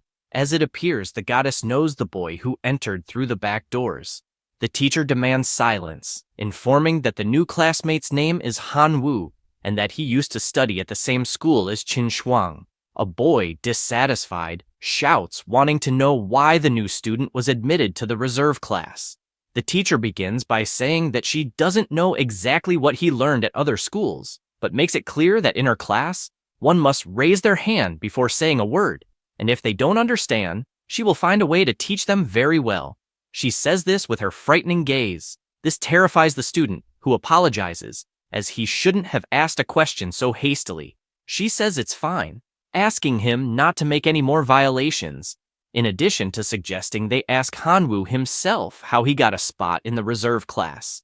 Zudi, careful not to irritate the teacher, asks Hanwu if he would mind saying how he got into the reserve class, as he wants to challenge him to see if he is truly worthy of being there. The MC raises his hand and says he will need to decline. This infuriates him, calling the MC trash for not being man enough to accept a simple challenge. Furthermore, the whole class supports him, calling him a coward. At that moment, Qin Shuang slams her hand on the table and tells them to stop, saying that Hanwu has never provoked anyone, so she wants to know why they are slandering him without even knowing him. The MC just watches, imagining that it was to be expected from Qin Shuang, as no matter where she goes, she always finds a bunch of little dogs. Moments later, the teacher leaves the room, and a group heads toward the MC's desk. However, his friend steps in front, asking what they are doing and requesting that they go over her first if they want to intimidate someone. They inform her that the matter has absolutely nothing to do with her, asking her to please get out of the way, and calling Hanwu, saying that if he has the courage, he should not hide behind a woman. He takes a deep breath and stands up. At this moment, Zudi approaches, saying that a mere transfer student who entered through the back doors shouldn't be studying there, in addition to accusing him of not even being qualified to study with everyone. Because of this, he asks him to leave the reserve class, warning that otherwise, he will beat him until he does. The MC turns to Qin Shuang and says that it must be quite difficult to study with that bunch of idiots. She replies that they are usually normal and does not know why they are only picking on him. Hanwu thinks this is good since she apparently doesn't know them very well, so she can beat them without a guilty conscience. She asks not to underestimate Zudi, since his main relative is a rare and naturally elite Iron Man, imagining that even her Thunder Sparrow might not be a match. He replies that if she's afraid of seeing them get hurt, then that's fine, but she says she doesn't care. The student asks if he heard correctly about hurting him, since just a few simple relatives would be enough to eliminate the rookie from existence. Asking to go to the training field, Qin Shuang doesn't understand why Hanwu is so stubborn and wonders how she could help without hurting his self-esteem. After they arrive at the location, the system politely asks them to choose the battle method. The options are Heroic Battle, Extraordinary Battle, Elite Battle, Legion Battle, 5 against 5, and 10 against 10. He notices that there are various ways to fight, asking to go with 10 against 10 since it's a good opportunity to test his 10 strongest relatives. The two position themselves in the battle arena, and Zudi is unsure whether his opponent is arrogant or simply ignorant for not choosing the Legion battle, but rather 10 against 10. The MC immediately starts invoking his flesh puppets, which shocks his opponent, who asks what the hell that is, as it is indeed a form of heroic life but exudes a strange aura. For this reason, he decides to take it seriously, as he can't embarrass himself in front of his goddess. Deciding to summon his Iron Men, he notes that it is a formation difficult even for Lord-level warriors to face. Outside, Qin Shuang watches on the big screen and asks when Hanwu got those relatives. Next to her is a boy using his eye to check the battle information, stating that Hanwoo is actually using puppets, all equivalent to a form of heroic life, and he doesn't understand how he's going to use something of that level in this battle. Other students comment that he must really be rich, as he created 10 puppets at once, knowing that just one of them must be worth around 30 million divine power, wondering if that money is the reason he can enter through the back doors. She starts reflecting and doesn't understand how someone completely alone, without any support, managed to get so much money, thinking it's better not to dwell on it since she just wants to watch and can ask about it later. The battle begins with Zudi ordering his Iron Men to attack, starting with delivering several maximum power punches. He warns that they will soon hear the monsters turning into toothpaste, but the MC taunts him, asking if he's sleeping or can't take it anymore. He doesn't understand this provocation, but when he looks back at the arena, he sees his soldiers being subdued, being punched one by one with extreme ease, forcing the robots to go completely defensive. The students can't comprehend what kind of monsters these are that can resist the attacks of the Iron Men, and not only that, but they counterattack, copying the same move, even injuring the robots severely. Qin Shuang doesn't hide her surprise, as she is witnessing Hanwoo much stronger than before. Meanwhile, the MC bored asks if the little girl wants to continue. This infuriates him since he hasn't even used the trump card he has saved, asking his Iron Men to merge. Hanwoo finds this amusing, since now the robots will combine, asking if the little boy watched a lot of Transformers when he was young. The relatives now have a completely different design, making the MC feel nauseous, as there's too much shine to process. The arena starts to explode until the big robot finally forms, causing Zudi to burst into laughter, asking if he's scared now, as his new piece of art has 10 times the attack power of a common Iron Man, asking him to die already. The robot prepares and starts running, attacking all the puppets at the same time. He warns that he will show the true strength of someone from the reserve class of the greatest university of all time. The MC mocks, asking if he is that strong, but Zudi gives a second chance, warning that if he hears a plea for forgiveness on his knees, he will spare the remaining members of his clan, and makes it clear that the offer is valid for 10 seconds, starting the countdown. However, Hanwoo says the number 0 and wants to see what will happen since the countdown is over. This irritates the boy, asking not to be blamed later for what will happen. He barely says this and becomes scared, as all the MC's monsters simply healed. Then, they jump and begin to attack the metal armor, biting from one side and tearing off the cables from the entire armor. The students watching come to the conclusion that the fight is brutal as well as humiliating, since even the robot's head was torn off. Shudi falls to the ground screaming that this is simply impossible, while the MC just exits the portal victorious. Qin Shuang is about to say something, but another person calls for the grasshopper boy. He turns to see who it is, and the guy hugs him, saying he was sure he would pass the academy test, as he knew he wouldn't disappoint him after recommending him. He notices that it's Xian Meng and asks how the hell he looks decades younger. The mammoth man is happy that he recognized him, saying he just changed his look, shaving his beard, as his previous appearance intimidated the girls a lot. The other students overhear this conversation and apologize, as they didn't know he was a recommended student and accused him of pulling strings to get in. He asked them not to worry, as everything is fine. Xian Meng warns that he is a first year at the Imperial University and also Hanwoo's protector. He makes it clear that anyone who dares to mess with the boy will be messing with him, taking the MC to another place, as he has some friends to introduce. After going up the stairs, he informs his two friends that he is with the boy they mentioned. Ziaxian introduces himself, saying he is a freshman at the academy and that it is a pleasure to meet him. The girl does the same, saying her name is Yelling and asking if he really defeated Xian Meng in the arena. He greets the two seniors, saying that he is a rookie at the university and that defeating their friend was pure luck. She makes it clear that having luck is also a strength, sharing that they discovered that the next class of the reserved class will be a survival simulation in Outland, the zombie city, a low-level secret realm. And with that said, she expresses her wish for him to bring something for them. The MC comments that the three seniors seem to be specialists in demigods, so why would they need a mere novice? The girl laughs, asking him not to be so modest since he is nothing like a novice, and explains that the zombie city is the low-level secret realm of the university and, according to regulations, can only be used to simulate an important class for reserve students, so they cannot enter. Mr. Mammoth says that's true because if he could enter, he would completely destroy the city. His friend, laughing, agrees with all of this.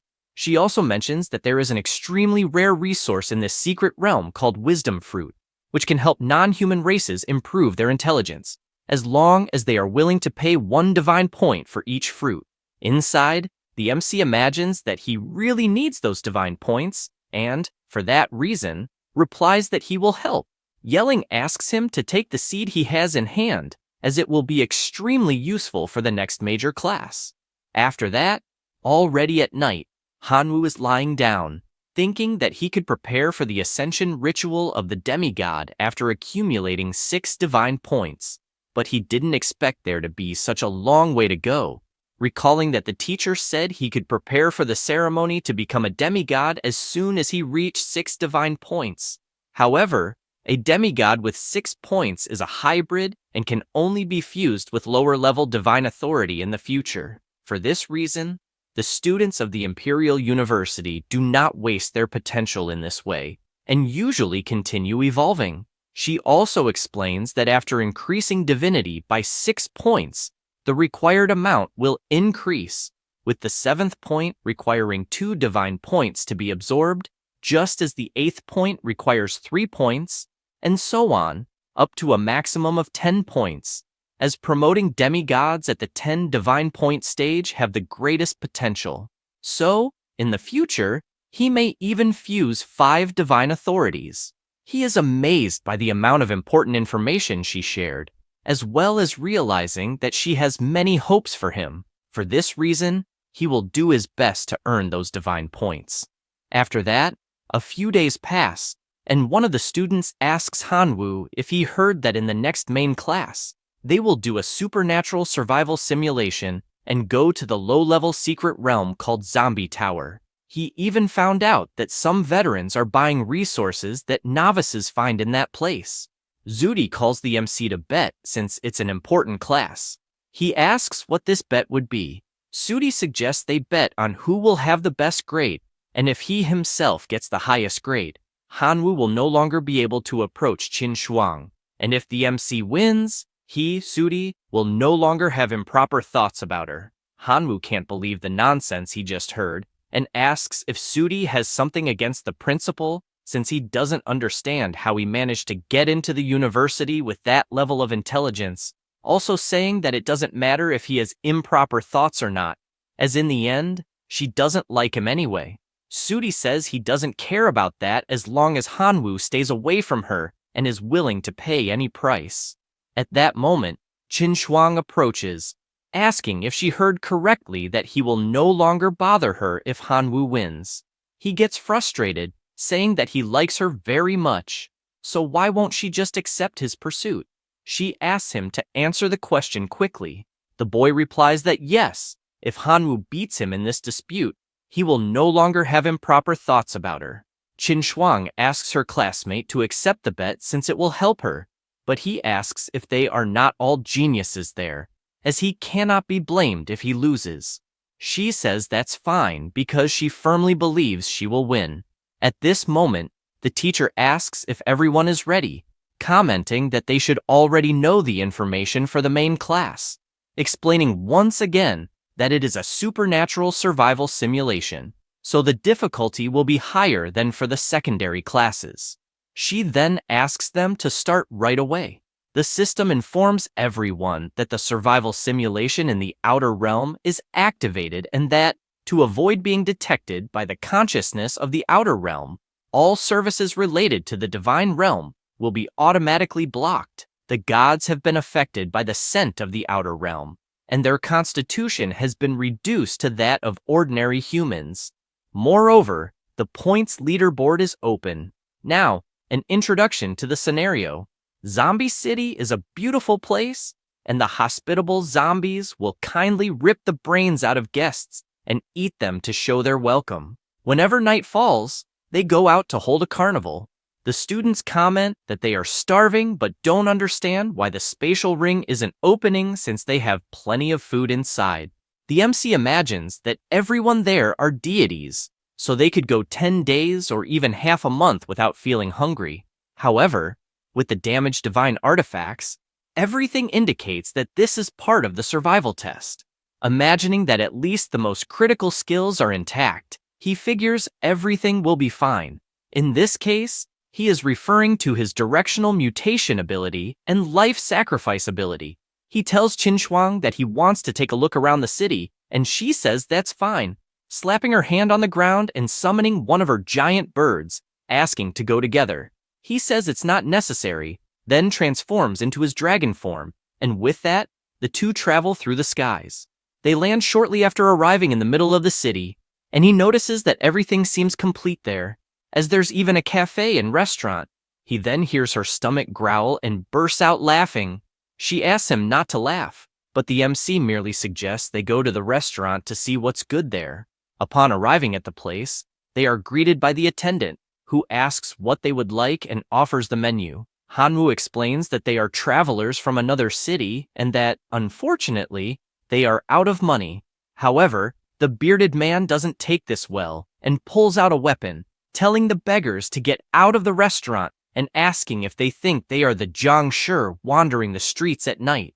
Qin Shuang becomes furious at how they are being treated, but the MC asks her to calm down, explaining that they are currently ordinary humans and that if they get shot, it's over. At that moment, he remembers that Yelling gave him a seed and said it would be useful in that realm. Because of this, he decides to try, showing the seed and asking if the man would be interested. The restaurant owner immediately changes his expression, becoming honored to see such a precious seed and asking him to please sell it, offering 10 gold coins for it. Hanwoo asks him to first prepare food for the two of them since they are starving, and the man agrees. They are both impressed by the amount of food prepared for them, and while they eat, the MC takes the opportunity to ask a bit about that place. The restaurant owner explains that it is a magical city, telling them that in Jiangshi City, humans and monsters coexist. Humans hunt zombies for money and other resources. However, these zombies can consume human brains. So every night, countless zombies roam the streets, chasing any living beings they see, even invading houses. He also mentions that people need swords, firearms, and even other things like magical plants to survive, citing the MC's seed as an example, which seems to be of tier 3, and for this reason, he asks him to please sell it.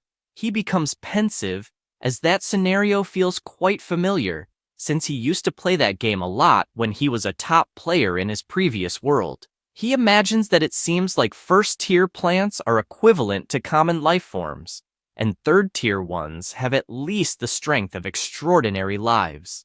Qin Shuang asks how they could get more seeds like those, and the restaurant owner comments that they can buy more at the town shop, but they are quite expensive. They can also obtain more by killing zombies, although they are harder to deal with since they are powerful monsters. Hanwoo worries, as it is clear that the place is dangerous at night, so they urgently need to find somewhere to stay. The bearded man comments that if they want to settle in the town, they should go to the mayor to buy a property. That way, they will officially become town residents. Additionally, they can find an inn to stay at, but regardless of their choice, he suggests they don't go out at night. Knowing all this, they leave, thinking it would be interesting to buy a property. After that, still at the restaurant, another student comes in asking for food. However, the restaurant owner screams for them to leave and then shoots, hitting the boy's hand, causing him to panic. In the system, it's shown that this student lost a total of 500 points due to this incident. which leaves Qin Shuang scared, thanking the MC for stopping her from arguing with the restaurant owner, since he shot without mercy at the first person who bothered him. After this, they go to the mayor's house, and he tells them that the seeds are worth 1,321 and the other is worth 1,160. He also mentions that the cheapest property in town costs 1,200 coins. She worries since she doesn't have enough, but the MC tells her not to worry, as he has some extra and can cover her part.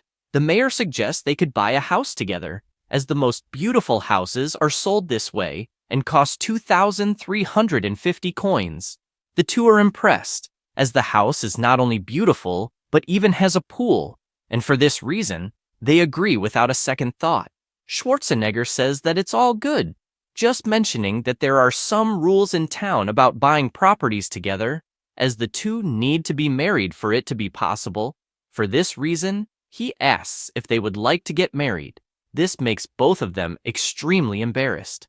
The mayor notices this and asks if perhaps they don't want to be husband and wife, as if that's the case. They won't be able to buy the house together because it's a traditional town, so they don't allow random relationships between men and women. She feels embarrassed and she doesn't know what to do, until the MC thinks of suggesting something. But she interrupts him, saying it's fine, and they both respond that they are willing to get married. Schwarzenegger gets excited, saying they are definitely a perfect match, and just asks them to fill out a form, as after that, they will be legally married. He presents the key to the house, along with a gift of 130 pea seeds and 50 copper flower seeds, while congratulating them on their marriage. The two leave, and Qin Shuang makes it clear that she was forced to admit they are in this type of relationship, but asks him not to take it seriously. He laughs, as he understands this perfectly. She becomes furious because he is indifferent about it, because they acquired the property and became formal residents of the town. Both received 1,000 points, putting them in first place on the leaderboard. The two arrive at their new house, and he is amazed since the house is incredibly luxurious. She doesn't care that much about it, as a house like that is nothing compared to the one she owns. She then goes upstairs, saying she will take a shower and go to bed, as she is exhausted. Hanwoo decides to check what special abilities the pea seeds have, in addition to the 50 copper flowers, both gifted by the mayor. An hour passes after planting them, and he decides to walk around the house, heading to the room to tell Qin Shuang how the seeds reacted. However, he finds her only in her underwear and feels extremely embarrassed about it. In addition to being kicked out of the room the very second, he tries to apologize, as that wasn't his intention. The MC is outside, wondering if the seeds grew quickly, so they must be powerful. Suddenly, Qin Shuang arrives, asking what he is grumbling about. Only then does he notice her presence, getting embarrassed right away. This leaves her thoughtful, to the point of asking why he blushed as soon as he saw her. He, with the good memories he had moments ago, says it's nothing much. She is dying of embarrassment since she knows what it's about, and makes it clear that he didn't see anything unusual in the room, and that it should be forgotten. At that moment, they both hear a sound, and she uses her light technique to illuminate the area, noticing a horde approaching with several apparently hungry zombies. Hanwoo comments that the moment is perfect since he wants to see what the plants are capable of, asking them to fire their attacks. However, the peas barely move the zombies, leaving him frustrated since he didn't think the attack power would be so pathetic. Because of this, he decides to use the darkness attribute bonus, and the power of his plants increases considerably, also growing much larger. Now, with the more powerful attacks, the zombies begin to die, giving a point for each kill, and a few even drop some items. He notices that using dark abilities is very exhausting, and that soon they will be surrounded again, so he doesn't know exactly what they should do. Qin Shuang asks them to do something quickly, since apparently Suti has bought some property as his score is at 1,300, and if it continues like this, they will lose. Hanwoo is deep in thought about the plants since they need to find a way to speed up their zombie kills, and he concludes that they are considered living organisms, so they must have genes that can mutate. With that, he decides to test his directional mutation on the plants. With this initiative, 4 options emerge. The first is the range mutation, which extends the range of the pea shooter. The second mutation is the firing speed, which accelerates the firing rate of the pea shooter. The third option is the multiple head variant, which increases the number of firing tips of the pea shooter that can attack.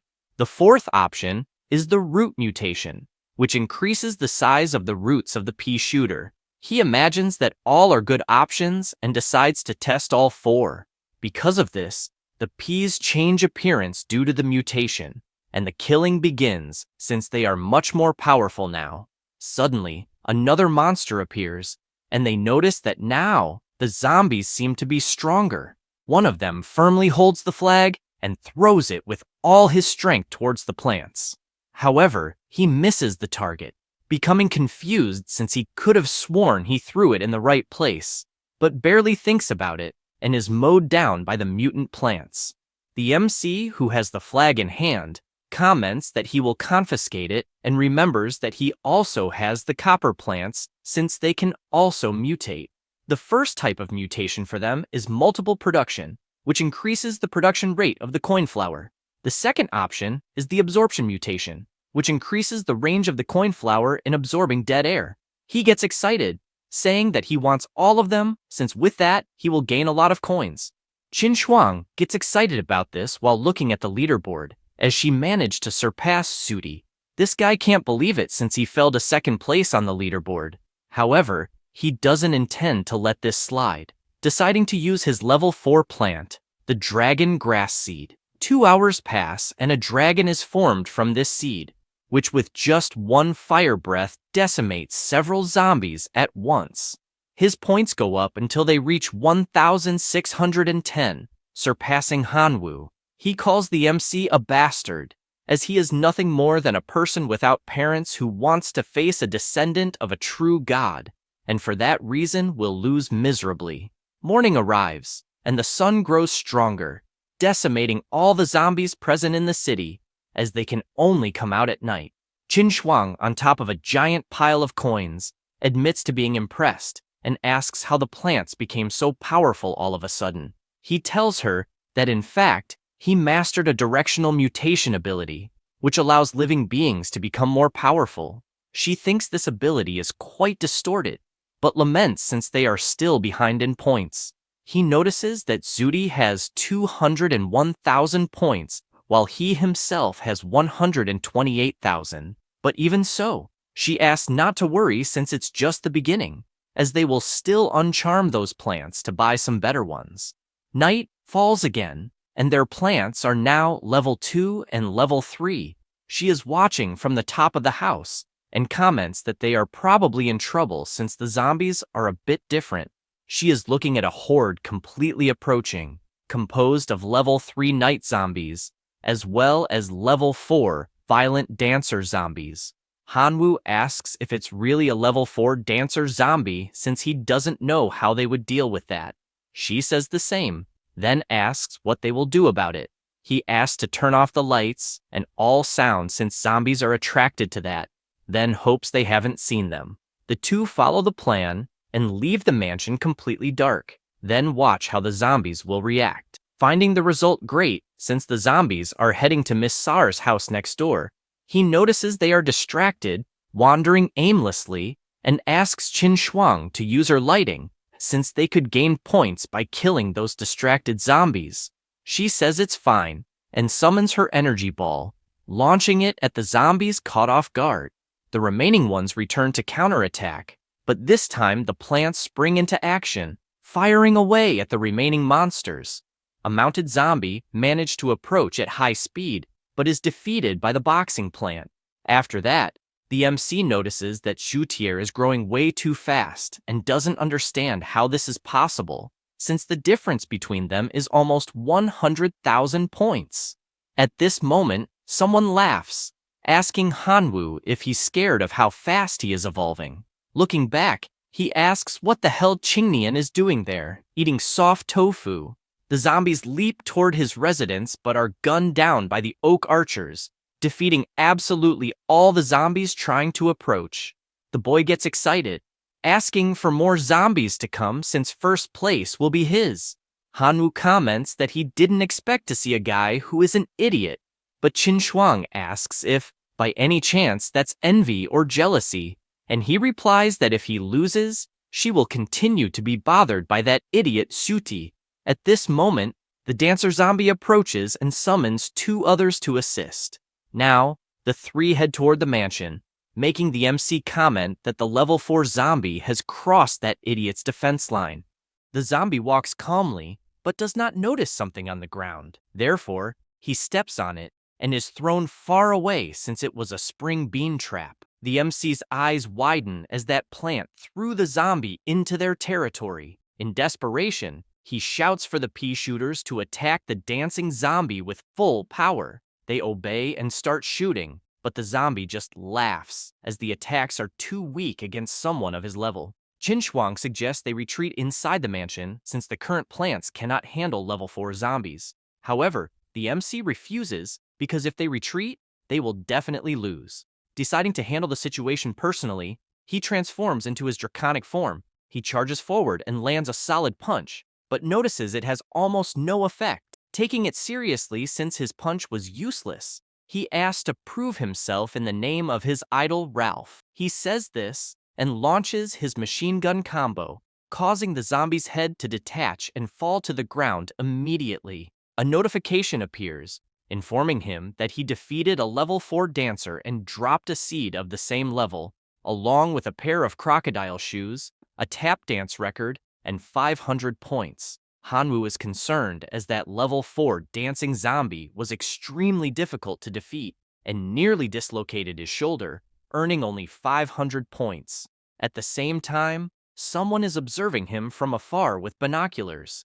It is Yelling, noting that she can see well, but cannot view the player's rankings. Her friend asks for the binoculars and comments that the view is indeed good, also noticing that Hanwoo has really joined the famous Goddess of the Reserve class, liking his style. The girl asks him not to chatter, wanting to know only if Hanwoo will be able to find the fruit they requested, as this solely depends on his progress in exploring the zombie city. If the boy thinks the city is just a place to grow plants and kill zombies to earn points, he will probably not obtain high-level resources like the Fruit of Wisdom. But then, she smiles, curious to see if he will get first place, wanting to beat Lena and earn viewing rights. Suddenly, the teacher appears, asking if she really thinks she's that violent and who the three are betting on. They, startled, reply that it's Hanwoo. Lena finds it interesting and asks them to follow her, as she will give them viewing rights.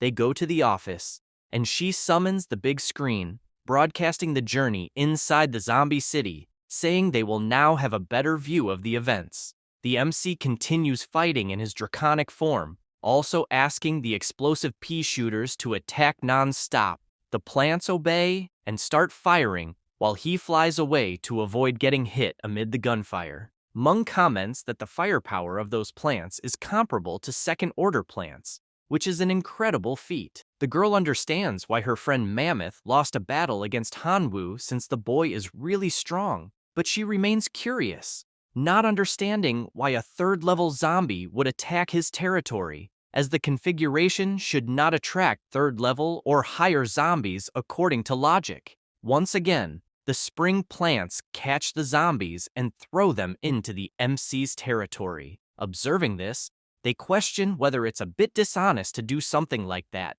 since it's clearly intimidation, wanting to know who is sponsoring those reserve students to have such strong power. The teacher informs them that the student in question is named Qingnian and is not sponsored by anyone, surprising the three as it seems impossible to be that strong without third-party resources. Yelling gets annoyed seeing this, thinking that boy is a fool, and finds that year messy, filled with all kinds of reserve students who don't even care about their own dignity. He also asks who the hell this Sudi is, not understanding how he is ranked so much higher than Qingnian and even Hanwoo, requesting to see what kind of setup this person has. The camera shifts to this student, whose draconic plant is decimating all the zombies, looking content and challenging Hanwoo to surpass that. They can't believe they're seeing the fire dragon plant, concluding that Zudi is being sponsored by their mortal enemy, Shengjun, who has previously killed many others in the zombie city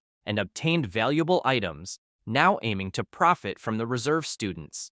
Lena confirms that Zudi and Shengjun indeed signed a private agreement, revealing that in exchange for the sponsorship, Zudi will give 70% of the resources he acquires. They can't believe such a despicable human being exists. At that moment, Shengjun approaches, asking how they can talk behind someone's back, and deduces they are there to watch a reserve student. Because of this, he asks if they want to place a bet to see which sponsored student will achieve a better ranking. Meng responds that such a bet is pointless since they found out about the sponsorship Zudi received from him. This makes him furious, asking if the trash there is truly cowardly, given that they joined one of the best universities of divine civilization and are still sticking together to form a useless club, lamenting being in the same class as them. The mammoth man gets angry hearing this and charges forward, but his friend holds him back,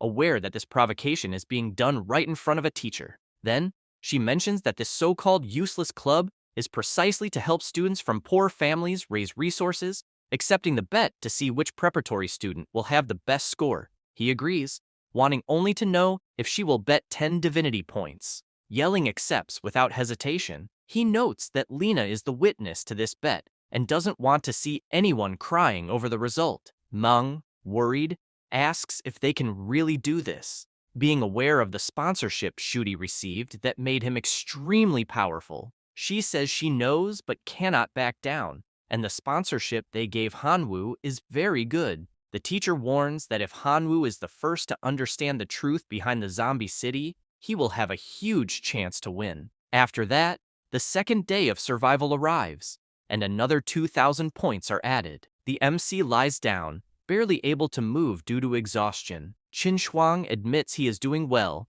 and says she will clean up the battlefield, thinking that fortunately, Hanwoo's skill was preserved in the estranged world, or they would have failed the previous night. He, smiling, says it's fine, calling her his dear wife. This irritates her, making her kick him and ask what the hell he thinks he's saying. The MC asks her not to act like that, as it's not cool for their relationship, but she just walks away. Suddenly, he hears someone asking how they can flirt like that. It's Qingnian mocking them, as she doesn't even need to put much effort there since Hanwoo is only in third place. She decides to check the system and is shocked as they are falling further behind first place, asking Hanwoo what they will do since the point difference is already over 200,000. He says everything is under control as he has a few tricks up his sleeve, calling his enemy limp, saying that thing between his legs is about to break. She finds him disgusting for saying such things. The boy gets furious at the insult, warning he will leave several gifts in his mansion that night. The MC says he can do whatever he wants until something catches his attention, noticing a level 4 seed dropped on the ground. It is the level 4 enchanted mushroom. It releases an energy gas bomb with hypnotic properties, and any zombie it hits will be controlled by the mushroom for a certain period and turn against its companions, undergoing brainwashing. Additionally, any zombie that ingests it will be completely subjected to this brainwashing. The other item is the 4th order corn cannon. This cannon can kill 3rd level zombies in seconds and cause area damage. Hanwoo is surprised, as the effects of these plants are incredible, practically a way to create puppets to fight. Additionally, the cannons are like mortars, making them great tools for earning points. Next, Qin Shuang suggests going to the store to sell the loot they acquired and buy new high-level seeds. He agrees, calling her wife, but changes his mind and decides to call her by her name. She gets embarrassed, wondering why he doesn't just call her wife since it's on the tip of his tongue. An hour passes, and they leave the store. Hanwoo comments that he thought the tap dance record dropped by the level 4 zombie was a treasure, but the store didn't even accept it. She explains that last night's harvest yielded 243 gold coins, which isn't bad.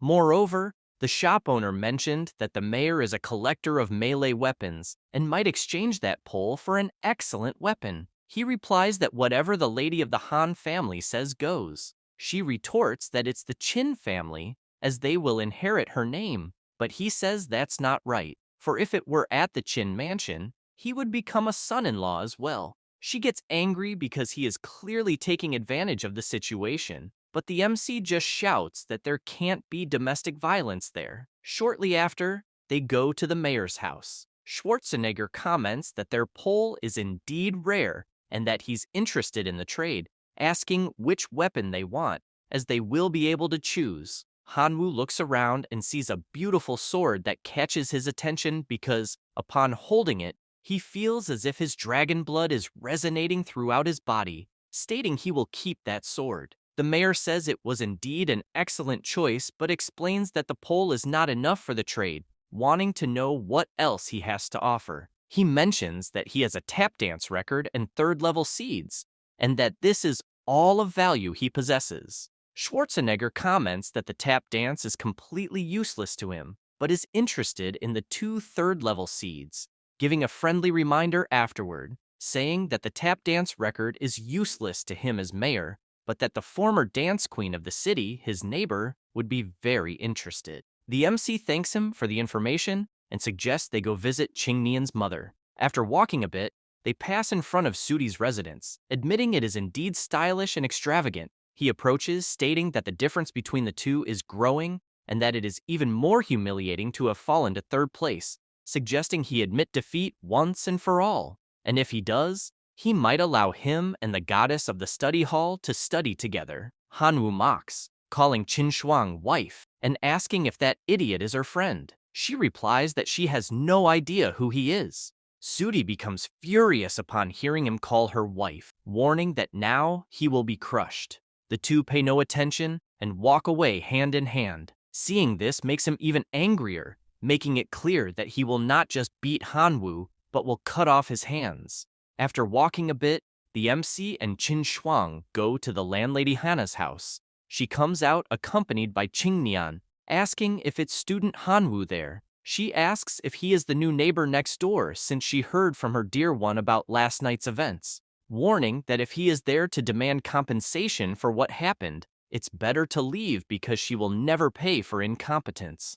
The blonde boy just asks not to cause trouble, but the MC says she misunderstood, as he is actually there just to admire her elegance, as he heard from the mayor that she was the dance queen of the city, so she must have an extraordinary temperament, revealing that he received an item that only she deserved to receive. She makes it clear that she will not change her yard arrangements just for receiving these compliments, but the MC shows the item he received, asking if she could reconsider. Qingnian sees this and asks if he really thinks he will make peace using an old, tattered book. However, the woman immediately recognizes that it is the lost dance step of the King of Dance, and, because of this, asks him to name any price, as she is willing to pay whatever he wants. This makes the blonde boy desperate, since if Hanwoo asked for something like expelling him from there, it would be over. With this in mind, he tries to convince him by saying that they have been longtime friends.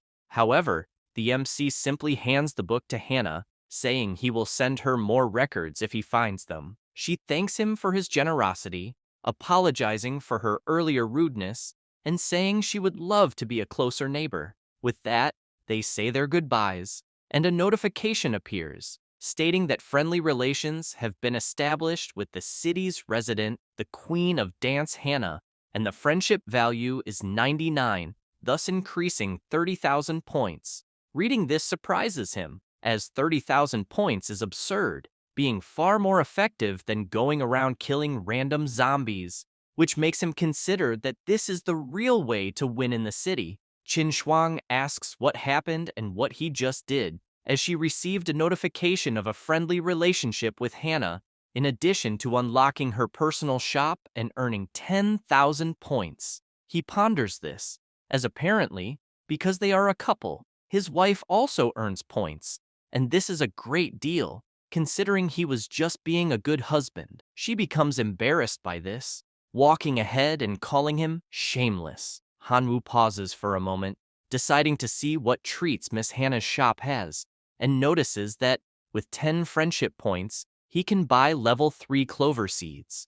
With 20 points, he can take a dance class. With 35, he can get a divine dance outfit. And finally, with 90 points, he can obtain the Fruit of Wisdom. He finds the shop's items amazing, as the last item is precisely what his seniors requested, but it will cost 90 friendship points, so he decides to buy it after the exam. Night falls, and he prepares with his new level 4 plants, which have undergone targeted mutation, so he is confident he will accumulate many points.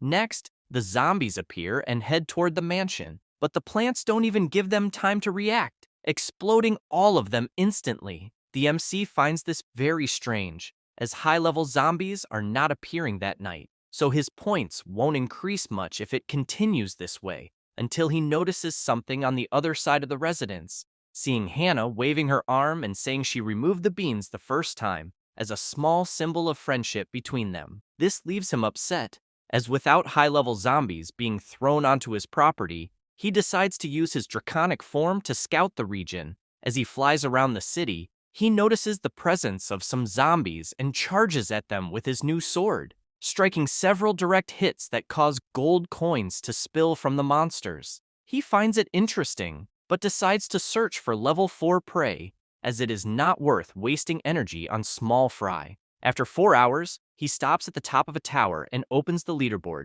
noticing that now, Qingnian is in first place with 831,000 points.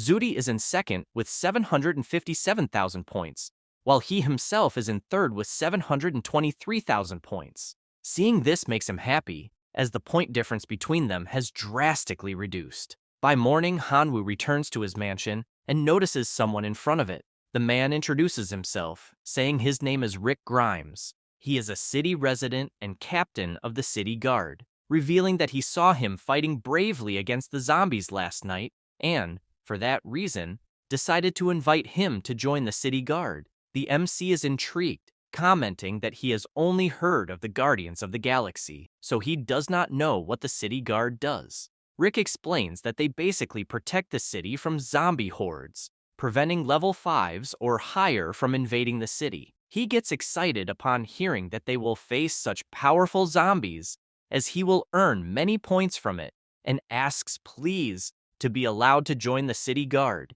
He is pleased to see such an ambitious young man, welcoming him to the group. At that moment, a notification arrives, stating that a friendly relationship with Rick Grimes has been established, unlocking the personal shop and awarding 60,000 points. The merit shop is also unlocked for joining the city guard, earning an additional 50,000 points. All of this leaves him surprised, as he suddenly jumps to first place. Rick bids farewell, asking to meet again at night, and then Qin Shuang comes running, saying it's amazing to see him in first place and hugging him. However, Hanwoo barely has time to respond when he notices someone knocking at his door, prompting him to open it and ask who it could be so early. It was a blonde girl, blushing, saying he was amazing last night. He is confused and asks who she is. The blonde tells him that the way he was last night really excited her, and Qin Shuang finds this very strange, asking what the hell he's been doing since various people are showing up at their door. Jessica asks who the girl in pink is, but she immediately responds that she's Hanwoo's wife. The blonde approaches the MC, asking if he isn't bored being married so young, and proposes to be his mistress if he doesn't mind, then says goodbye, mentioning that they will meet again at night at the city guard meeting. He, with a big smile on his face, also says goodbye, but Qin Shuang doesn't like it at all, saying his expression looks like someone reluctant to leave that city, instantly becoming furious, calling him a scoundrel and accusing him of spending the whole night having fun with other girls, which must be why his points rose so fast, apparently following Qingnian's example. Hanwoo panics, as it seems there is a misunderstanding, explaining that he doesn't even know that girl and only went out at night to hunt zombies, which the guard witnessed, and that's why he showed up at the mansion to invite him to join the city guard. She feels embarrassed, having made a mistake, but asks why he didn't say anything earlier, since a girl showed up at their door all excited, making her think wrong things. He asks her not to make false accusations out of jealousy, as he's only doing all this to try to catch up with Sudi and help her win the bet. She retorts, shouting that she's not jealous, and, in fact, it's none of her business what he does or doesn't do. After this confusion, he warns that he will kill high-level zombies with the city guard, and for this reason will leave the courtyard with her, handing over some high-level seeds to assist. She says it's fine and asks him to be careful that night, but Hanwoo asks her not to worry since he tested the black sword the previous night and is managing to handle level 4 zombies with ease. She shouts for him not to let those sly foxes seduce him. Later that night, in the city, the MC gathers with the city guard, and Jessica immediately clings to his arm, asking if he already missed her during that short period. Johnson introduces himself and tells Jessica to settle down since Hanwoo already has a wife. Another squad member approaches and asks what his combat specialty is. Hanwoo immediately transforms into his draconic form and flies away, explaining that he can transform twice. The girl becomes even more infatuated, saying that this man is definitely her type, and asks the captain to let her lead him since she loves working with handsome young men. Rick agrees, asking her to guide Hanwoo, but makes it clear that battles against zombies are extremely dangerous and asks them to be careful. She draws her 2 pistols, declaring that she's more than ready for battle, leaving the MC surprised since those are level 5 plants. One is a flame shooter, and the other is an ice shooter. Johnson also gets ready, using fusion with a level 5 giant walnut. With that, his body begins to transform, becoming extremely muscular. The blonde swordsman also uses his Sentinel Tower pine tree to fuse. However, someone else approaches. It's Rick in his final form, announcing that the zombies are already there and immediately charging into action. Jessica, excited, starts shooting, telling the monsters to try her bullets as she hits all those in front of her. Johnson doesn't waste time either and charges at the zombies, attacking with his hammer, but notices something strange as vines start emerging from the monster's head and move toward him. Rick helps him, asking him to retreat. David appears, announcing that he will handle that side. Hanwoo watches in amazement, as it's the first time he's witnessing high-level combat in this city, and he definitely can't just stand there. He attacks the monsters and announces that he is the god of massacre. While claiming he can relax, something catches his attention, and he notices Jessica running toward him, jumping onto his body while complaining that she can't breathe, wanting to know what's happening. She starts shooting at the zombie approaching him and warns that the resistance of a 5th-order zombie is several times higher than that of a 4th-order zombie. So even if it's injured by the attacks, it won't lose its offensive capabilities. Hanwoo is surprised to learn all this and thanks her for saving his skin. She asks him not to be stubborn, requesting him to provide support first while staying close to her, attacking the zombies around again. The MC obeys, finishing off the nearby monsters, earning 3,000 points for each kill and obtaining items in the process. After 3 hours of battle, he returns to his normal form, feeling quite exhausted, and notices that the guard members are still going strong, asking if they're on some kind of stimulant. Jessica jokes about it, asking if he's really exhausted when the battle has barely started and teasing that if that's the case, he's not even fit to be her lover. He can only imagine that if he were in his divine physique, it would be impossible to feel tired, but in his human form, it's complicated. Suddenly, a voice echoes in his head, asking if the host can guess who it is. Hanwoo immediately recognizes it as the source of mutation and asks if it finally has time for him. Kamigawa comments that it smelled a woman and heard that his body isn't good enough, then asks how a woman could ever say no to his host. For this reason, he decided to grant permission to dominate that voluptuous female creature with a prominent backside, revealing that this permission is called genetic lock.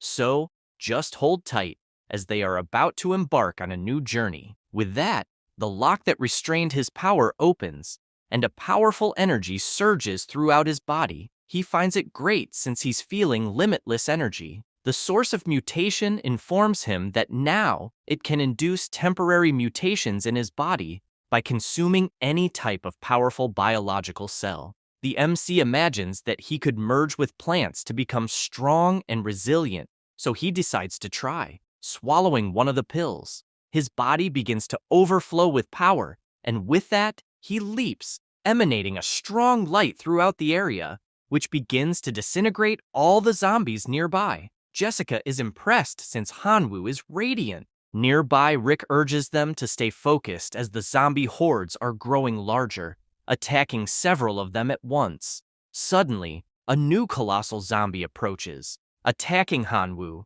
and Rick immediately orders them to protect him. Johnson rushes to help but takes a blow that leaves him dazed. They grow concerned seeing this, as the defense of the Sixth Order zombie is too powerful, ordering them to run. The MC simply observes the monster's punch coming toward him, telling it to come closer already. He opens his arms, and the glow from his body grows stronger, disintegrating even the colossal zombie. The group celebrates, saying the MC was truly amazing, and starts tossing him into the air. With that, the system announces that friendly relations were established with Jessica, who is a city resident, along with earning 50,000 points. A friendship with Johnson was also established, earning another 50,000 merit points, along with a friendship with David. Additionally, a personalized store was unlocked with all three. Moreover, he obtained 23,000 points for defeating a level 6 zombie. The source of mutation asks the host how it felt to unlock that power.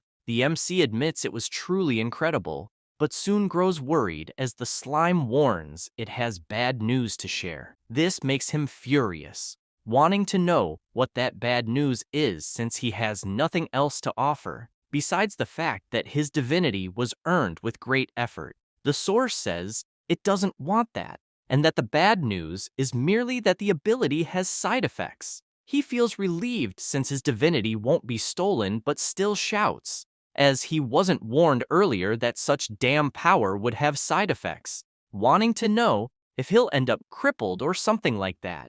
Kamigawa asks how the host of the supreme source of mutation could be so timid, explaining that the side effects won't threaten his physical body, revealing that the genetic lock simply cannot be used continuously, so he'll just need some time to cool down. The MC finds this very suspicious, as it apparently just requires waiting for a certain cooldown, which is good if you think about it, asking next what could happen if he tries to use it again before the cooldown ends.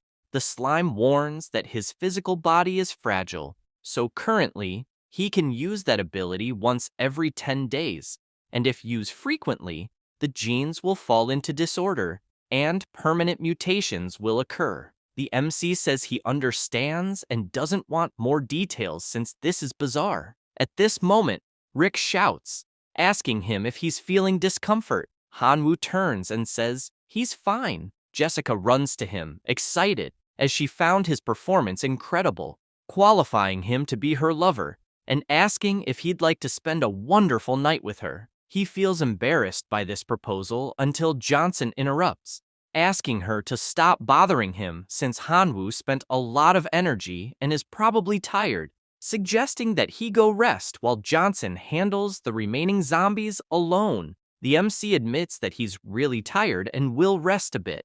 Saying this, he starts walking through the city, imagining that he won't be able to use the genetic lock for the next 10 days, so he needs to improve his basic combat skills until he remembers the personal store of the city guards, wondering what interesting things it might have. He opens the system and quickly notices the plant fusion technique, as it is perfect for filling the cooldown gap of the genetic lock.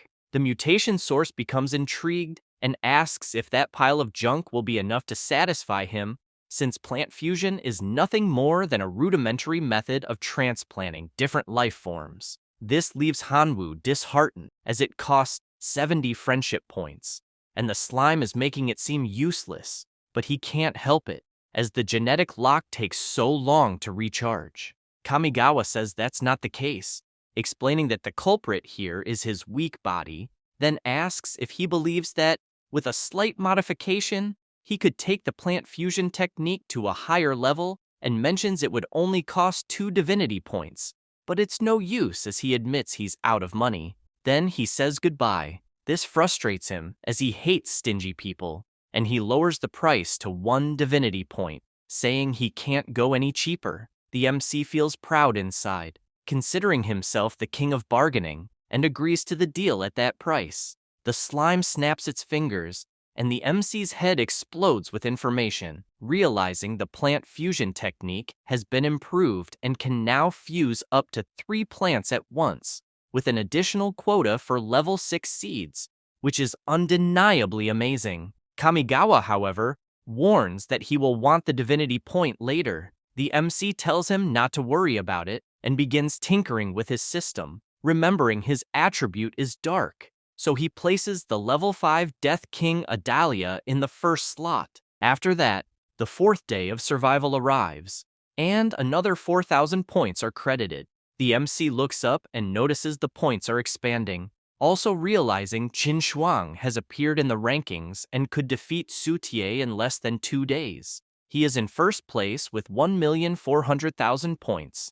Qing Nian is second with 1,200,000, Suti third with almost 1 million, and Qin Shuang fourth with 736,000 points. Afterward, he returns to the mansion and, happy with all the results, asks if his dear wife is busy. She, sitting on the floor, notices he's all cheerful and asks if he had fun with that hot girl. He replies that his mood has nothing to do with that, but she throws several items into his hands, saying they're all his, and he could sell them. The MC says he doesn't need them anymore, and asks her to keep the items, wondering why she's being so formal since they are a couple. Qin Shuang, annoyed, starts hitting his head, reminding him that they agreed to split everything equally, so he should take his share, because she's not a girl who likes taking advantage of others. She leaves shortly after, saying she'll go learn to dance with landlady Hannah. He says it's fine, just asking her to come back early. Internally, he thinks she's truly a smart girl,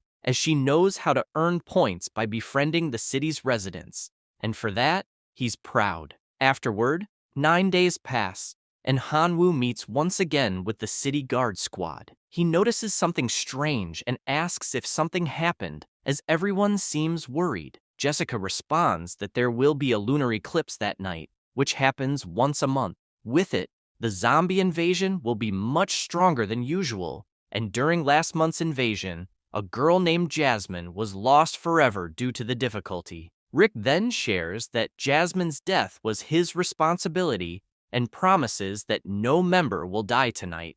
Everyone shouts at him not to say that, and the girl grabs the MC's hand, warning that it's likely she won't be able to protect him that night, and asking him to promise to run if he's in danger. This makes Hanwoo reflect, as he is currently the weakest in the city guard, and will definitely be the first to die if he encounters danger. That must be why she's worried. With this in mind, he responds that he's a man, and that, in fact, he should be the one protecting her. Jessica is pleased with this response and asks him to be careful. He, aware of the dangers that will arise that night, runs to the point shop to see if there is any useful equipment. The shop offers the following items: artifact armor, which costs 12,000 points, night vision fruit, 2,000 points, vigorous flower, 1,500 points, physique herb, 1,000 points, level 5, golden dragon herb, 120,000 points, and finally, man devourer, costing 5,000 points. His current points are 95,000. He spends all the points he has and begins slotting them into his ability, which he acquired from the mutation source to fuse the plants. The MC imagines that the golden dragon herb also contains dragon genes and is starting to attract the blood of the black dragon. Screenwriter's note: we don't know how he purchased this 120,000 point herb with 95,000 points, but it's fine. His body begins to transform until it enters his even more powerful draconic form, exuding a sinister aura. Rick looks up and warns that time is up since the eclipse has begun, and the hordes will start appearing. The zombies begin to feel the power of the eclipse and, as a result, transform, becoming extremely more powerful. Rick warns that the zombies have mutated and their levels will continue to increase, so everyone must prepare, as the battle will be tough. Jessica says she is more than ready, as are Johnson and David, with the entire squad taking their points positions. The monsters charge, and the captain retaliates, shouting for everyone to attack. The zombie starts tanking all the shots Jessica fires. While they try to defeat the enemy, Johnson yells for the two to focus on long-range shots while forming the defensive line. Hanwoo imagines he can't lag behind and delivers a powerful slash to the colossal zombie. As soon as he does, he is pursued by other zombies, forcing him to defeat them one by one, and Rick praises him for doing an excellent job. An hour passes, and the fight continues frantically, with zombies appearing constantly. At this moment, the captain shouts for Jessica to look for the mayor to request reinforcements. She immediately complies, asking them to hold their ground. As soon as she says this, David takes a hit to his armor, and his comrade protects him, asking him to be careful. Rick approaches, noticing his team struggle, and begins shooting at the zombie, also attacking with melee strikes. Subsequently, a notification arrives for the MC, informing him that the 10-day cooldown has expired. He is pleased with this and flies to the front of his squad, announcing that he will buy time for everyone. But Rick asks him not to push himself too hard and to run immediately if necessary. He explains that he is also a member of the city guard, so he has a duty to protect all inhabitants. He says this and activates his ability, unlocking the genetic lock. His body immediately starts overflowing with immense power, and several giant vines sprout from his body, heading toward the zombies. The squad is astonished, as they hadn't imagined such great power within the city guard. Time passes, and Hanwoo grows tired after defeating countless enemies. However, he becomes alarmed, seeing more zombies still standing and attacking him. But Jessica appears, shouting that reinforcements have arrived. Schwarzenegger yells for them to end this once and for all, but Rick tells everyone to stop because he has spotted something ahead. The mayor decides to grab his binoculars to see what it is, but the fog is obstructing his view. Rick warns that the fog is an issue and asks him to use some plant to remove it. He agrees and presents a level 4 wind-blowing seed. Then, he places it in a pot, and it soon begins to sprout, growing into a plant. The MC is surprised by this, as it all happened very quickly. Immediately, the plant leaps and starts spinning, pushing the fog away and revealing the zombies in the area. Hanwoo decides to see what it is. The system informs that it is a ceramic flower pot, a container used for planting seeds, which can increase the growth rate of the seeds planted in it by 100 times. At this moment, the mayor notices that he liked the pot and comments that he might give some more later, as Rick said good things about him, especially that night of the eclipse, so it could be considered a gift from the city. He thanks him, and then a notification appears saying that he has established friendly relations with Arnold Schwarzenegger, unlocking the personal shop and earning 100,000 points.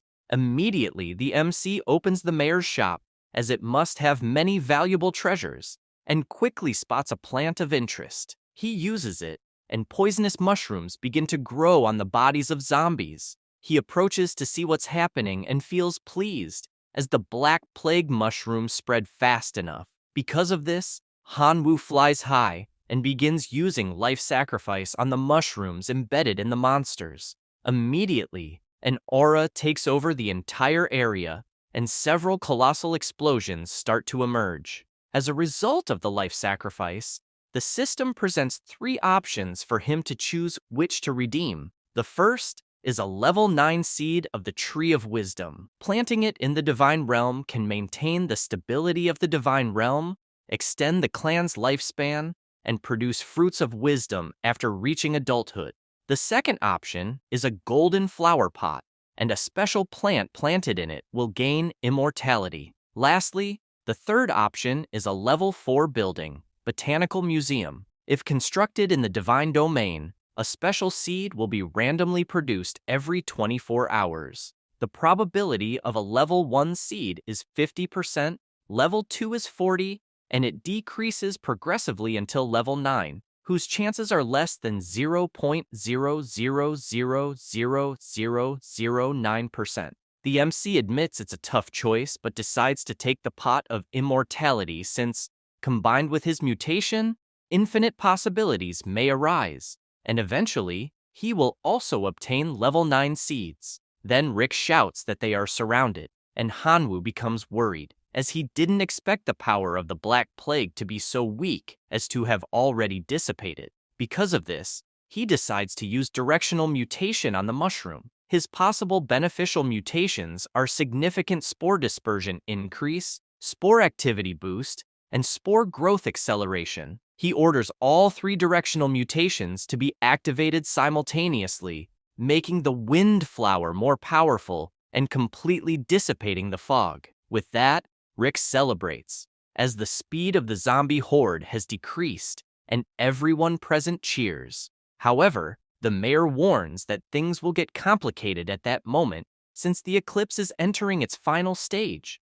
making the zombie hordes more ferocious. The MC is not pleased with this, as the eclipse is indeed at its peak. A zombie begins to mutate, growing colossally, with 2 enormous horns emerging from it. The mayor shouts for everyone to retreat, and people start running, wondering if they are about to die. The MC observes the chaos and concludes they will lose if the city's morale falls, so he needs to lift everyone's spirits. He takes flight and shouts for no one to fear the zombies, as they will definitely win. Saying this, he charges full force against the monsters. The people feel confident, making Hanwoo happy that it worked. However, a giant vine comes toward him and grabs him, leaving him scared. Jessica panics upon seeing this and starts running toward him, but Rick stops her, as it would be certain death if she went unprepared, and they must focus their strength on advancing layer by layer. He shouts to Hanwoo that he will save him soon. However, the MC loses patience and breaks all the vines around him, flying away from the zombies.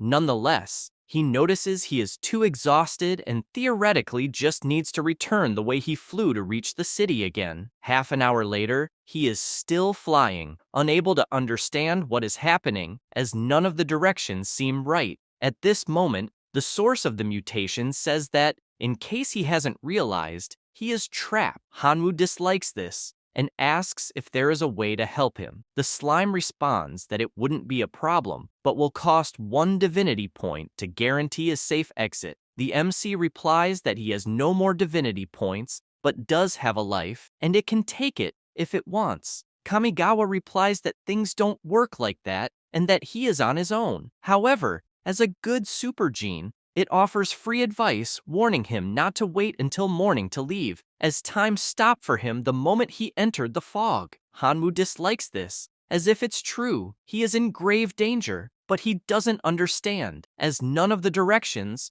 north, south, east, or west, are correct, leaving only the sky or the ground. Thinking about this gives him an idea, and he decides to fly straight up, as he doesn't believe the fog has no end. After flying for a minute, he notices something strange. An enormous barrier is there. This infuriates him, and he draws his sword, questioning if they really think a barrier like this will trap him like a turtle in a jar. Even one of his strongest attacks creates only a small crack. Because of this, he decides to launch numerous attacks simultaneously, eager to see how long it will hold. As a result, the crack grows until a massive hole appears in the barrier. He is startled to find a colossal tree before him that shouldn't be there. Suddenly, a voice echoes in his head, welcoming the outsider. This startles the MC, trying to figure out if it was the tree that created all this, and not understanding how it knows who he is, and that he is still a foreigner, wondering if his simulation test identity was exposed and that he is probably screwed. The tree asks him not to be nervous, as it won't kill him, and warns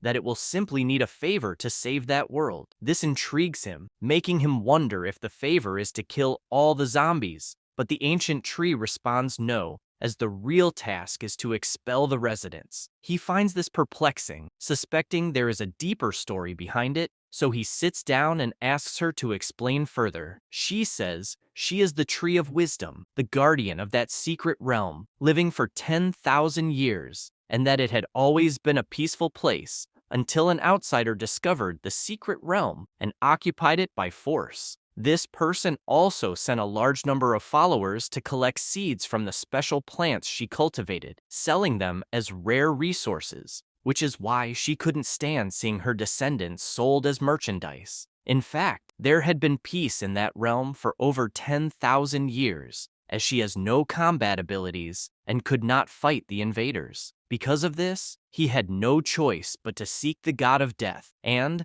at the cost of worshipping him, asked for power and vengeance. From that moment, he gained the ability to transform living bodies into zombies. After that, the war between zombies and humans began. For 1,000 years, the number of zombies grew, and humans gradually failed to resist. Then, 30 years ago, he led a general offensive. Until then, they imagined victory was certain until a powerful figure descended like a comet. Somehow, this being had cultivated powerful level 4 plants, such as fire dragon grass, which prevented them from taking the city. With this outcome, years later, she was able to realize that the mysterious person might be an outsider, as he possessed different abilities. And, as she launched a new attack on the city, she could see that he is one of those people with extraordinary powers. The MC says he understands, and, if he's not mistaken, she wants him to betray the city to help her. The ancient tree responds that if he helps her, she will give him 10 fruits of wisdom. He remains silent for a moment,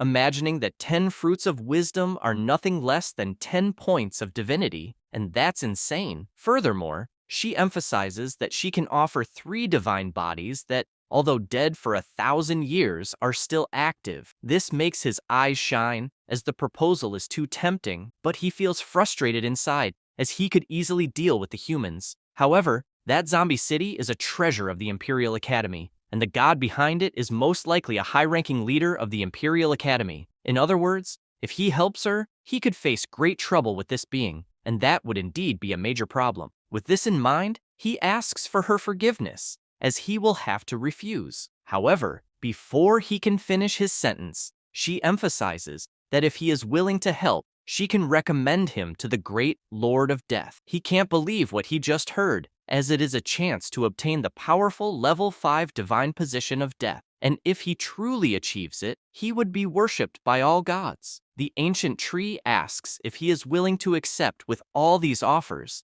and he responds that he will do his best to try, but first, he will need to contact the realm of God to seek his followers, as otherwise, he won't be able to do much with just his own strength. She thinks about this and responds that it is not impossible, but he will need to make an oath to the god of death. As if he dares to violate the oath, the Xiaxun clan will be subjected to the oath of death until its extinction. The MC imagines that the tree is truly afraid that he will dominate the entire secret realm once he gains power, and is definitely underestimating the appeal of the level 5 divine position of death. Because of this, he begins to make his oath as he is willing to do so. Immediately, a magical seal appears on his hand, leaving him startled as it was too fast. Then, some vines emerge, forming a passage, and his locusts come through the portal that directly connected to his divine realm. Seeing his kin again makes him happy, as by that point, he should have reached a lordly form of life. The tree comments that she has fulfilled her part, so she expects the outsider to fulfill his part of the agreement as soon as possible. She barely finishes speaking and opens a portal, throwing him through it,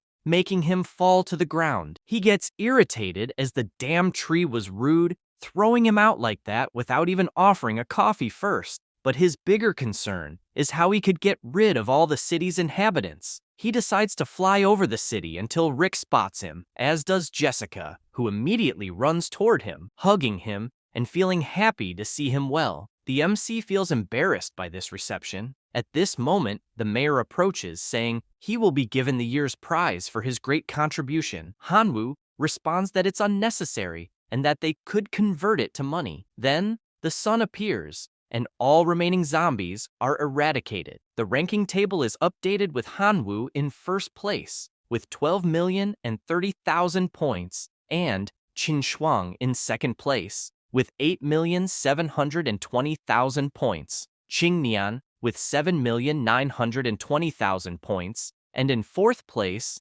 Suti with 7,890,000 points. Zudi, seeing this, is inconsolable about the points gap and has no idea how he will catch up. Imagining that now he will have to resort to dirty tricks, he grabs his bag of gold and leaves his house, heading to another residence. There, he asks if that person is the most powerful assassin in the city, offering 8,000 gold coins to help kill Hanwoo. The masked man accepts the proposal, asking him to wait for good news. However, a grasshopper was flying over the area, and the MC sees this, finding it amusing that his rival cannot win head-on and is now taking the dirty path, making it clear that he cannot blame him if he dies because of it. He then orders his familiars to invade his rival's entire mansion, attacking his plants and destroying them one by one until devouring them all. Elsewhere, Qin Shuang asks if those are not his grasshoppers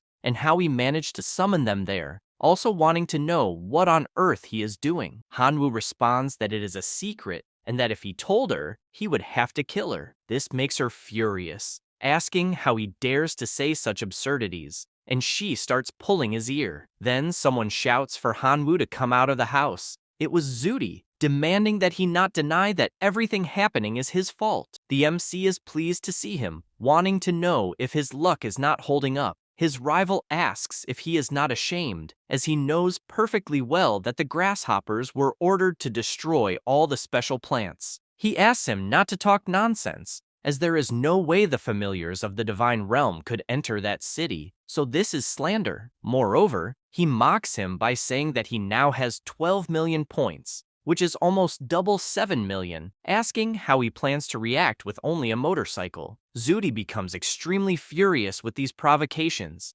imagining that he will ensure Hanwoo does not see the next light of day. After that, all the citizens of the city go to a store to buy insecticide, since the entire city has been invaded by grasshoppers. The merchant informs them that, unfortunately, the store's stock ran out quickly, so he asks them all to return to work, as they can check again the next day. They ask what they're going to do since the plants are dying, including level 4 plants. At this moment, Schwarzenegger appears, announcing that the city is activating the emergency shelter plan, and that they only need to endure the trial of that night. The MC keeps watching as his plan is working, because if the residents are not in their homes, the grasshoppers will be more effective in devouring the plants to the point where they will have devoured them all, and the residents will no longer be able to resist the zombies. So, even if they don't want to move, they will be forced to. Night falls, and Hanwoo meets with the city guard. Rick sees him and says that the task that day will be relatively easy, explaining that the zombie army suffered many losses the previous night, so they can rest peacefully. Jessica runs to him, saying that if he wants to join her to stay by her side, she would love it. But he responds that actually, he needs to take a walk as he is going to buy some things. As he leaves the place,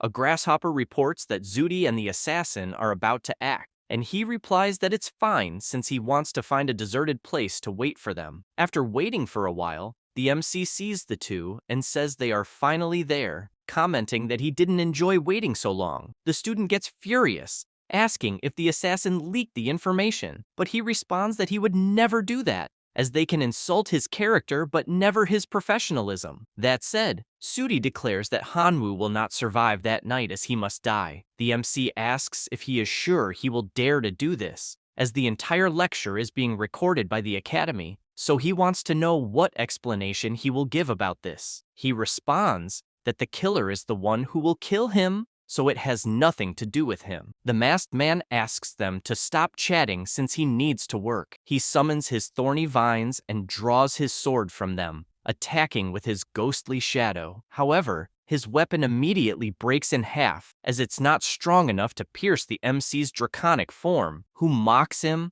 asking if 8,000 gold coins were really worth it. The student retreats instantly, asking how he knew about the 8,000. The killer notices this, and asks if he will really betray him like that. However, Hanwoo summons his locust men since it's his turn to play. Zuri panics upon seeing the familiars, as it should have been impossible to summon them there. Before he has time to think, Hanwoo orders his familiars to kill the killer, and all the locusts charge. He then flies towards Zuri, wanting to entertain him personally. This scares him, and he warns that he can't kill him because the Academy is definitely recording what's happening in the city. So if he does, he'll have to explain it to the administration. He agrees, saying it's fine to cripple him and then throw him into a pile of zombies, as if the monsters devour him, it won't have anything to do with him. Zuri immediately runs, begging him not to get closer, but it's useless as the MC, in his draconic form,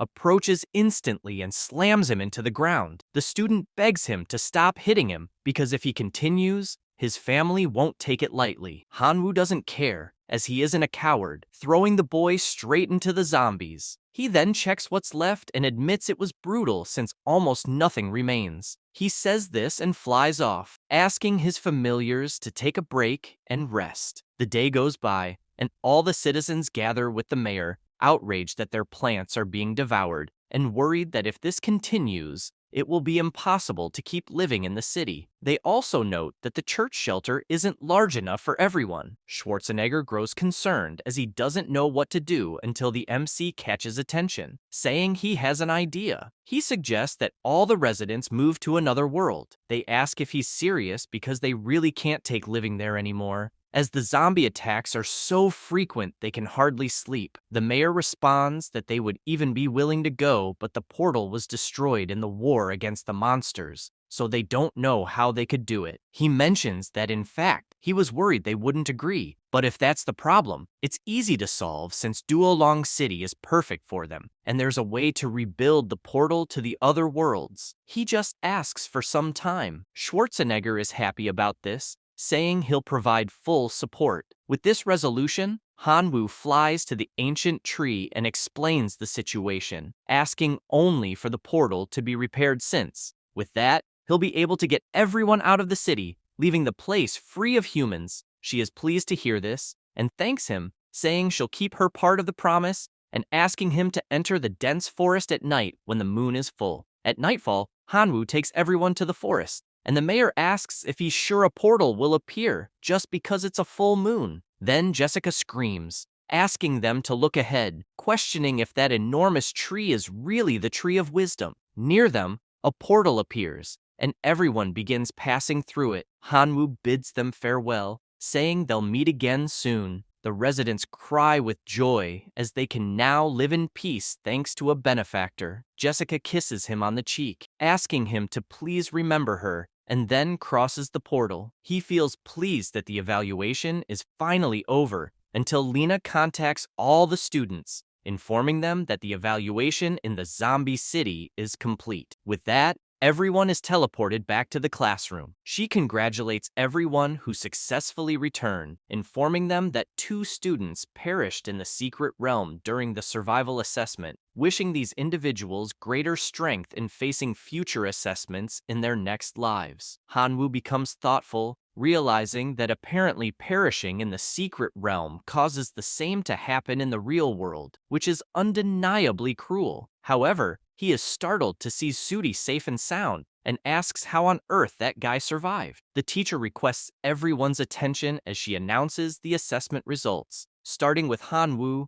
who earned 16 million points. In second place was Qin Shuang with 12 million, and in third, Qing Nian with 10 million points. Before she finishes the rankings, Sudi stands up and shouts, accusing Hanwoo of cheating. The MC turns and asks what evidence he has for that. He responds that he saw the locust swarm in the zombie city and even saw him personally summon it. Other students also accuse him, claiming they saw it too. However, Lena explains that the theme of this assessment was a simulation of survival in another world, and there was no mention of being unable to summon familiars. Therefore, if student Hanwoo managed to summon his familiars, it was due to his own power or luck. Zudi does not like what he hears, asking if she is really going to cover for Hanwoo, and, if so, threatens to report it to the higher authorities. the teacher becomes irritated, explaining that he can report whatever he wants to whoever he wants. However, as a teacher, she has the right to punish him for disrespecting a school staff member, and his punishment will be 1 year of forced labor in the black prison plane, throwing him into the prison portal as he screams desperately. She then asks the other students if anyone else would like to join Azuti. They both feel intimidated and apologize to Lena, admitting she is right since no one has the right to disrespect a teacher. She says it is fine and resumes her explanation. After class, the MC walks through the school until he meets his seniors, telling them he managed to obtain the wisdom fruit they requested, apologizing immediately afterwards since his abilities were limited, so he only acquired 9 divinity points. Internally, he imagines that he exchanged all his friendship points for wisdom fruits, including the ones given by the tree, so he ended up with a total of 12. The students are surprised since he still managed to get 9. Yelling reveals that, thanks to him, they managed to get 10 divinity points from the most annoying guy at school, Sheng Jun. Because of that, he asks the MC to keep the 9 points since he wants him to enjoy the good life with them. Then, someone approaches, asking who they think will enjoy a good life. It is Sheng Jun, asking if the guy standing there is the so-called Hanwoo who made him lose 10 divinity points. Suddenly, Mr. Mammoth steps in front, asking what the hell Firehair is trying to do. Hanwoo is confused, trying to understand what's happening, while the girl explains that someone there is desperate after losing to them. With that, Xiaqian explains that the guy's name is Sheng Jun, and that he was provoking them before the evaluation. Because of this, everyone bet on who would take first place in the evaluation, and that's how they managed to extract 10 divinity points from him. The MC is surprised, asking the senior who he's supporting in that evaluation. His colleague responds that it was Zuti, and this excites him, wondering if he's blind to bet on that person. Everyone starts provoking, wanting to know what he'll do about it. Firehair feels intimidated and runs off, telling the MC to be careful since the next battles will be against veterans, and if he offends him, he'll send them to hell. With that outcome, Meng apologizes, as that bet caused Hanwoo to make an enemy, and unfortunately, they won't be able to protect him during the lecture. He smiles and says it's fine since he's used to all of this. After all, he's always receiving threats wherever he goes, but in the end, he ends up stronger. Besides, he gained a lot from that lesson and will return to focusing on improving himself. They reply that it's fine, but ask him to come to them if he needs anything, as they'll definitely support him. After that, in another location, someone informs His Majesty that a demigod has requested an audience. The king orders the person to be brought in. Upon seeing him, he asks why he's seeking this audience. The man greets him, saying his name is Gang, and that he's there only to report a lead related to the divine river he suspects. The king orders him to speak immediately, since, if the information is true, he'll be generously rewarded. Gang opens his box and shows that he found this locust corpse in the ruins of the divine river and knows someone named Hanwoo, who he believes is related to it, as he possesses such familiars. He then reports that this mentioned person is a high school student without parents and is currently at the Imperial University as a preparatory student. Connor yells, wanting to know how a mere divine creature could enter the ruins of the divine river and defeat the 6 demigods he sent. Gang immediately bows, asking His Majesty to calm down, as he too initially couldn't believe that Hanwoo, someone only at the divine level, could be responsible for the events at the divine river. However, he thoroughly investigated the traces and definitely concluded that this child is responsible. He reveals that he discovered through a radiation ore merchant that Hanwoo had made a purchase at that place and also had a login record in the divine domain of the inn. With this, the king yells that he understands and makes it clear that everything better be true, as if he's providing false information, he won't spare him. He orders him to take the reward and leave. Then, he orders one of his subordinates to retrieve the signal device to test it on Hanwoo, since he needs to confirm if he's responsible for stealing his treasure or not. And, if he is, he warns he'll turn him to ashes. Shortly after, the MC sneezes, commenting that it's apparently getting cold and that he needs to prepare for the next lesson to level up quickly. Then, he grabs a container he received from Professor Lena and finds it incredible. This vase can bind to a special seed of jade flowers, and in doing so, he'll receive the corresponding seed of the plant with each growth cycle. The cycle is related to the plant's classification. The higher the classification, the longer the cycle. Knowing this, he decides to test the level 6 Shadow Ghost Vine, combined with the plant fusion technique, as it will release a powerful phantom flash ability. Additionally, by linking it to the vase, he'll have that high-level seed forever. After that, Hanwoo looks at the corpses of God, as they can be refined into divine energy of flesh and blood. Moreover, the catalyst works well on the grasshoppers, and if given the fruit of wisdom, their combat power will grow exponentially. Suddenly, Lena calls, and he answers, asking if something happened. She replies that unfortunately, she has bad news, explaining that the zombie city was donated to the academy by Mr. Shuhai, one of the 3 leading professors of the Imperial Academy and incidentally, someone at the god level. However, the city is now lost because the coordinates were destroyed, and this professor discovered that he was responsible. For this reason, he is angry. The MC panics, asking if he will be expelled for this, but she replies no, as the events do not violate the school rules. The only issue is that this professor is upset and will therefore want to challenge him to a duel the following day, with her acting as the referee. Hanwoo feels relieved, commenting that he is not worried about being beaten to death if she is present. The professor asks him not to say that,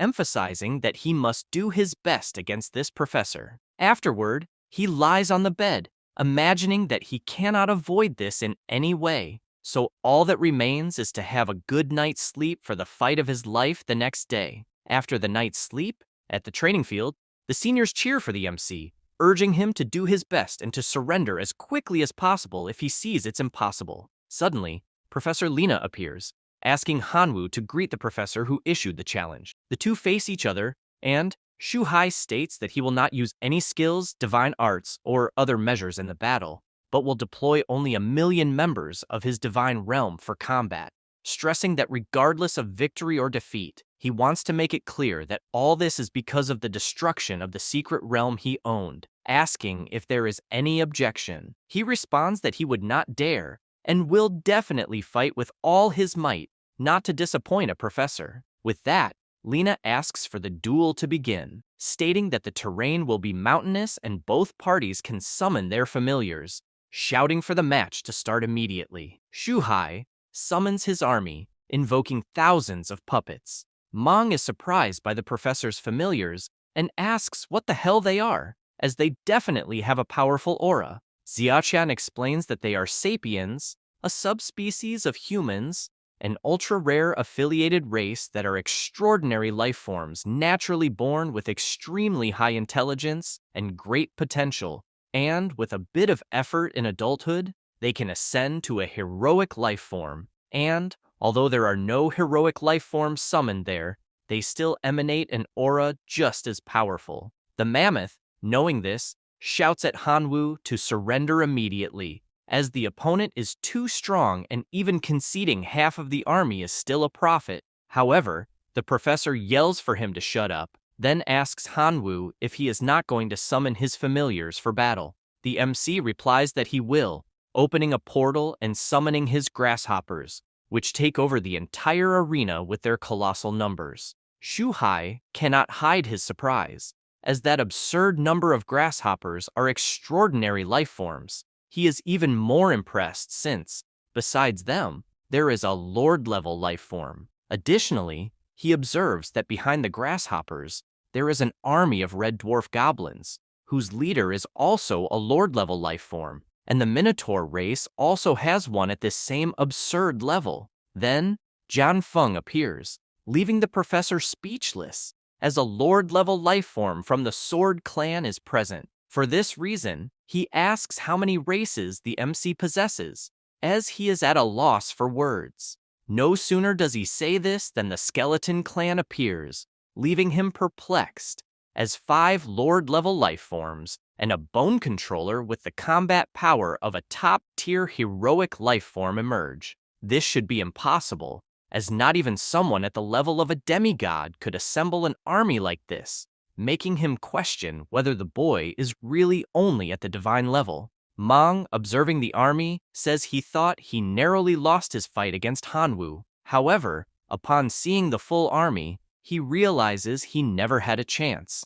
His friend agrees, as there aren't many freshmen in their class who could gather such an imposing army. Yelling, on the other hand, feels proud to see such a powerful army and says that if the MC officially joins the university, he will achieve great things. The 3 then begin cheering for him, asking him to show what he's capable of. The MC decides to start attacking, commanding his army of grasshoppers to strike. His kin charge forward, but the humanoids clasp their hands together, creating a powerful barrier over them that blocks all external attacks. Seeing this leaves him stunned, wondering what the hell just happened. The puppets counterattack with fireballs, and the MC quickly realizes this isn't good, commanding his grasshoppers to retreat or provide cover. They choose to create a defensive barrier, but the professor shouts that it's far from enough to withstand the attack from his army. Shouting for them to rise,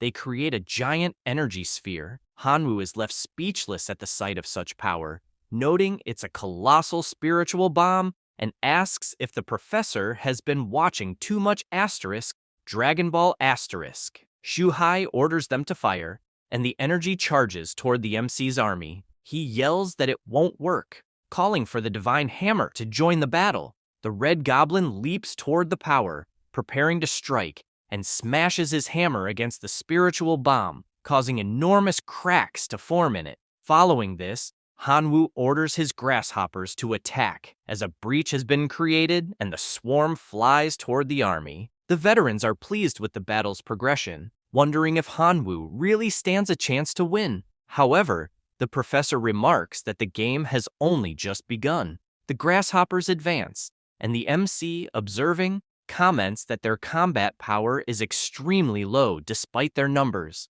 Even if they could take down some sapiens at a ratio of 1 to 10,000, he might still have a small chance, as his trump card was right there. With this, he commands his skeletal lord to join the battle. He notes that the sapiens are definitely powerful, and that their independent combat skills are all maxed out. This worries him, as he notices that the number of fallen puppets is far too low, so he decides to boost the grasshopper's power using the mutation source.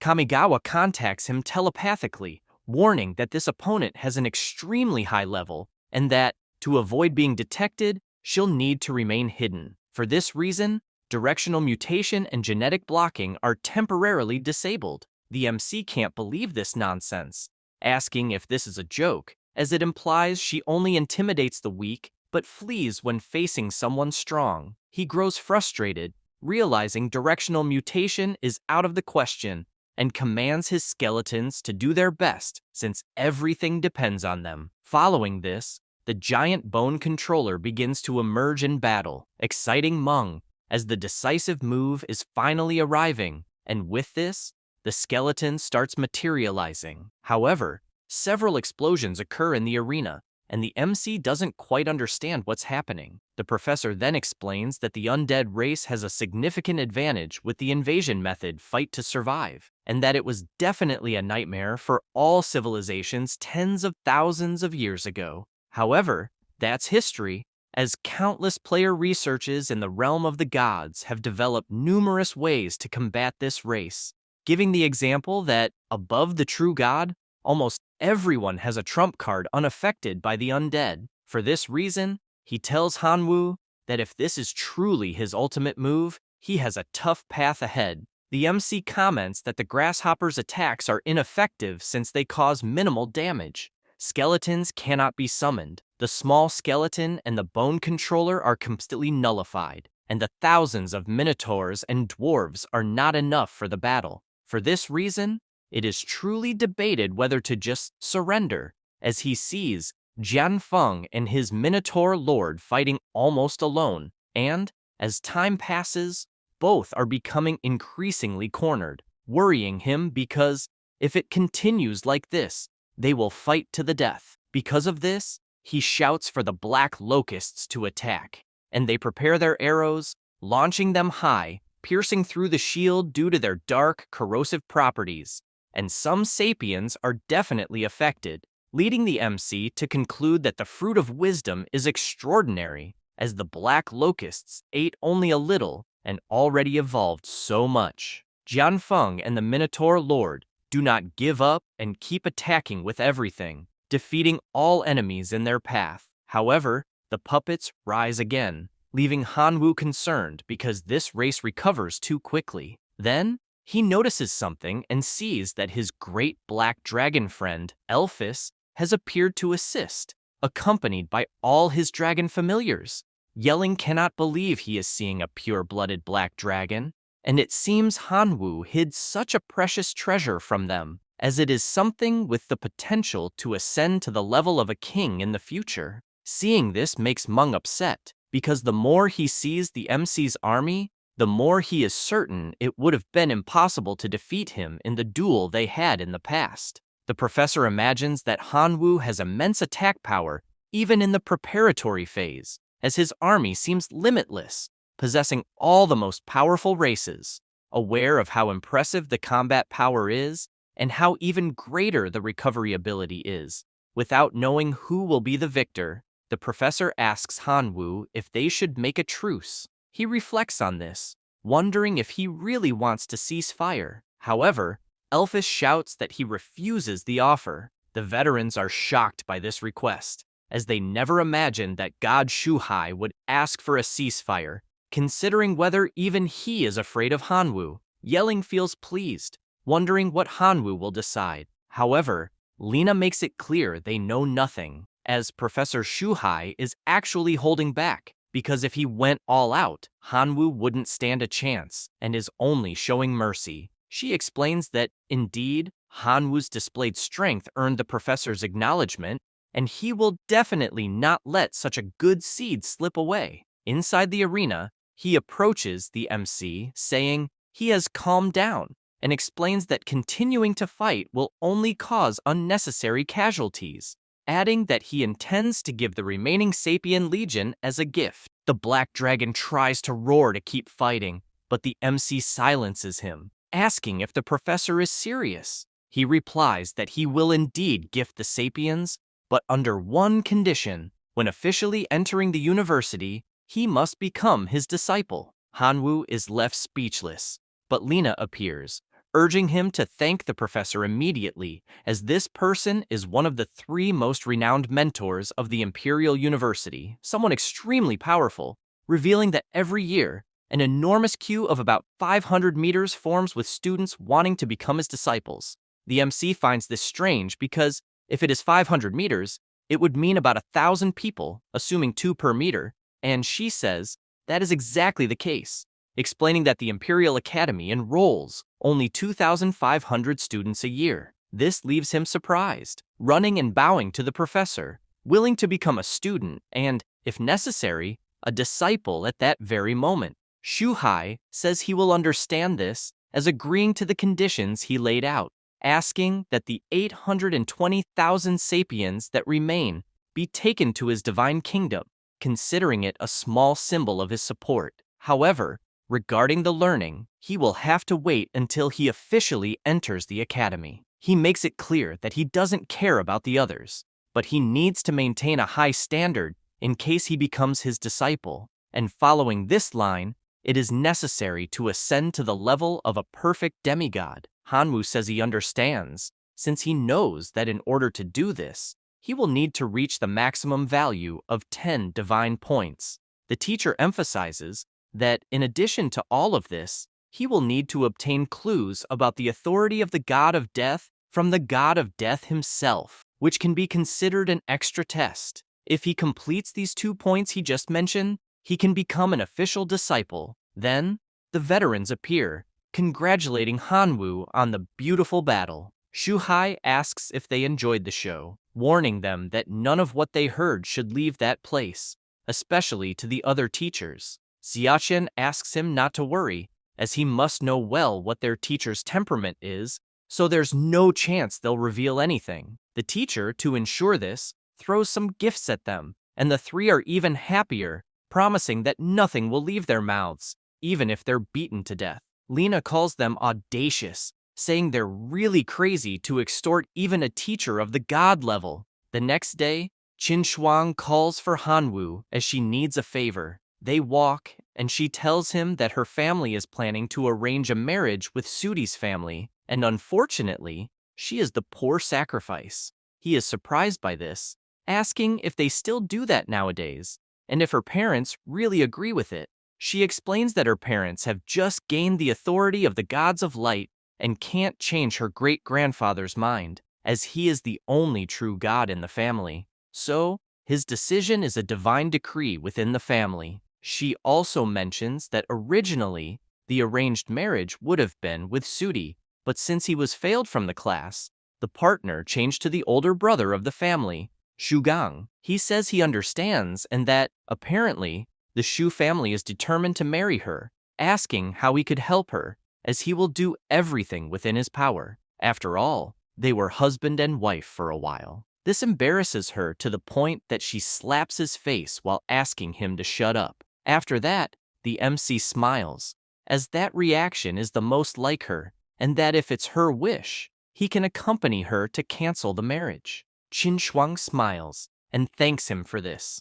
3 days later, in Qin Shuang City, the MC arrives with her and shouts, not believing her family has a city like that, asking if she's a princess by any chance. She explains that it's not as big as the imperial capital, but it has a population of 10 million inhabitants. Suddenly, someone approaches, announcing that the master and madam sent him to pick them up specifically, as they are waiting at the residence. She thanks her uncle Zhang and introduces Hanwu. The butler is pleased to finally meet his niece's classmate, having heard that he is a genius from the preparatory class, and apologizes for any inconvenience. With introductions done, they get into the car to head to their destination. Inside, Qin Shuang is restless, and the MC, noticing this, tells her not to worry, since he will protect her if anything happens. She thanks him for this, and as she looks back, she announces that they've arrived. Once inside, they approach the door and hear someone asking the third brother which of his children hasn't benefited from the family's resources since childhood, adding that his daughter used resources and connections to join the reserve class, and is therefore the most suitable for marriage. Hanwu comments that these families are truly a mess, treating their children like commodities. No sooner does he say this than Qin Shuang knocks on the door, opens it, and shouts that she refuses to marry into the Suti family. The man in red tells her not to speak nonsense, since she shouldn't even interrupt her elders. The bespectacled man makes it clear that she must contribute to the family, pointing out that the Suti family has a true god as well as abundant wealth, and all she needs to do is marry the young man from that family. He says this, and orders the guards to take her to a room to rest. They move toward her, but her father steps in, demanding to see who dares lay a finger on his daughter. Her brother rises and claims that pampering her this way is only harming her. He shouts that he loves his daughter and only wants to see her happy as a future student at the Capital Academy, with the potential to become a true goddess in the future. The mustached man calls this absurd, asking if he expects the ancestral true god to personally beg before agreeing. Still furious, he argues that while Qin Shuang may be excellent, she isn't even a semi-goddess yet, and becoming a true goddess might not happen in the next century. He warns that if the Qin family loses its true god, everyone there knows very well what the consequences will be. The MC, hearing the shouting from outside, asks the butler if this marriage has anything to do with the only true god. He responds that the family's only true god caused trouble while traveling to a foreign civilization, being forcibly detained and awaiting execution, and that only a true god is qualified to negotiate with that civilization. Since the Qin family searched everywhere, they managed to find a god of that level in the Shu family. This leaves the MC thoughtful, as it's clear Qin Shuang has the potential to become a true goddess in the future, and the Shu family wants to exploit that by taking her to their side, until he realizes something, as apparently Yuanzhong isn't exposed and odd. He immediately makes a call. His contact answers, asking if he is again speaking in the tone of a deity. Hanwu replies that it's not the case, and that he actually wants to ask for a favor, requesting him to go to a foreign civilization to rescue a divine domain player detained by a true god. Before revealing the location, the contact remarks that he's already heard of this foreign civilization and knows about the true god in question, who is powerful but slightly weaker than himself. Hanwu is delighted to hear this and asks if he will agree. He asks first about the reward, stating that if it's too little, he won't bother. The MC assumes that hiring a true god certainly won't come cheap, and the Qin family paying such a reward would be a significant expense, but ultimately worthwhile. With this in mind, he responds that the reward will be paid in the form of a divine artifact and asks how much the man thinks will be sufficient. The man gets excited and answers that repairing his spear will cost 30,000 units of divine artifact source, so he accepts that amount as payment. Hanwu says it's a deal and informs him that he will send the coordinates to finalize the contract. Meanwhile, inside the house, the family member continues yelling, saying that Shuang can't be so selfish. Suddenly, everyone is startled as someone appears, asking them to wait a minute. It was the MC grabbing their attention. The family asks who the hell is there in the old Qin residence and demands that the guy be removed immediately. But Qin Shuang steps in front to stop them, saying that the person is her classmate who is there to help. The mustached man gets furious, assuming the boy looks more like a school boyfriend, and concludes that's the reason she doesn't want to accept this marriage with the Shu family. She asks him not to talk nonsense, but her uncle warns that she is a descendant of a true god and therefore should find a man of equal standing. That said, he asks Hanwu if there is a true god in his family. Smiling, Hanwu replies that his family has only him, so there is no true god, not even a semi-god, but they do have plenty of bottles of water. The man comments that marrying someone whose family doesn't even have a true god is asking to starve, and he shows a card, announcing that it holds 500 million divine powers, which is enough to live comfortably. With that, he asks her to take the card but leave Qin Shuang alone. The MC, smiling, responds that he will accept, since he can use it as funds to hire a true god to rescue their great family ancestor. The man comments once again that the amount could make him live very well until he is shocked, wondering if he heard correctly. The mustached man asks if this is some kind of joke, saying a true god isn't a cabbage on the street you can summon whenever you want, and assumes the boy is just stalling them from getting what they want. Qin Shuang's father admits he's glad to see a boy defending her like that, but doesn't believe in such an absurdity. She responds that they can trust Hanwu, and if he says he can hire a true god with 500 million divine powers, she will believe him to the end. The old man lets it slide, as a boy claims he can hire such a powerful being for such a paltry sum, wondering how he plans to hire the Shu family's true god this way. Hanwu interrupts, asking who said he was going to hire this being from the Shu family. After all, there are many other true gods. Hearing this infuriates the man, saying he's spouting too much nonsense and telling him to leave. However, his brother asks him to calm down until suddenly they are startled, asking if the aura they are feeling belongs to a true god. With that, the MC announces that he invited an even stronger being, and apparently, the person has arrived. They ask him not to talk nonsense at such a critical moment where the patriarch is in trouble, and certainly, when this true god appears, all these lies will be exposed. He says, that's fine, and even suggests they ask the person directly. He says this, and goes outside, where his contact is already waiting. Wenzhong, flying, finally descends, and a member of the Qin family runs desperately, welcoming him and asking if he is there to help find their ancestor. He notices that a semi-god is addressing him and deems it unworthy of his attention. The MC bursts into laughter, as the guy had been bragging just a moment ago. Then, the true god asks who the Hanwu is among them. Qin Shuang and her father, observing from a distance, wonder if the boy really managed to invite someone important, just like the rest of the family, as they can't believe such a feat.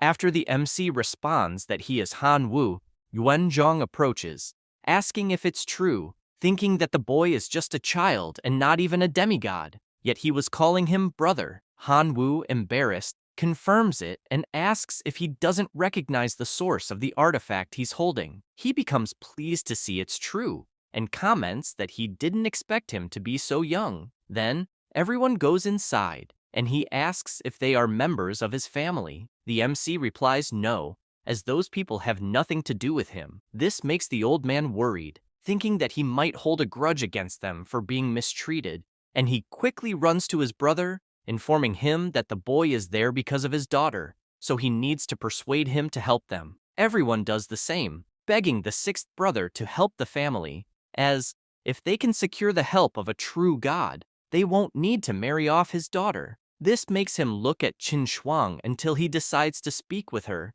commenting that she has a good eye for boyfriends, definitely found a good guy, and should take this opportunity to save her great-grandfather, so no one can manipulate her with marriage. She becomes embarrassed, asking what he means, as they are not like that. He says it's just a matter of time, and asks if she would take him home if she were interested in him, as he seems like a good person. Qin Shuang, still embarrassed, watches Han Wu until she decides to go talk to him. However, the MC interrupts, saying she arrived at the perfect time, as the true god agreed to save her great-grandfather, only asking for her family to share information so he can help. She asks if it was that fast, as there's still the payment. Before she could finish, he places his hand over her mouth, asking her not to mention the payment, as she doesn't need to worry about it because it's already resolved. This makes her blush even more, imagining that 500 million can't possibly be enough,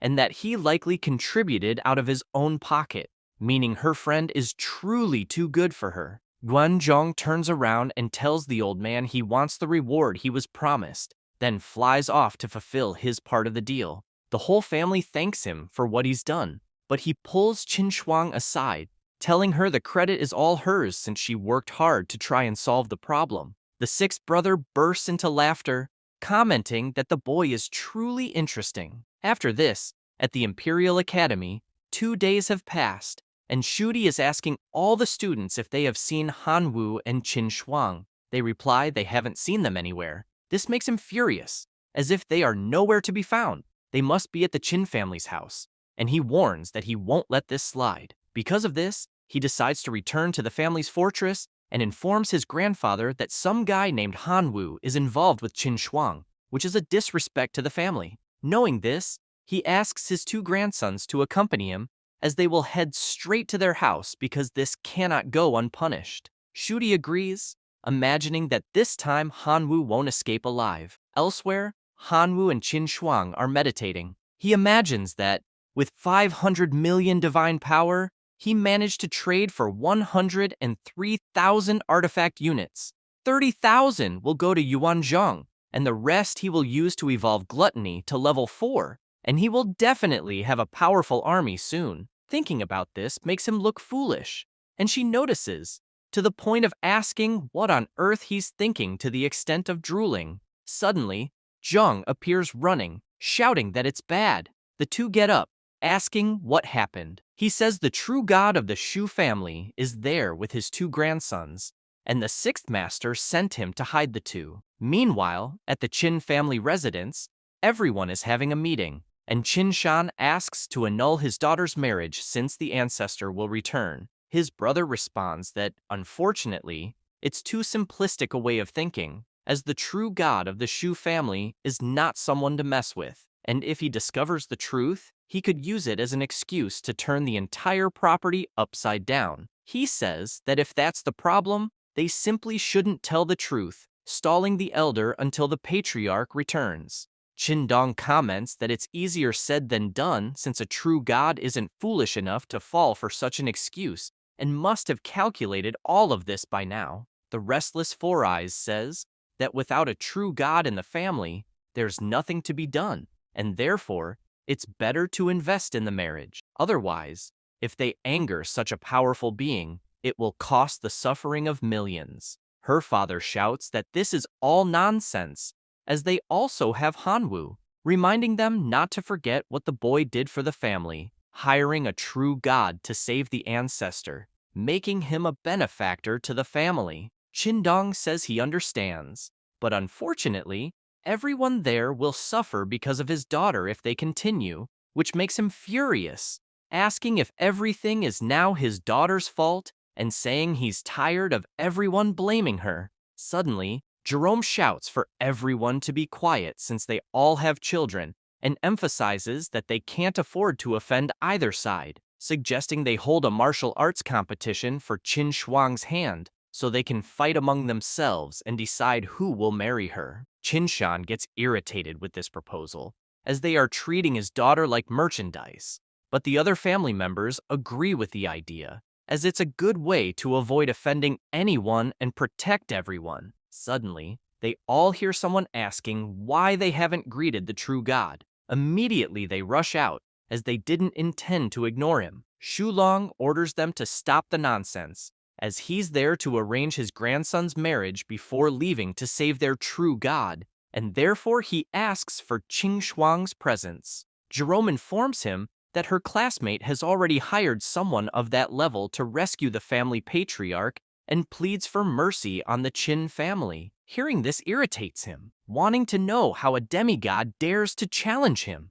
His power is so devastating that the entire area turns into a wave of energy. Immediately, everyone kneels, begging for mercy. At this moment, Qin Shuang appears, asking him not to destroy her home. Instantly, Sudi informs his brother that the boy is Hanwoo. He says this is great since that person will not live another day. The ancestor asks the girl if she wants him to spare her family and says that for that, she must obediently marry his grandson. She asks if he's gone insane, as that will never happen. Jerome, desperate, runs and pleads with Shulong for mercy, saying the little girl is still innocent and definitely needs a lesson to demonstrate respect. The true god starts talking to the MC, asking if he is the supposed benefactor of the Qin family, and apparently the one responsible for ruining the marriage, warning that if he doesn't provide a good explanation, he can be sure he won't leave alive. Hanwoo makes it clear that he is there to help a colleague and doesn't need to explain himself to any true god, wanting to know if there is some rule in civilization that forbids friends from helping each other. Sudi becomes furious, demanding to know how he dares to disrespect his grandfather. Hanwoo says it was just a few honest words, and that this isn't disrespect, or is the almighty true god so petty? Shugang gives a final warning, saying that if he leaves now, they will pretend nothing happened, but if he refuses, they will take it as a challenge to the Shu family. He responds that he doesn't care and will not leave. With that response, Shugang charges at him, declaring he will die in that room. Qinshan sees things spiraling out of control and rushes to plead for them to stop. But the true god steps in, stating that this is his grandson's battle to defend the Shu family's honor, so they should be careful not to interfere. As Shugang charges at Hanwoo, he opens his divine portal, revealing his army of armored soldiers. All of them are extraordinary creatures. Hanwoo ponders this, noting that they are powerful familiars with steel armor, definitely stronger than Sudi's familiars. The man shouts for his familiars to crush everything in their path. The MC wastes no time and summons his locust men, and as the army of soldiers approaches, they prepare their arrows while the soldiers ready their swords. At the very start of the clash, the locusts gain the upper hand, winning the battle both with their swords and through melee attacks. Shugang becomes enraged, having clearly underestimated his opponent, but knowing this is his limit, he commands his divine armored soldiers to attack. A hand begins to emerge from the portal, and a giant steel soldier appears.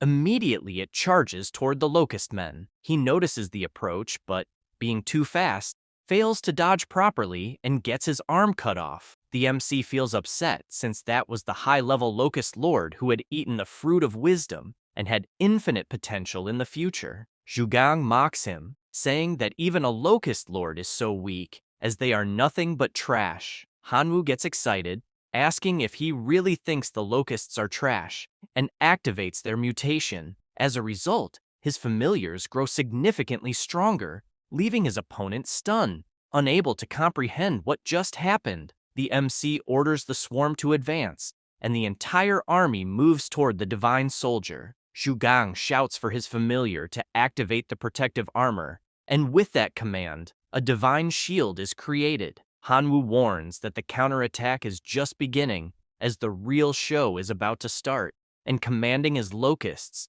he calls for the mutation source to activate targeted mutation. Because of this, the locusts evolve tremendously, and their attacks become so powerful they easily pierce through the divine soldier's defense. He demands they repeat that insects are weak, but as his enemy remains silent, Hanwoo decides to show something else. He throws 1,000 poison crystals at his locust lord and orders him to seek vengeance. Immediately, his arm regenerates, and his body overflows with immense power. As a result, he gains the ability of highly corrosive venom. Wasting no time, the locust flies toward the soldier and unleashes his corrosive attack, destroying the shield in an instant. Shugang panics, asking what the hell that is, and commands his familiar to retreat and return to his divine realm. However, the MC points out it's not that simple to leave, as he can't just do as he pleases. His opponent asks what he wants and becomes desperate upon seeing the absurd number of supreme warriors Hanwoo has, causing him to collapse to the ground, unable to comprehend how so many powerful monsters are still there. And it doesn't stop, as while he looks at the portal, he sees a black dragon emerging from it, forced to witness his entire army being defeated and transformed into a skeletal army, making the MC even stronger. Shugang screams that he surrenders and will immediately withdraw from Hanwoo's divine realm. However, the MC states that it won't be that simple, as it's now his turn to invade, ordering his entire army to invade Shugang's divine realm. Zuden despairs, as he can't wait any longer because if things continue as they are, the familiars will attack his divine realm. He grits his teeth and shouts for the portal to be closed immediately. The soldiers hear this command, but the locusts are already passing through at full speed. Finally, the portal closes, leaving him quite relieved since he feared the worst would happen. However, the divine portal suddenly opens again, leaving him desperate. The MC warns that there are some low-level locusts, and, although they are not very strong, they can build a bridge connecting to the divine domain, which the opponent cannot disconnect. In other words, the destruction of his divine realm is inevitable. Zuden falls to his knees on the ground, pleading for this battle to end once and for all, as well as asking the familiars to return. But he has other plans. After all, it was his opponent who invaded his own realm, so he cannot complain about receiving a counterattack. Hearing this makes him furious, arguing that he is offering a way out by withdrawing the familiars from the divine realm. He also emphasizes that his grandfather is outside and is still a true god, so no matter how talented he is, he stands no chance against this being. Hanwoo states that he is no fool. After all, he knows that by disconnecting the divine realms, the brat will make his grandfather obliterate him with divine power. Therefore, he needs a hostage as a bargaining chip, so his grandfather won't be able to kill him. Otherwise, the grandson will be taken along. This makes him desperate to the point of promising to tell his grandfather not to do anything if he spares him. But it's no use, as the MC simply demands silence because the locusts are searching for the core at this very moment until they finally find it. Outside, an hour has already passed, and the true god is restless, trying to understand why his grandson hasn't come out yet and whether something might have happened. Barely does he say this when the spectator screen appears, leaving everyone in the Chin family surprised, asking to see what is happening. Everyone in that house is in shock because the screen shows Shuden being completely overpowered. They don't understand exactly what is happening, but Jerome explains that Zuden's divine core is probably in Hanwoo's hands at this exact moment and could be destroyed at any time. After all, they are witnessing a locust man standing on top of the divine core, which could be destroyed at any moment. At this moment, Sulong's hologram enters the divine realm and goes to talk to Hanwoo, asking him to release his grandson's divine core. The MC states that he was startled by a hologram suddenly appearing, and this made him unhappy. Because of this, he orders his locusts to accelerate the slaughter of the steel-armored soldiers. The old man becomes irritated upon seeing that he is being ignored and asks what the MC would like in return for sparing him. The MC states that there must be a misunderstanding because in reality, they should now be discussing what the old man should do to be allowed to leave. Hearing this makes the true god extremely irritated, imagining that as soon as his grandson is free, he will torture that brat for 3 days and 3 nights before finishing him off. Suddenly, a lightning bolt strikes, and the true god Yuan Zhong appears. Seeing this makes Hanru happy as his colleague has finally returned, apparently accompanied by another true god. The entire Qin family is pleased to see the patriarch back, and Jerome tells Shulong that it is an auspicious day as the ancestor has returned, and the Qin family will hold a great banquet. Asking if he would like to stay for some drinks, he responds that there is no need, and within the divine realm, Hanwoo states that their true god has arrived, so he can release his grandson. The MC states that he will only let him go when his friend is by his side. After all, there's no telling what a smiling person might do, as they could obliterate him while he's vulnerable. Suddenly, a hologram of Yuan Zhong also appears within the divine realm, stating that he is back, and that no one will touch his friend while he is there. Furthermore, the Qin family's true god is also back, shouting and demanding to know what is happening there. The MC notices that he already has the necessary protection, and therefore asks the venomous grasshoppers to release Zudan's divine core, as well as his entire army. The boy warns that he will remember Hanwoo the next time they meet, and it's best to make sure one of them doesn't walk away. He advises that he should be worried about restoring the steel-armored soldiers first, as they were obliterated. Otherwise, he won't even qualify for a new fight. Upon leaving the realm, the boy gets slapped by his grandfather, who asks if he hasn't embarrassed himself enough and is still talking nonsense. Saying that, he grabs his 2 grandchildren and flies away at full speed. The true god of the Qin family starts calling him a scoundrel, since he dared to intimidate the family while he was away, making it clear that all ties between the 2 families were severed from that moment on, as well as the alliance between Qin Shuang and the boy being cancelled. Everyone just stays silent, watching them flee. He turns and throws an item to Hanwoo, thanking him for asking Master Yuan Zhong for help to save him, and because of that, he is giving this resource as a token of his gratitude. He notices it's an original slate that helps any living being return to the original bloodline of their ancestors. Reading this makes him imagine that he could basically transform the grasshoppers into their most ferocious prehistoric form, because, if that's the case, they would be terrifyingly strong. 3 days later, at the Imperial Academy, his veteran friends show up calling for him. Hanwoo is happy to see them and asks what good news they have to share. Meng explains that the next big class is about to begin, and that Sheng Jun will definitely target him, so they prepared a detailed intelligence manual to deal with this person. Although no one there likes to admit it, that guy is the best first-year student, and for that reason, Meng asks him to be extremely careful. The MC reads the instruction manual and is surprised to see that Sheng Jun's relatives are actually ordinary goblins, and that, to have achieved everything he did, he is definitely a super genius. The girl asks if it's just her impression, but apparently, the grasshoppers are even stronger now, which is amazing. Ziation agrees, noting that his opponent's army is composed of hundreds of Lord-class life forms,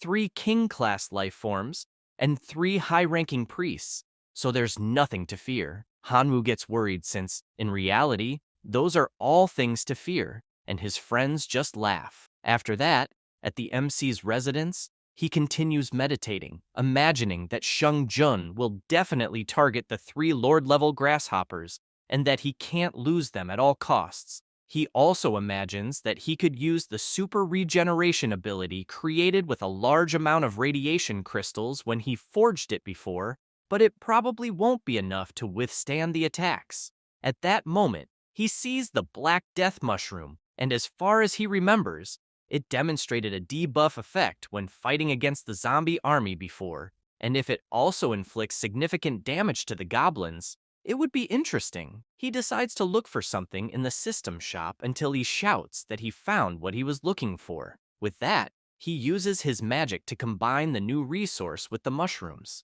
The next day, at the university, Lena explains the important anti-invasion evaluation class, and first-year veterans will act by examining that class. They will then be able to use full force against them, but she makes it clear that students who successfully defend the divine domains will be greatly rewarded. On the other hand, those who fail to resist the veterans' invasion will spend some time in the Black Prison, so she asks everyone to be prepared. The MC begins, and, upon crossing the portal and arriving at the Divine Realm, encounters Sheng-jun, who immediately warns that he will give a free sample of hell. Hanwoo doesn't hide his surprise at the size of the army he sees, as there are all kinds of life forms, starting with melee combat goblins, followed by goblin archers, attacking from long range, as well as fire-focused mage squads, ice squads, and mounted goblins. He imagines that he cannot fall behind, so he will also form his squad of grasshoppers. With that said, he opens the portal and asks his swarm to position themselves by unit. All the grasshoppers line up based on their type of power, leaving the 3 Lord Grasshoppers behind him. The flame-haired one admits to being impressed since, to have climbed so much with trash familiars, Hanwoo must be truly skilled, and for that reason, he will take things seriously, ordering his squad of goblin mages to attack. Immediately, both unleash their fire and ice powers, hitting the grasshoppers one by one. The MC quickly realizes that his opponent is trying to suppress him right away and shouts for the subjugation grasshoppers to prepare their defenses, in addition to the celestial demon grasshoppers attacking the rear group. With that, the army prepares its defense while the others fly over to the goblin archers. His opponent shouts for the melee goblins to retreat, but Hanwoo says that will only happen in his dreams, asking his familiars to intercept. With that, they surround the enemies while he shouts for them to seize the opportunity to annihilate the ranged attack group. Sheng-jun doesn't like this at all, but warns that he is not Mang or even Xiaxin, and for that reason, he will show his true strength.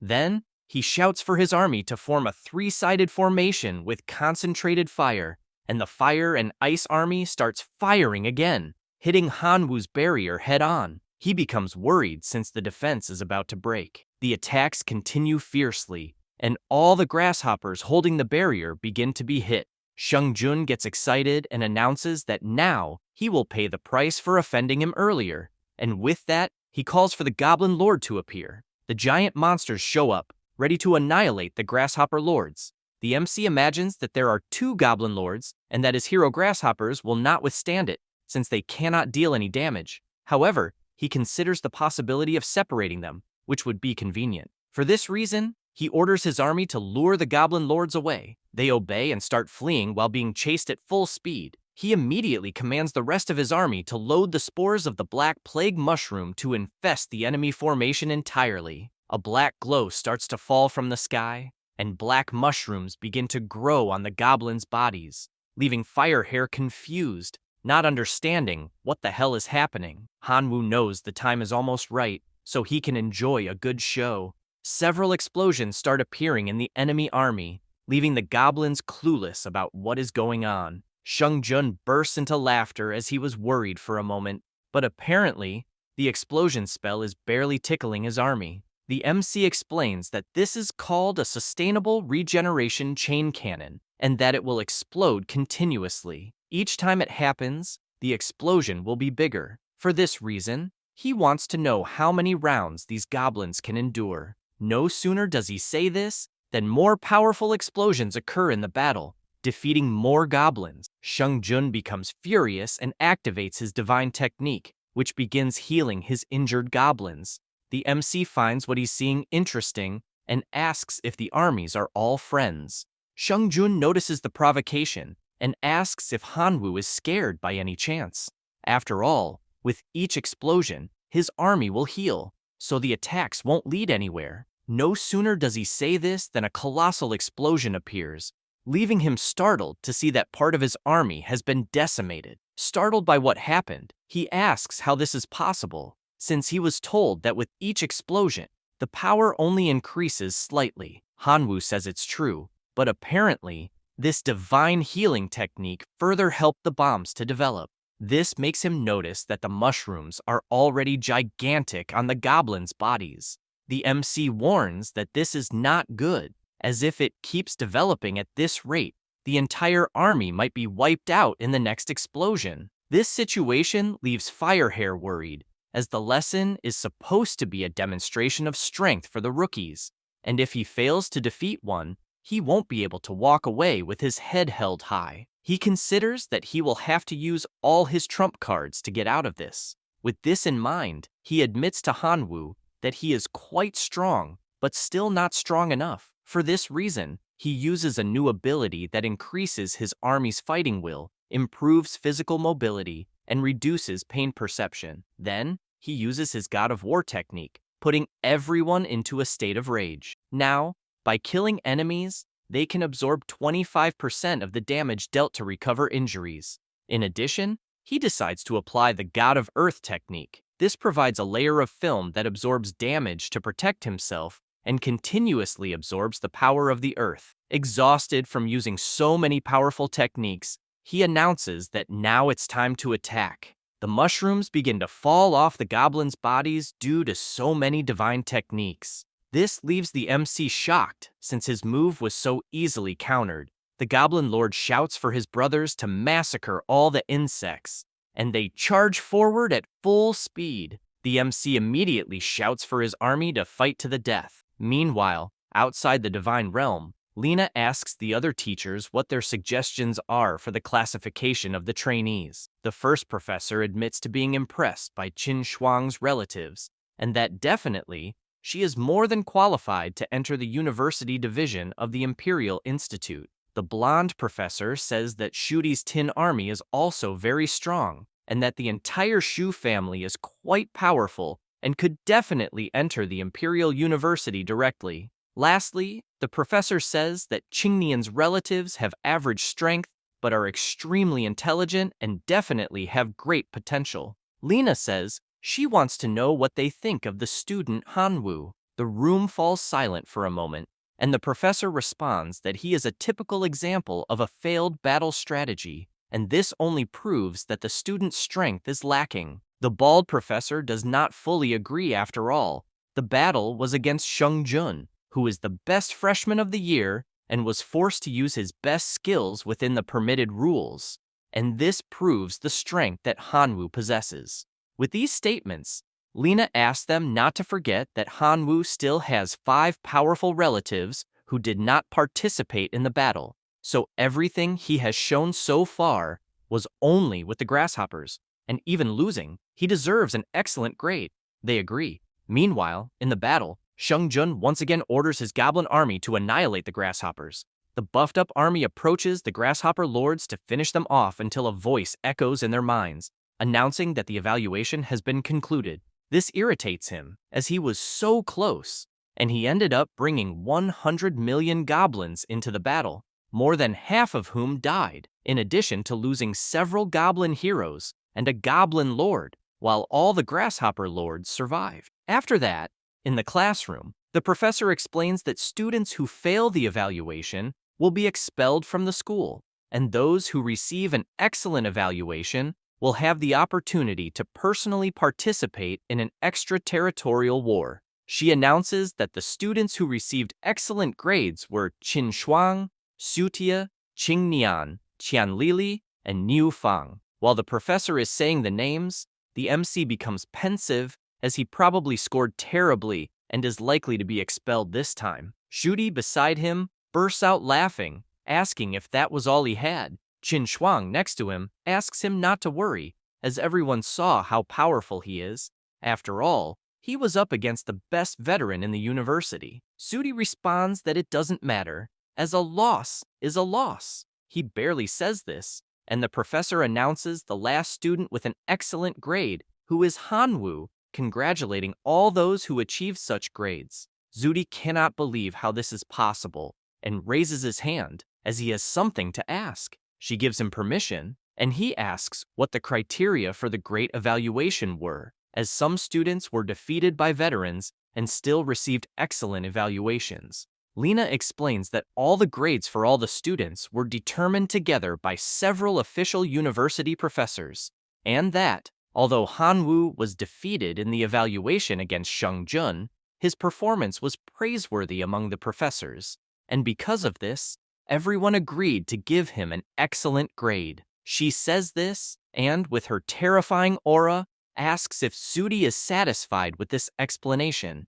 Intimidated, he replies that he is, as he has no further doubts. She continues, saying that the grades have been finalized, and the students with excellent grades must prepare, as in one day, the university will send them to an outer realm to participate in a real extraterritorial war. She says this and leaves the room, slamming the door so hard that it breaks a table. The students are impressed with the professor, as that was a table made from a 10,000-year-old ancient tree, and they expected nothing less from a goddess of war. Zudi gets up to leave, and before departing, warns Hanwoo not to get too happy, as they will still meet in the outer realm. Then Qingnian runs to the MC and asks to share some gossip, as he knows that Sudi is partnering with Jun again, and they are trying to figure out a way to deal with him. Says this, and leaves the room, as he needs to find a crown to have some fun. At that moment, Qin Shuang approaches and asks if he is, by any chance, jealous, because if he is, he can just go along with the blonde guy. He gets up and asks what the hell she means by that. At that moment, Meng appears at the door, asking his colleague to take a quick break. They go outside to a private place, and the seniors explain that there are 3 suitable realms that will be invaded by the university, being the Runa civilization, totem, and biochemistry. They also emphasize that they cannot reveal everything, but some things can be shared. Yelling hands over 3 bags, and inside them are information about the 3 mentioned civilizations, as well as some support, but he makes it clear that they can only be opened after entering the respective realm. The MC receives the bags and becomes thoughtful, as to officially become a disciple of Professor Shu Hai, it will be necessary to ascend to a perfect semi-god as a primary condition, and for that to be possible, excellent performance in this war test is required. He barely thinks about it, and the 3 start wishing him good luck. After that, he and Qin Shuang meet Lena. She hands over the simple realm login device, which will help preparatory students who are not yet divine beings communicate within the divine realm, and asks them to go to the top floor since everyone is waiting. They go up to the highest place in the university and board a ship, which starts flying into space. After landing at the destination, the MC opens the door, and with that, the Outer Realm War officially begins. That's all, folks. If you enjoy the video, subscribe and hit the bell. Thanks. Already in the new location, the MC decides to see what is in the bag he received from the veterans, but does not understand how only 1 is left since he had received 3. He opens the small bag but feels confused, as he does not fully understand what it is. Upon reading the instructions, he notices they are dry cards that store a type of energy called dimensional origin, a power source that can help increase the will of the plane. The more dimensional origin the user possesses, the higher the level of life forms that can be created. In the War of the Outer Domain, dimensional origin is a consumable used to communicate with the realm of God, and the most common way to obtain this origin is by hunting and exploring native life forms. Knowing this, he throws all the cards into the air and with a sinister look orders the massacre to begin. 1 hour later, he is laughing to himself as, even after 60 minutes, he has only accumulated 5-dimensional units and does not understand the purpose of it, considering it will be necessary to increase his investment. He summons his grasshoppers, of which 5 cards still remain. He spots a camp and yells for his familiars to destroy it completely. Meanwhile, in another location, Shuti is pleased with the gift he received from veteran Jun, since it truly seems powerful, as it holds a demonic force of lord level that will definitely be strong enough to finish off Hanwoo. He also comments that apparently the requirement is to place the MC's hair inside the jar and then simply aim at the target to put an end to him. Because of this, he puts the strand of Hanwoo's hair inside, and a demonic aura begins to overflow from the container. In desperation, he orders one of his familiars to break the jar since something feels off. No sooner said than done, as a colossal monster emerges from the container, screaming like mad. After leaving the container, the demonic monster runs off, making Sudi believe that this time there is no way Hanwoo can escape alive. Meanwhile, the MC is channeling an item in his hand and imagines that it is time to update the unlocking of the Black Dragon transformation. He asks to use 5-dimensional units to summon 5 powerful warriors. At this moment, his wolf approaches, joining his army with its powerful aura. Hanwoo then commands his strongest monsters to attack, and the camp is completely defeated. After this, in the Wolf King's cave, the MC is checking the rewards he received until he notices a scroll. Upon opening it, he is surprised because it is written in a runic language. After arranging the runes in a row in the correct manner, the system notifies that the effects are a 10% increase in strength, a 20% improvement in physical defense, as well as a 20% boost in wound recovery speed. There are also effects on blade-type weapons, with a 20% increase in the chance of causing bleeding, a 15% increase in attack speed, and a 10% life steal effect. Knowing this, he removes his shirt and asks for the rune's effects to be applied to his body, and after receiving them, he immediately notices that his body feels different. Suddenly, he senses something strange and flies off in his draconic form. Upon arriving at the location, he notices that his familiars are being attacked by a kind of wild cat that, incidentally, was managing to finish off a grasshopper with just one strike. The MC grows concerned as these monsters are Lord-level life forms, the demonic cats. His army continues advancing but is easily decimated until one of them draws the cat's attention, as it was a fake body. They turn to Hanwoo, irritated by this, and charge at him, which he finds excellent, as he was eager for a fight. The demonic cat comes at him with full force as he prepares, gathering his power, and lands a punch squarely on the enemy's cheek, finishing it off with just that blow. The system announces that a Lord-level lifeform has been successfully eliminated, and that as a result, 2 units of origin of the plane were obtained. The MC finds this interesting, as if it continues like this, he will be able to summon the small skeletons, and if it remains that way, he could soon become a demigod in the outer domain. 3 days later, while exploring the surroundings, a grasshopper appears, informing him that there is a fire crystal mine cave just ahead of them. He immediately asks his familiars to advance toward the cave. As they approach the place, Hanwoo becomes concerned, as the aura coming from inside the cave is a human aura, meaning someone discovered that place before him. Even so, he decides to enter, but soon after, he already feels immense heat coming from the cave's depths. Then, he spots a giant lion coming at him, forcing him to transform into his draconic form while provoking the monster. However, out of nowhere, the lion is held back by something, and only then does the MC notice someone pulling the monster's tail.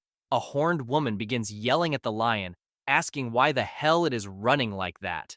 At that moment, Hanwoo realizes who the girl is, and asks if she is Nufeng. She, without much talk, orders him to leave, as it is her territory. He replies that regardless of whose territory it is, he could simply take it and still provokes her by asking what she is going to do about it. Hearing this irritates her to the point where she lets go of the lion's tail and charges at Hanwoo, ordering him to leave now or he will die. Suddenly, green energy begins enveloping his body until a vine starts wrapping around him. The girl looks confused, trying to understand what kind of power that is, and he simply replies that it is specifically made to kill her. She pays no attention to this and lands a full punch on the ground, exploding the entire place. However, she gets startled as something is coming toward her. It is the MC's sword, which cuts off one of her horns, and he warns that the next attack will be at her neck. This paralyzes her to the point where she surrenders, knowing she cannot defeat him, and she says the flaming lion is his. But the MC is not interested in this lion, as it is merely a Lord-class life form, so killing it will not yield much origin from the plane. He then says that, in fact, he wants all the fire crystal ore, Niufeng thinks it is a great deal, as she can keep the flaming lion and even suggests they cooperate later, but the MC does not pay much attention and only asks the skeleton army to enter the cave to mine the fire crystals. Suddenly, a black cloud appears, and a portal emerges at the cave's entrance. The girl is surprised and asks if this is also one of his tricks, but he denies it, as he almost wet his pants from the size of the portal that appeared. A monster emerges and starts walking, exuding a terrifying aura. This is the demon created by Zuti. Anu, the giant monster, smells Hanwoo and shouts that he will use his blood to wash away the shame. The MC, not understanding anything, simply uses his plant fusion ability, Golden Dragon,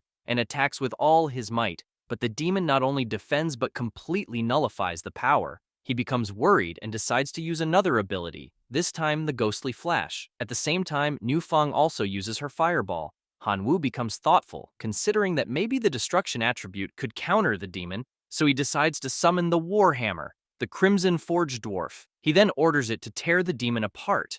The Warhammer replies that it will obey immediately and begins gathering all the power in its body. The monster calls him a pathetic worm and tells him to die already, launching several spikes, but the Crimson Dwarf counters with the discharge of its serpents, which create several holes in the demon. Then it leaps with full force, preparing its giant hammer, and lands a direct blow, causing a devastating explosion in the area. The MC celebrates, as things are going very well, but asks not to give the monster any chance to recover. Because of this, the Warhammer continues delivering several attacks, one after the other, leaving Hanwoo surprised at how brutal the fight is. After some time attacking, the demon ended up turning into spaghetti. The MC approaches and notices that the soul remains in the demon, so it is definitely an immortal. But he considers that if he leaves things as they are, that monster will one day return for revenge. Because of this, he says he will let the bone controller devour the soul of that monster.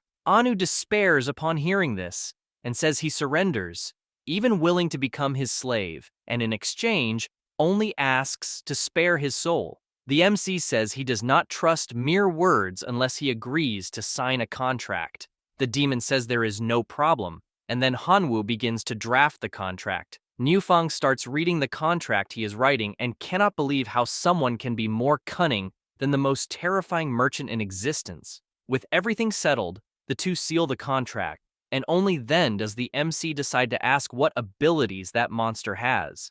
Anu replies that he is an iron rust demon and has the ability to transform his body into rust, as well as corrode metal objects and living beings. Hanwoo admits it is a good ability, but there are many players in God's domain with fire abilities, and fire completely counters an iron rust demon, so his weakness is a problem. The demon despairs and says that if it pleases his master, he can act only as a bloodline weapon of iron rust, as he will be able to corrode any weapon he touches. This suggestion pleases him, and he says he will take it as suggested. Because of this, Anu transforms into a sword. He picks it up and says that his combat power will increase significantly, and his chances of ascending to a perfect demigod have greatly increased, and his new goal is to return to hunting creatures to collect origins and thus expand his squad. Several days later, in a forest, a man is walking stealthily until he despairs, as in front of him there is a massive legion of undead, probably reaching 500,000 soldiers,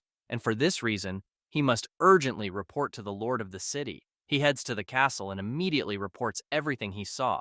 The king asks if he's absolutely sure that there are 500,000 soldiers in the undead legion. His subordinate, who is bowing, assures that his count is not wrong and also informs that this army is in an area dozens of miles from the castle. Hearing this worries the king, as the city has only 50,000 guards, and even adding the mercenaries, it would at most reach 100,000 soldiers for the battle. Thus, if the undead army attacks the city, it will be total annihilation. Because of this, he orders that a request for help be sent to his neighbors immediately. One day later, on the walls, the subordinate reports that neighboring cities have already sent reinforcements, and now the army has 300,000 soldiers, in addition to 50,000 clerics sent by the church. The king is pleased with this information, as the clerics are extremely strong against the undead, and for this reason, he shouts to everyone to fight to the death against the enemies, asking his army to march and completely annihilate the undead.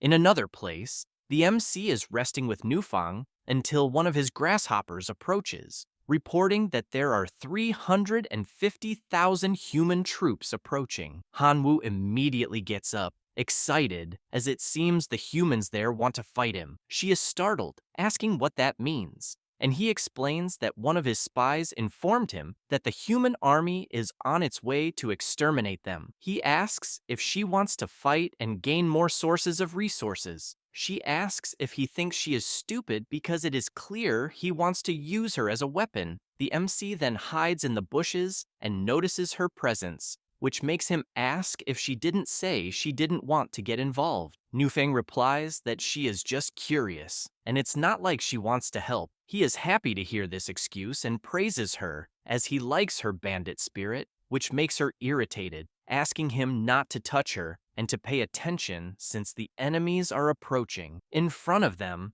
there is a huge line of knights accompanied by a massive army. Hanwoo immediately orders his skeleton army to ambush the enemy army, and they obey, leaving them with no way out. The men start shouting that they have been ambushed and begin to pray as they want to return home. However, it is too late as the colossal skeleton army charges at them and begins finishing them off one by one until the skeleton lord appears, using his magic and summoning new skeletons for the army from the bodies on the ground. The human army commander shouts for his holy knights to use purification, and they all begin gathering energy, then launch it toward the skeletons. The MC doesn't like this at all since the holy knights have an advantage over skeleton types, so he knows he needs to eliminate this troop first. Barely does he say this when Nufang runs off to attack. He notices this and transforms into his draconic form, warning that he won't be left behind. She reaches the battlefield, trampling everyone, just like Hanwoo with his absurd speed through the air. The two regroup,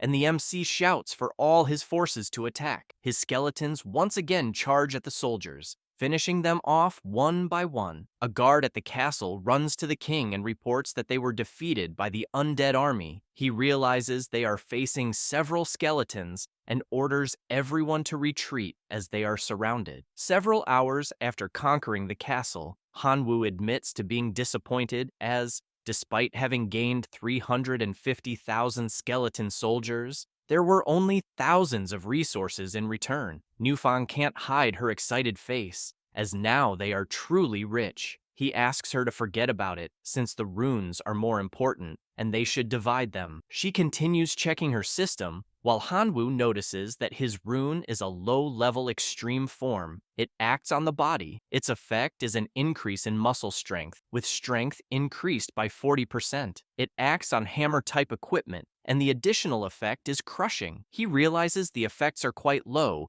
and therefore plans to leave it with his relatives. In contrast, Nufang is excited about what she obtained, as she is now one step closer to becoming a monarch-level life form, and she thanks her companion. Hanwoo gives a slight wink and says it was no big deal. She notices his charm and thinks she now understands why Qin Shuang likes him so much. After that, in another castle, the king of that place receives the report of what happened and asks if it is really true that an undead army captured the city of Lingdong. The soldier informs him that the news is accurate and that not only the city of Lingdong, but also 4 neighboring cities were completely destroyed, and the skeleton army now has nearly 10 million soldiers. He immediately gets up hearing this and shouts to summon the archbishop and the kings of the Elf Kingdom, the Minotaur Kingdom, and the Werewolf Kingdom. After that, everyone gathers in the conference room, and the king of the werewolves shouts that they must unite to fight the enemy and that his army is already ready. The leader of the elves says the same. The human king then declares that the alliance between the 4 nations is formed to annihilate the undead. In a mansion, a girl says that her father will unite the Sacred Order, the elves, the Tauren, and the werewolves against the skeleton army. Qingnian, who is with her, becomes thoughtful about this, wondering who could be controlling such a large skeleton army other than Hanwoo. He has no idea who else it could be, and concludes that it really is him, feeling surprised as only a few days have passed since the invasion, and his strength has already become so powerful that it requires the union of 4 great kingdoms. Because of this, he truly admires him as a friend. Furthermore, After spending so much time with this princess, he has finally obtained some clues to ascend to demigod, discovering that, in the civilization of the domain of God, becoming a demigod only requires divinity, but in the outer domains, it is also necessary to meet the requirements of the current civilization. In this runic civilization, to ascend to the demigod level, it is necessary to possess a special runic word. However, he faces a dilemma since not even the royal family has obtained this type of runic word, showing how difficult it is. He begins to imagine that he must ally himself with the MC, providing clues while his friend provides the army, and, with this cooperation, they will definitely obtain the special rune word. Therefore, he cannot allow him to get into trouble and needs to think of a way to protect him. Suddenly, the princess starts talking to him, asking why he is so distracted, and also informs him that the elven queen will visit his father the next day. Qingnian takes the opportunity to charm her even more, saying that there is no one more beautiful than her. He feels happy knowing that the queen will be there, and, for this reason, they are safe since there is no woman he cannot connect with. Still near the castle, Niu Fang asks Han Wu what he is afraid of since he has a giant skeleton army. He responds that the skeletons are very weak, so against a well-trained force, they will be completely useless, and therefore he is aware that he has big problems. At this moment, the source of mutation asks if he understood, as in critical moments, it is the one who can help. The MC asks if it has any good ideas. It responds affirmatively, but the payment of 1 divinity point must be made in advance. Hanwu does not like this talk, wanting it to first reveal what it knows. Otherwise, he will not know if it is really worth a divinity point. The green slime says it has heard about a runic civilization and knows that one of its words can lead to some very good mutations and promptly asks for the payment. The MC, frustrated, makes the payment, and then the source of mutation tells him everything he needs to do. Hanwu finds it very interesting and thinks that divinity point was definitely not wasted. Niu Fang, curious, asks why his expression suddenly changed and if he thought of a way out of this stalemate. He, excited, asks her to wait, as she will see. After that, the army arrives to attack the locusts and skeletons together. They begin to attack and are happy to be able to defeat them. However, he notices something strange happening with the locusts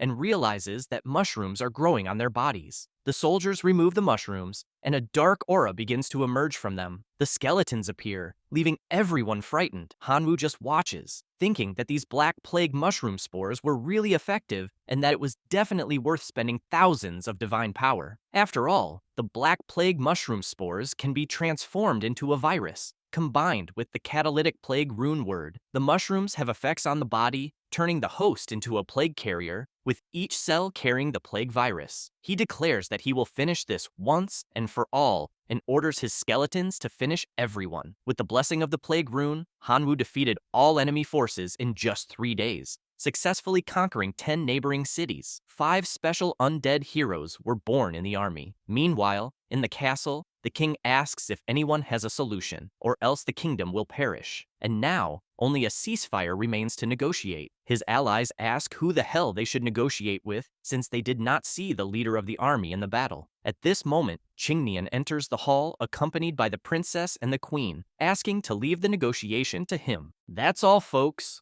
If you enjoy the video, subscribe and hit the bell. Thanks.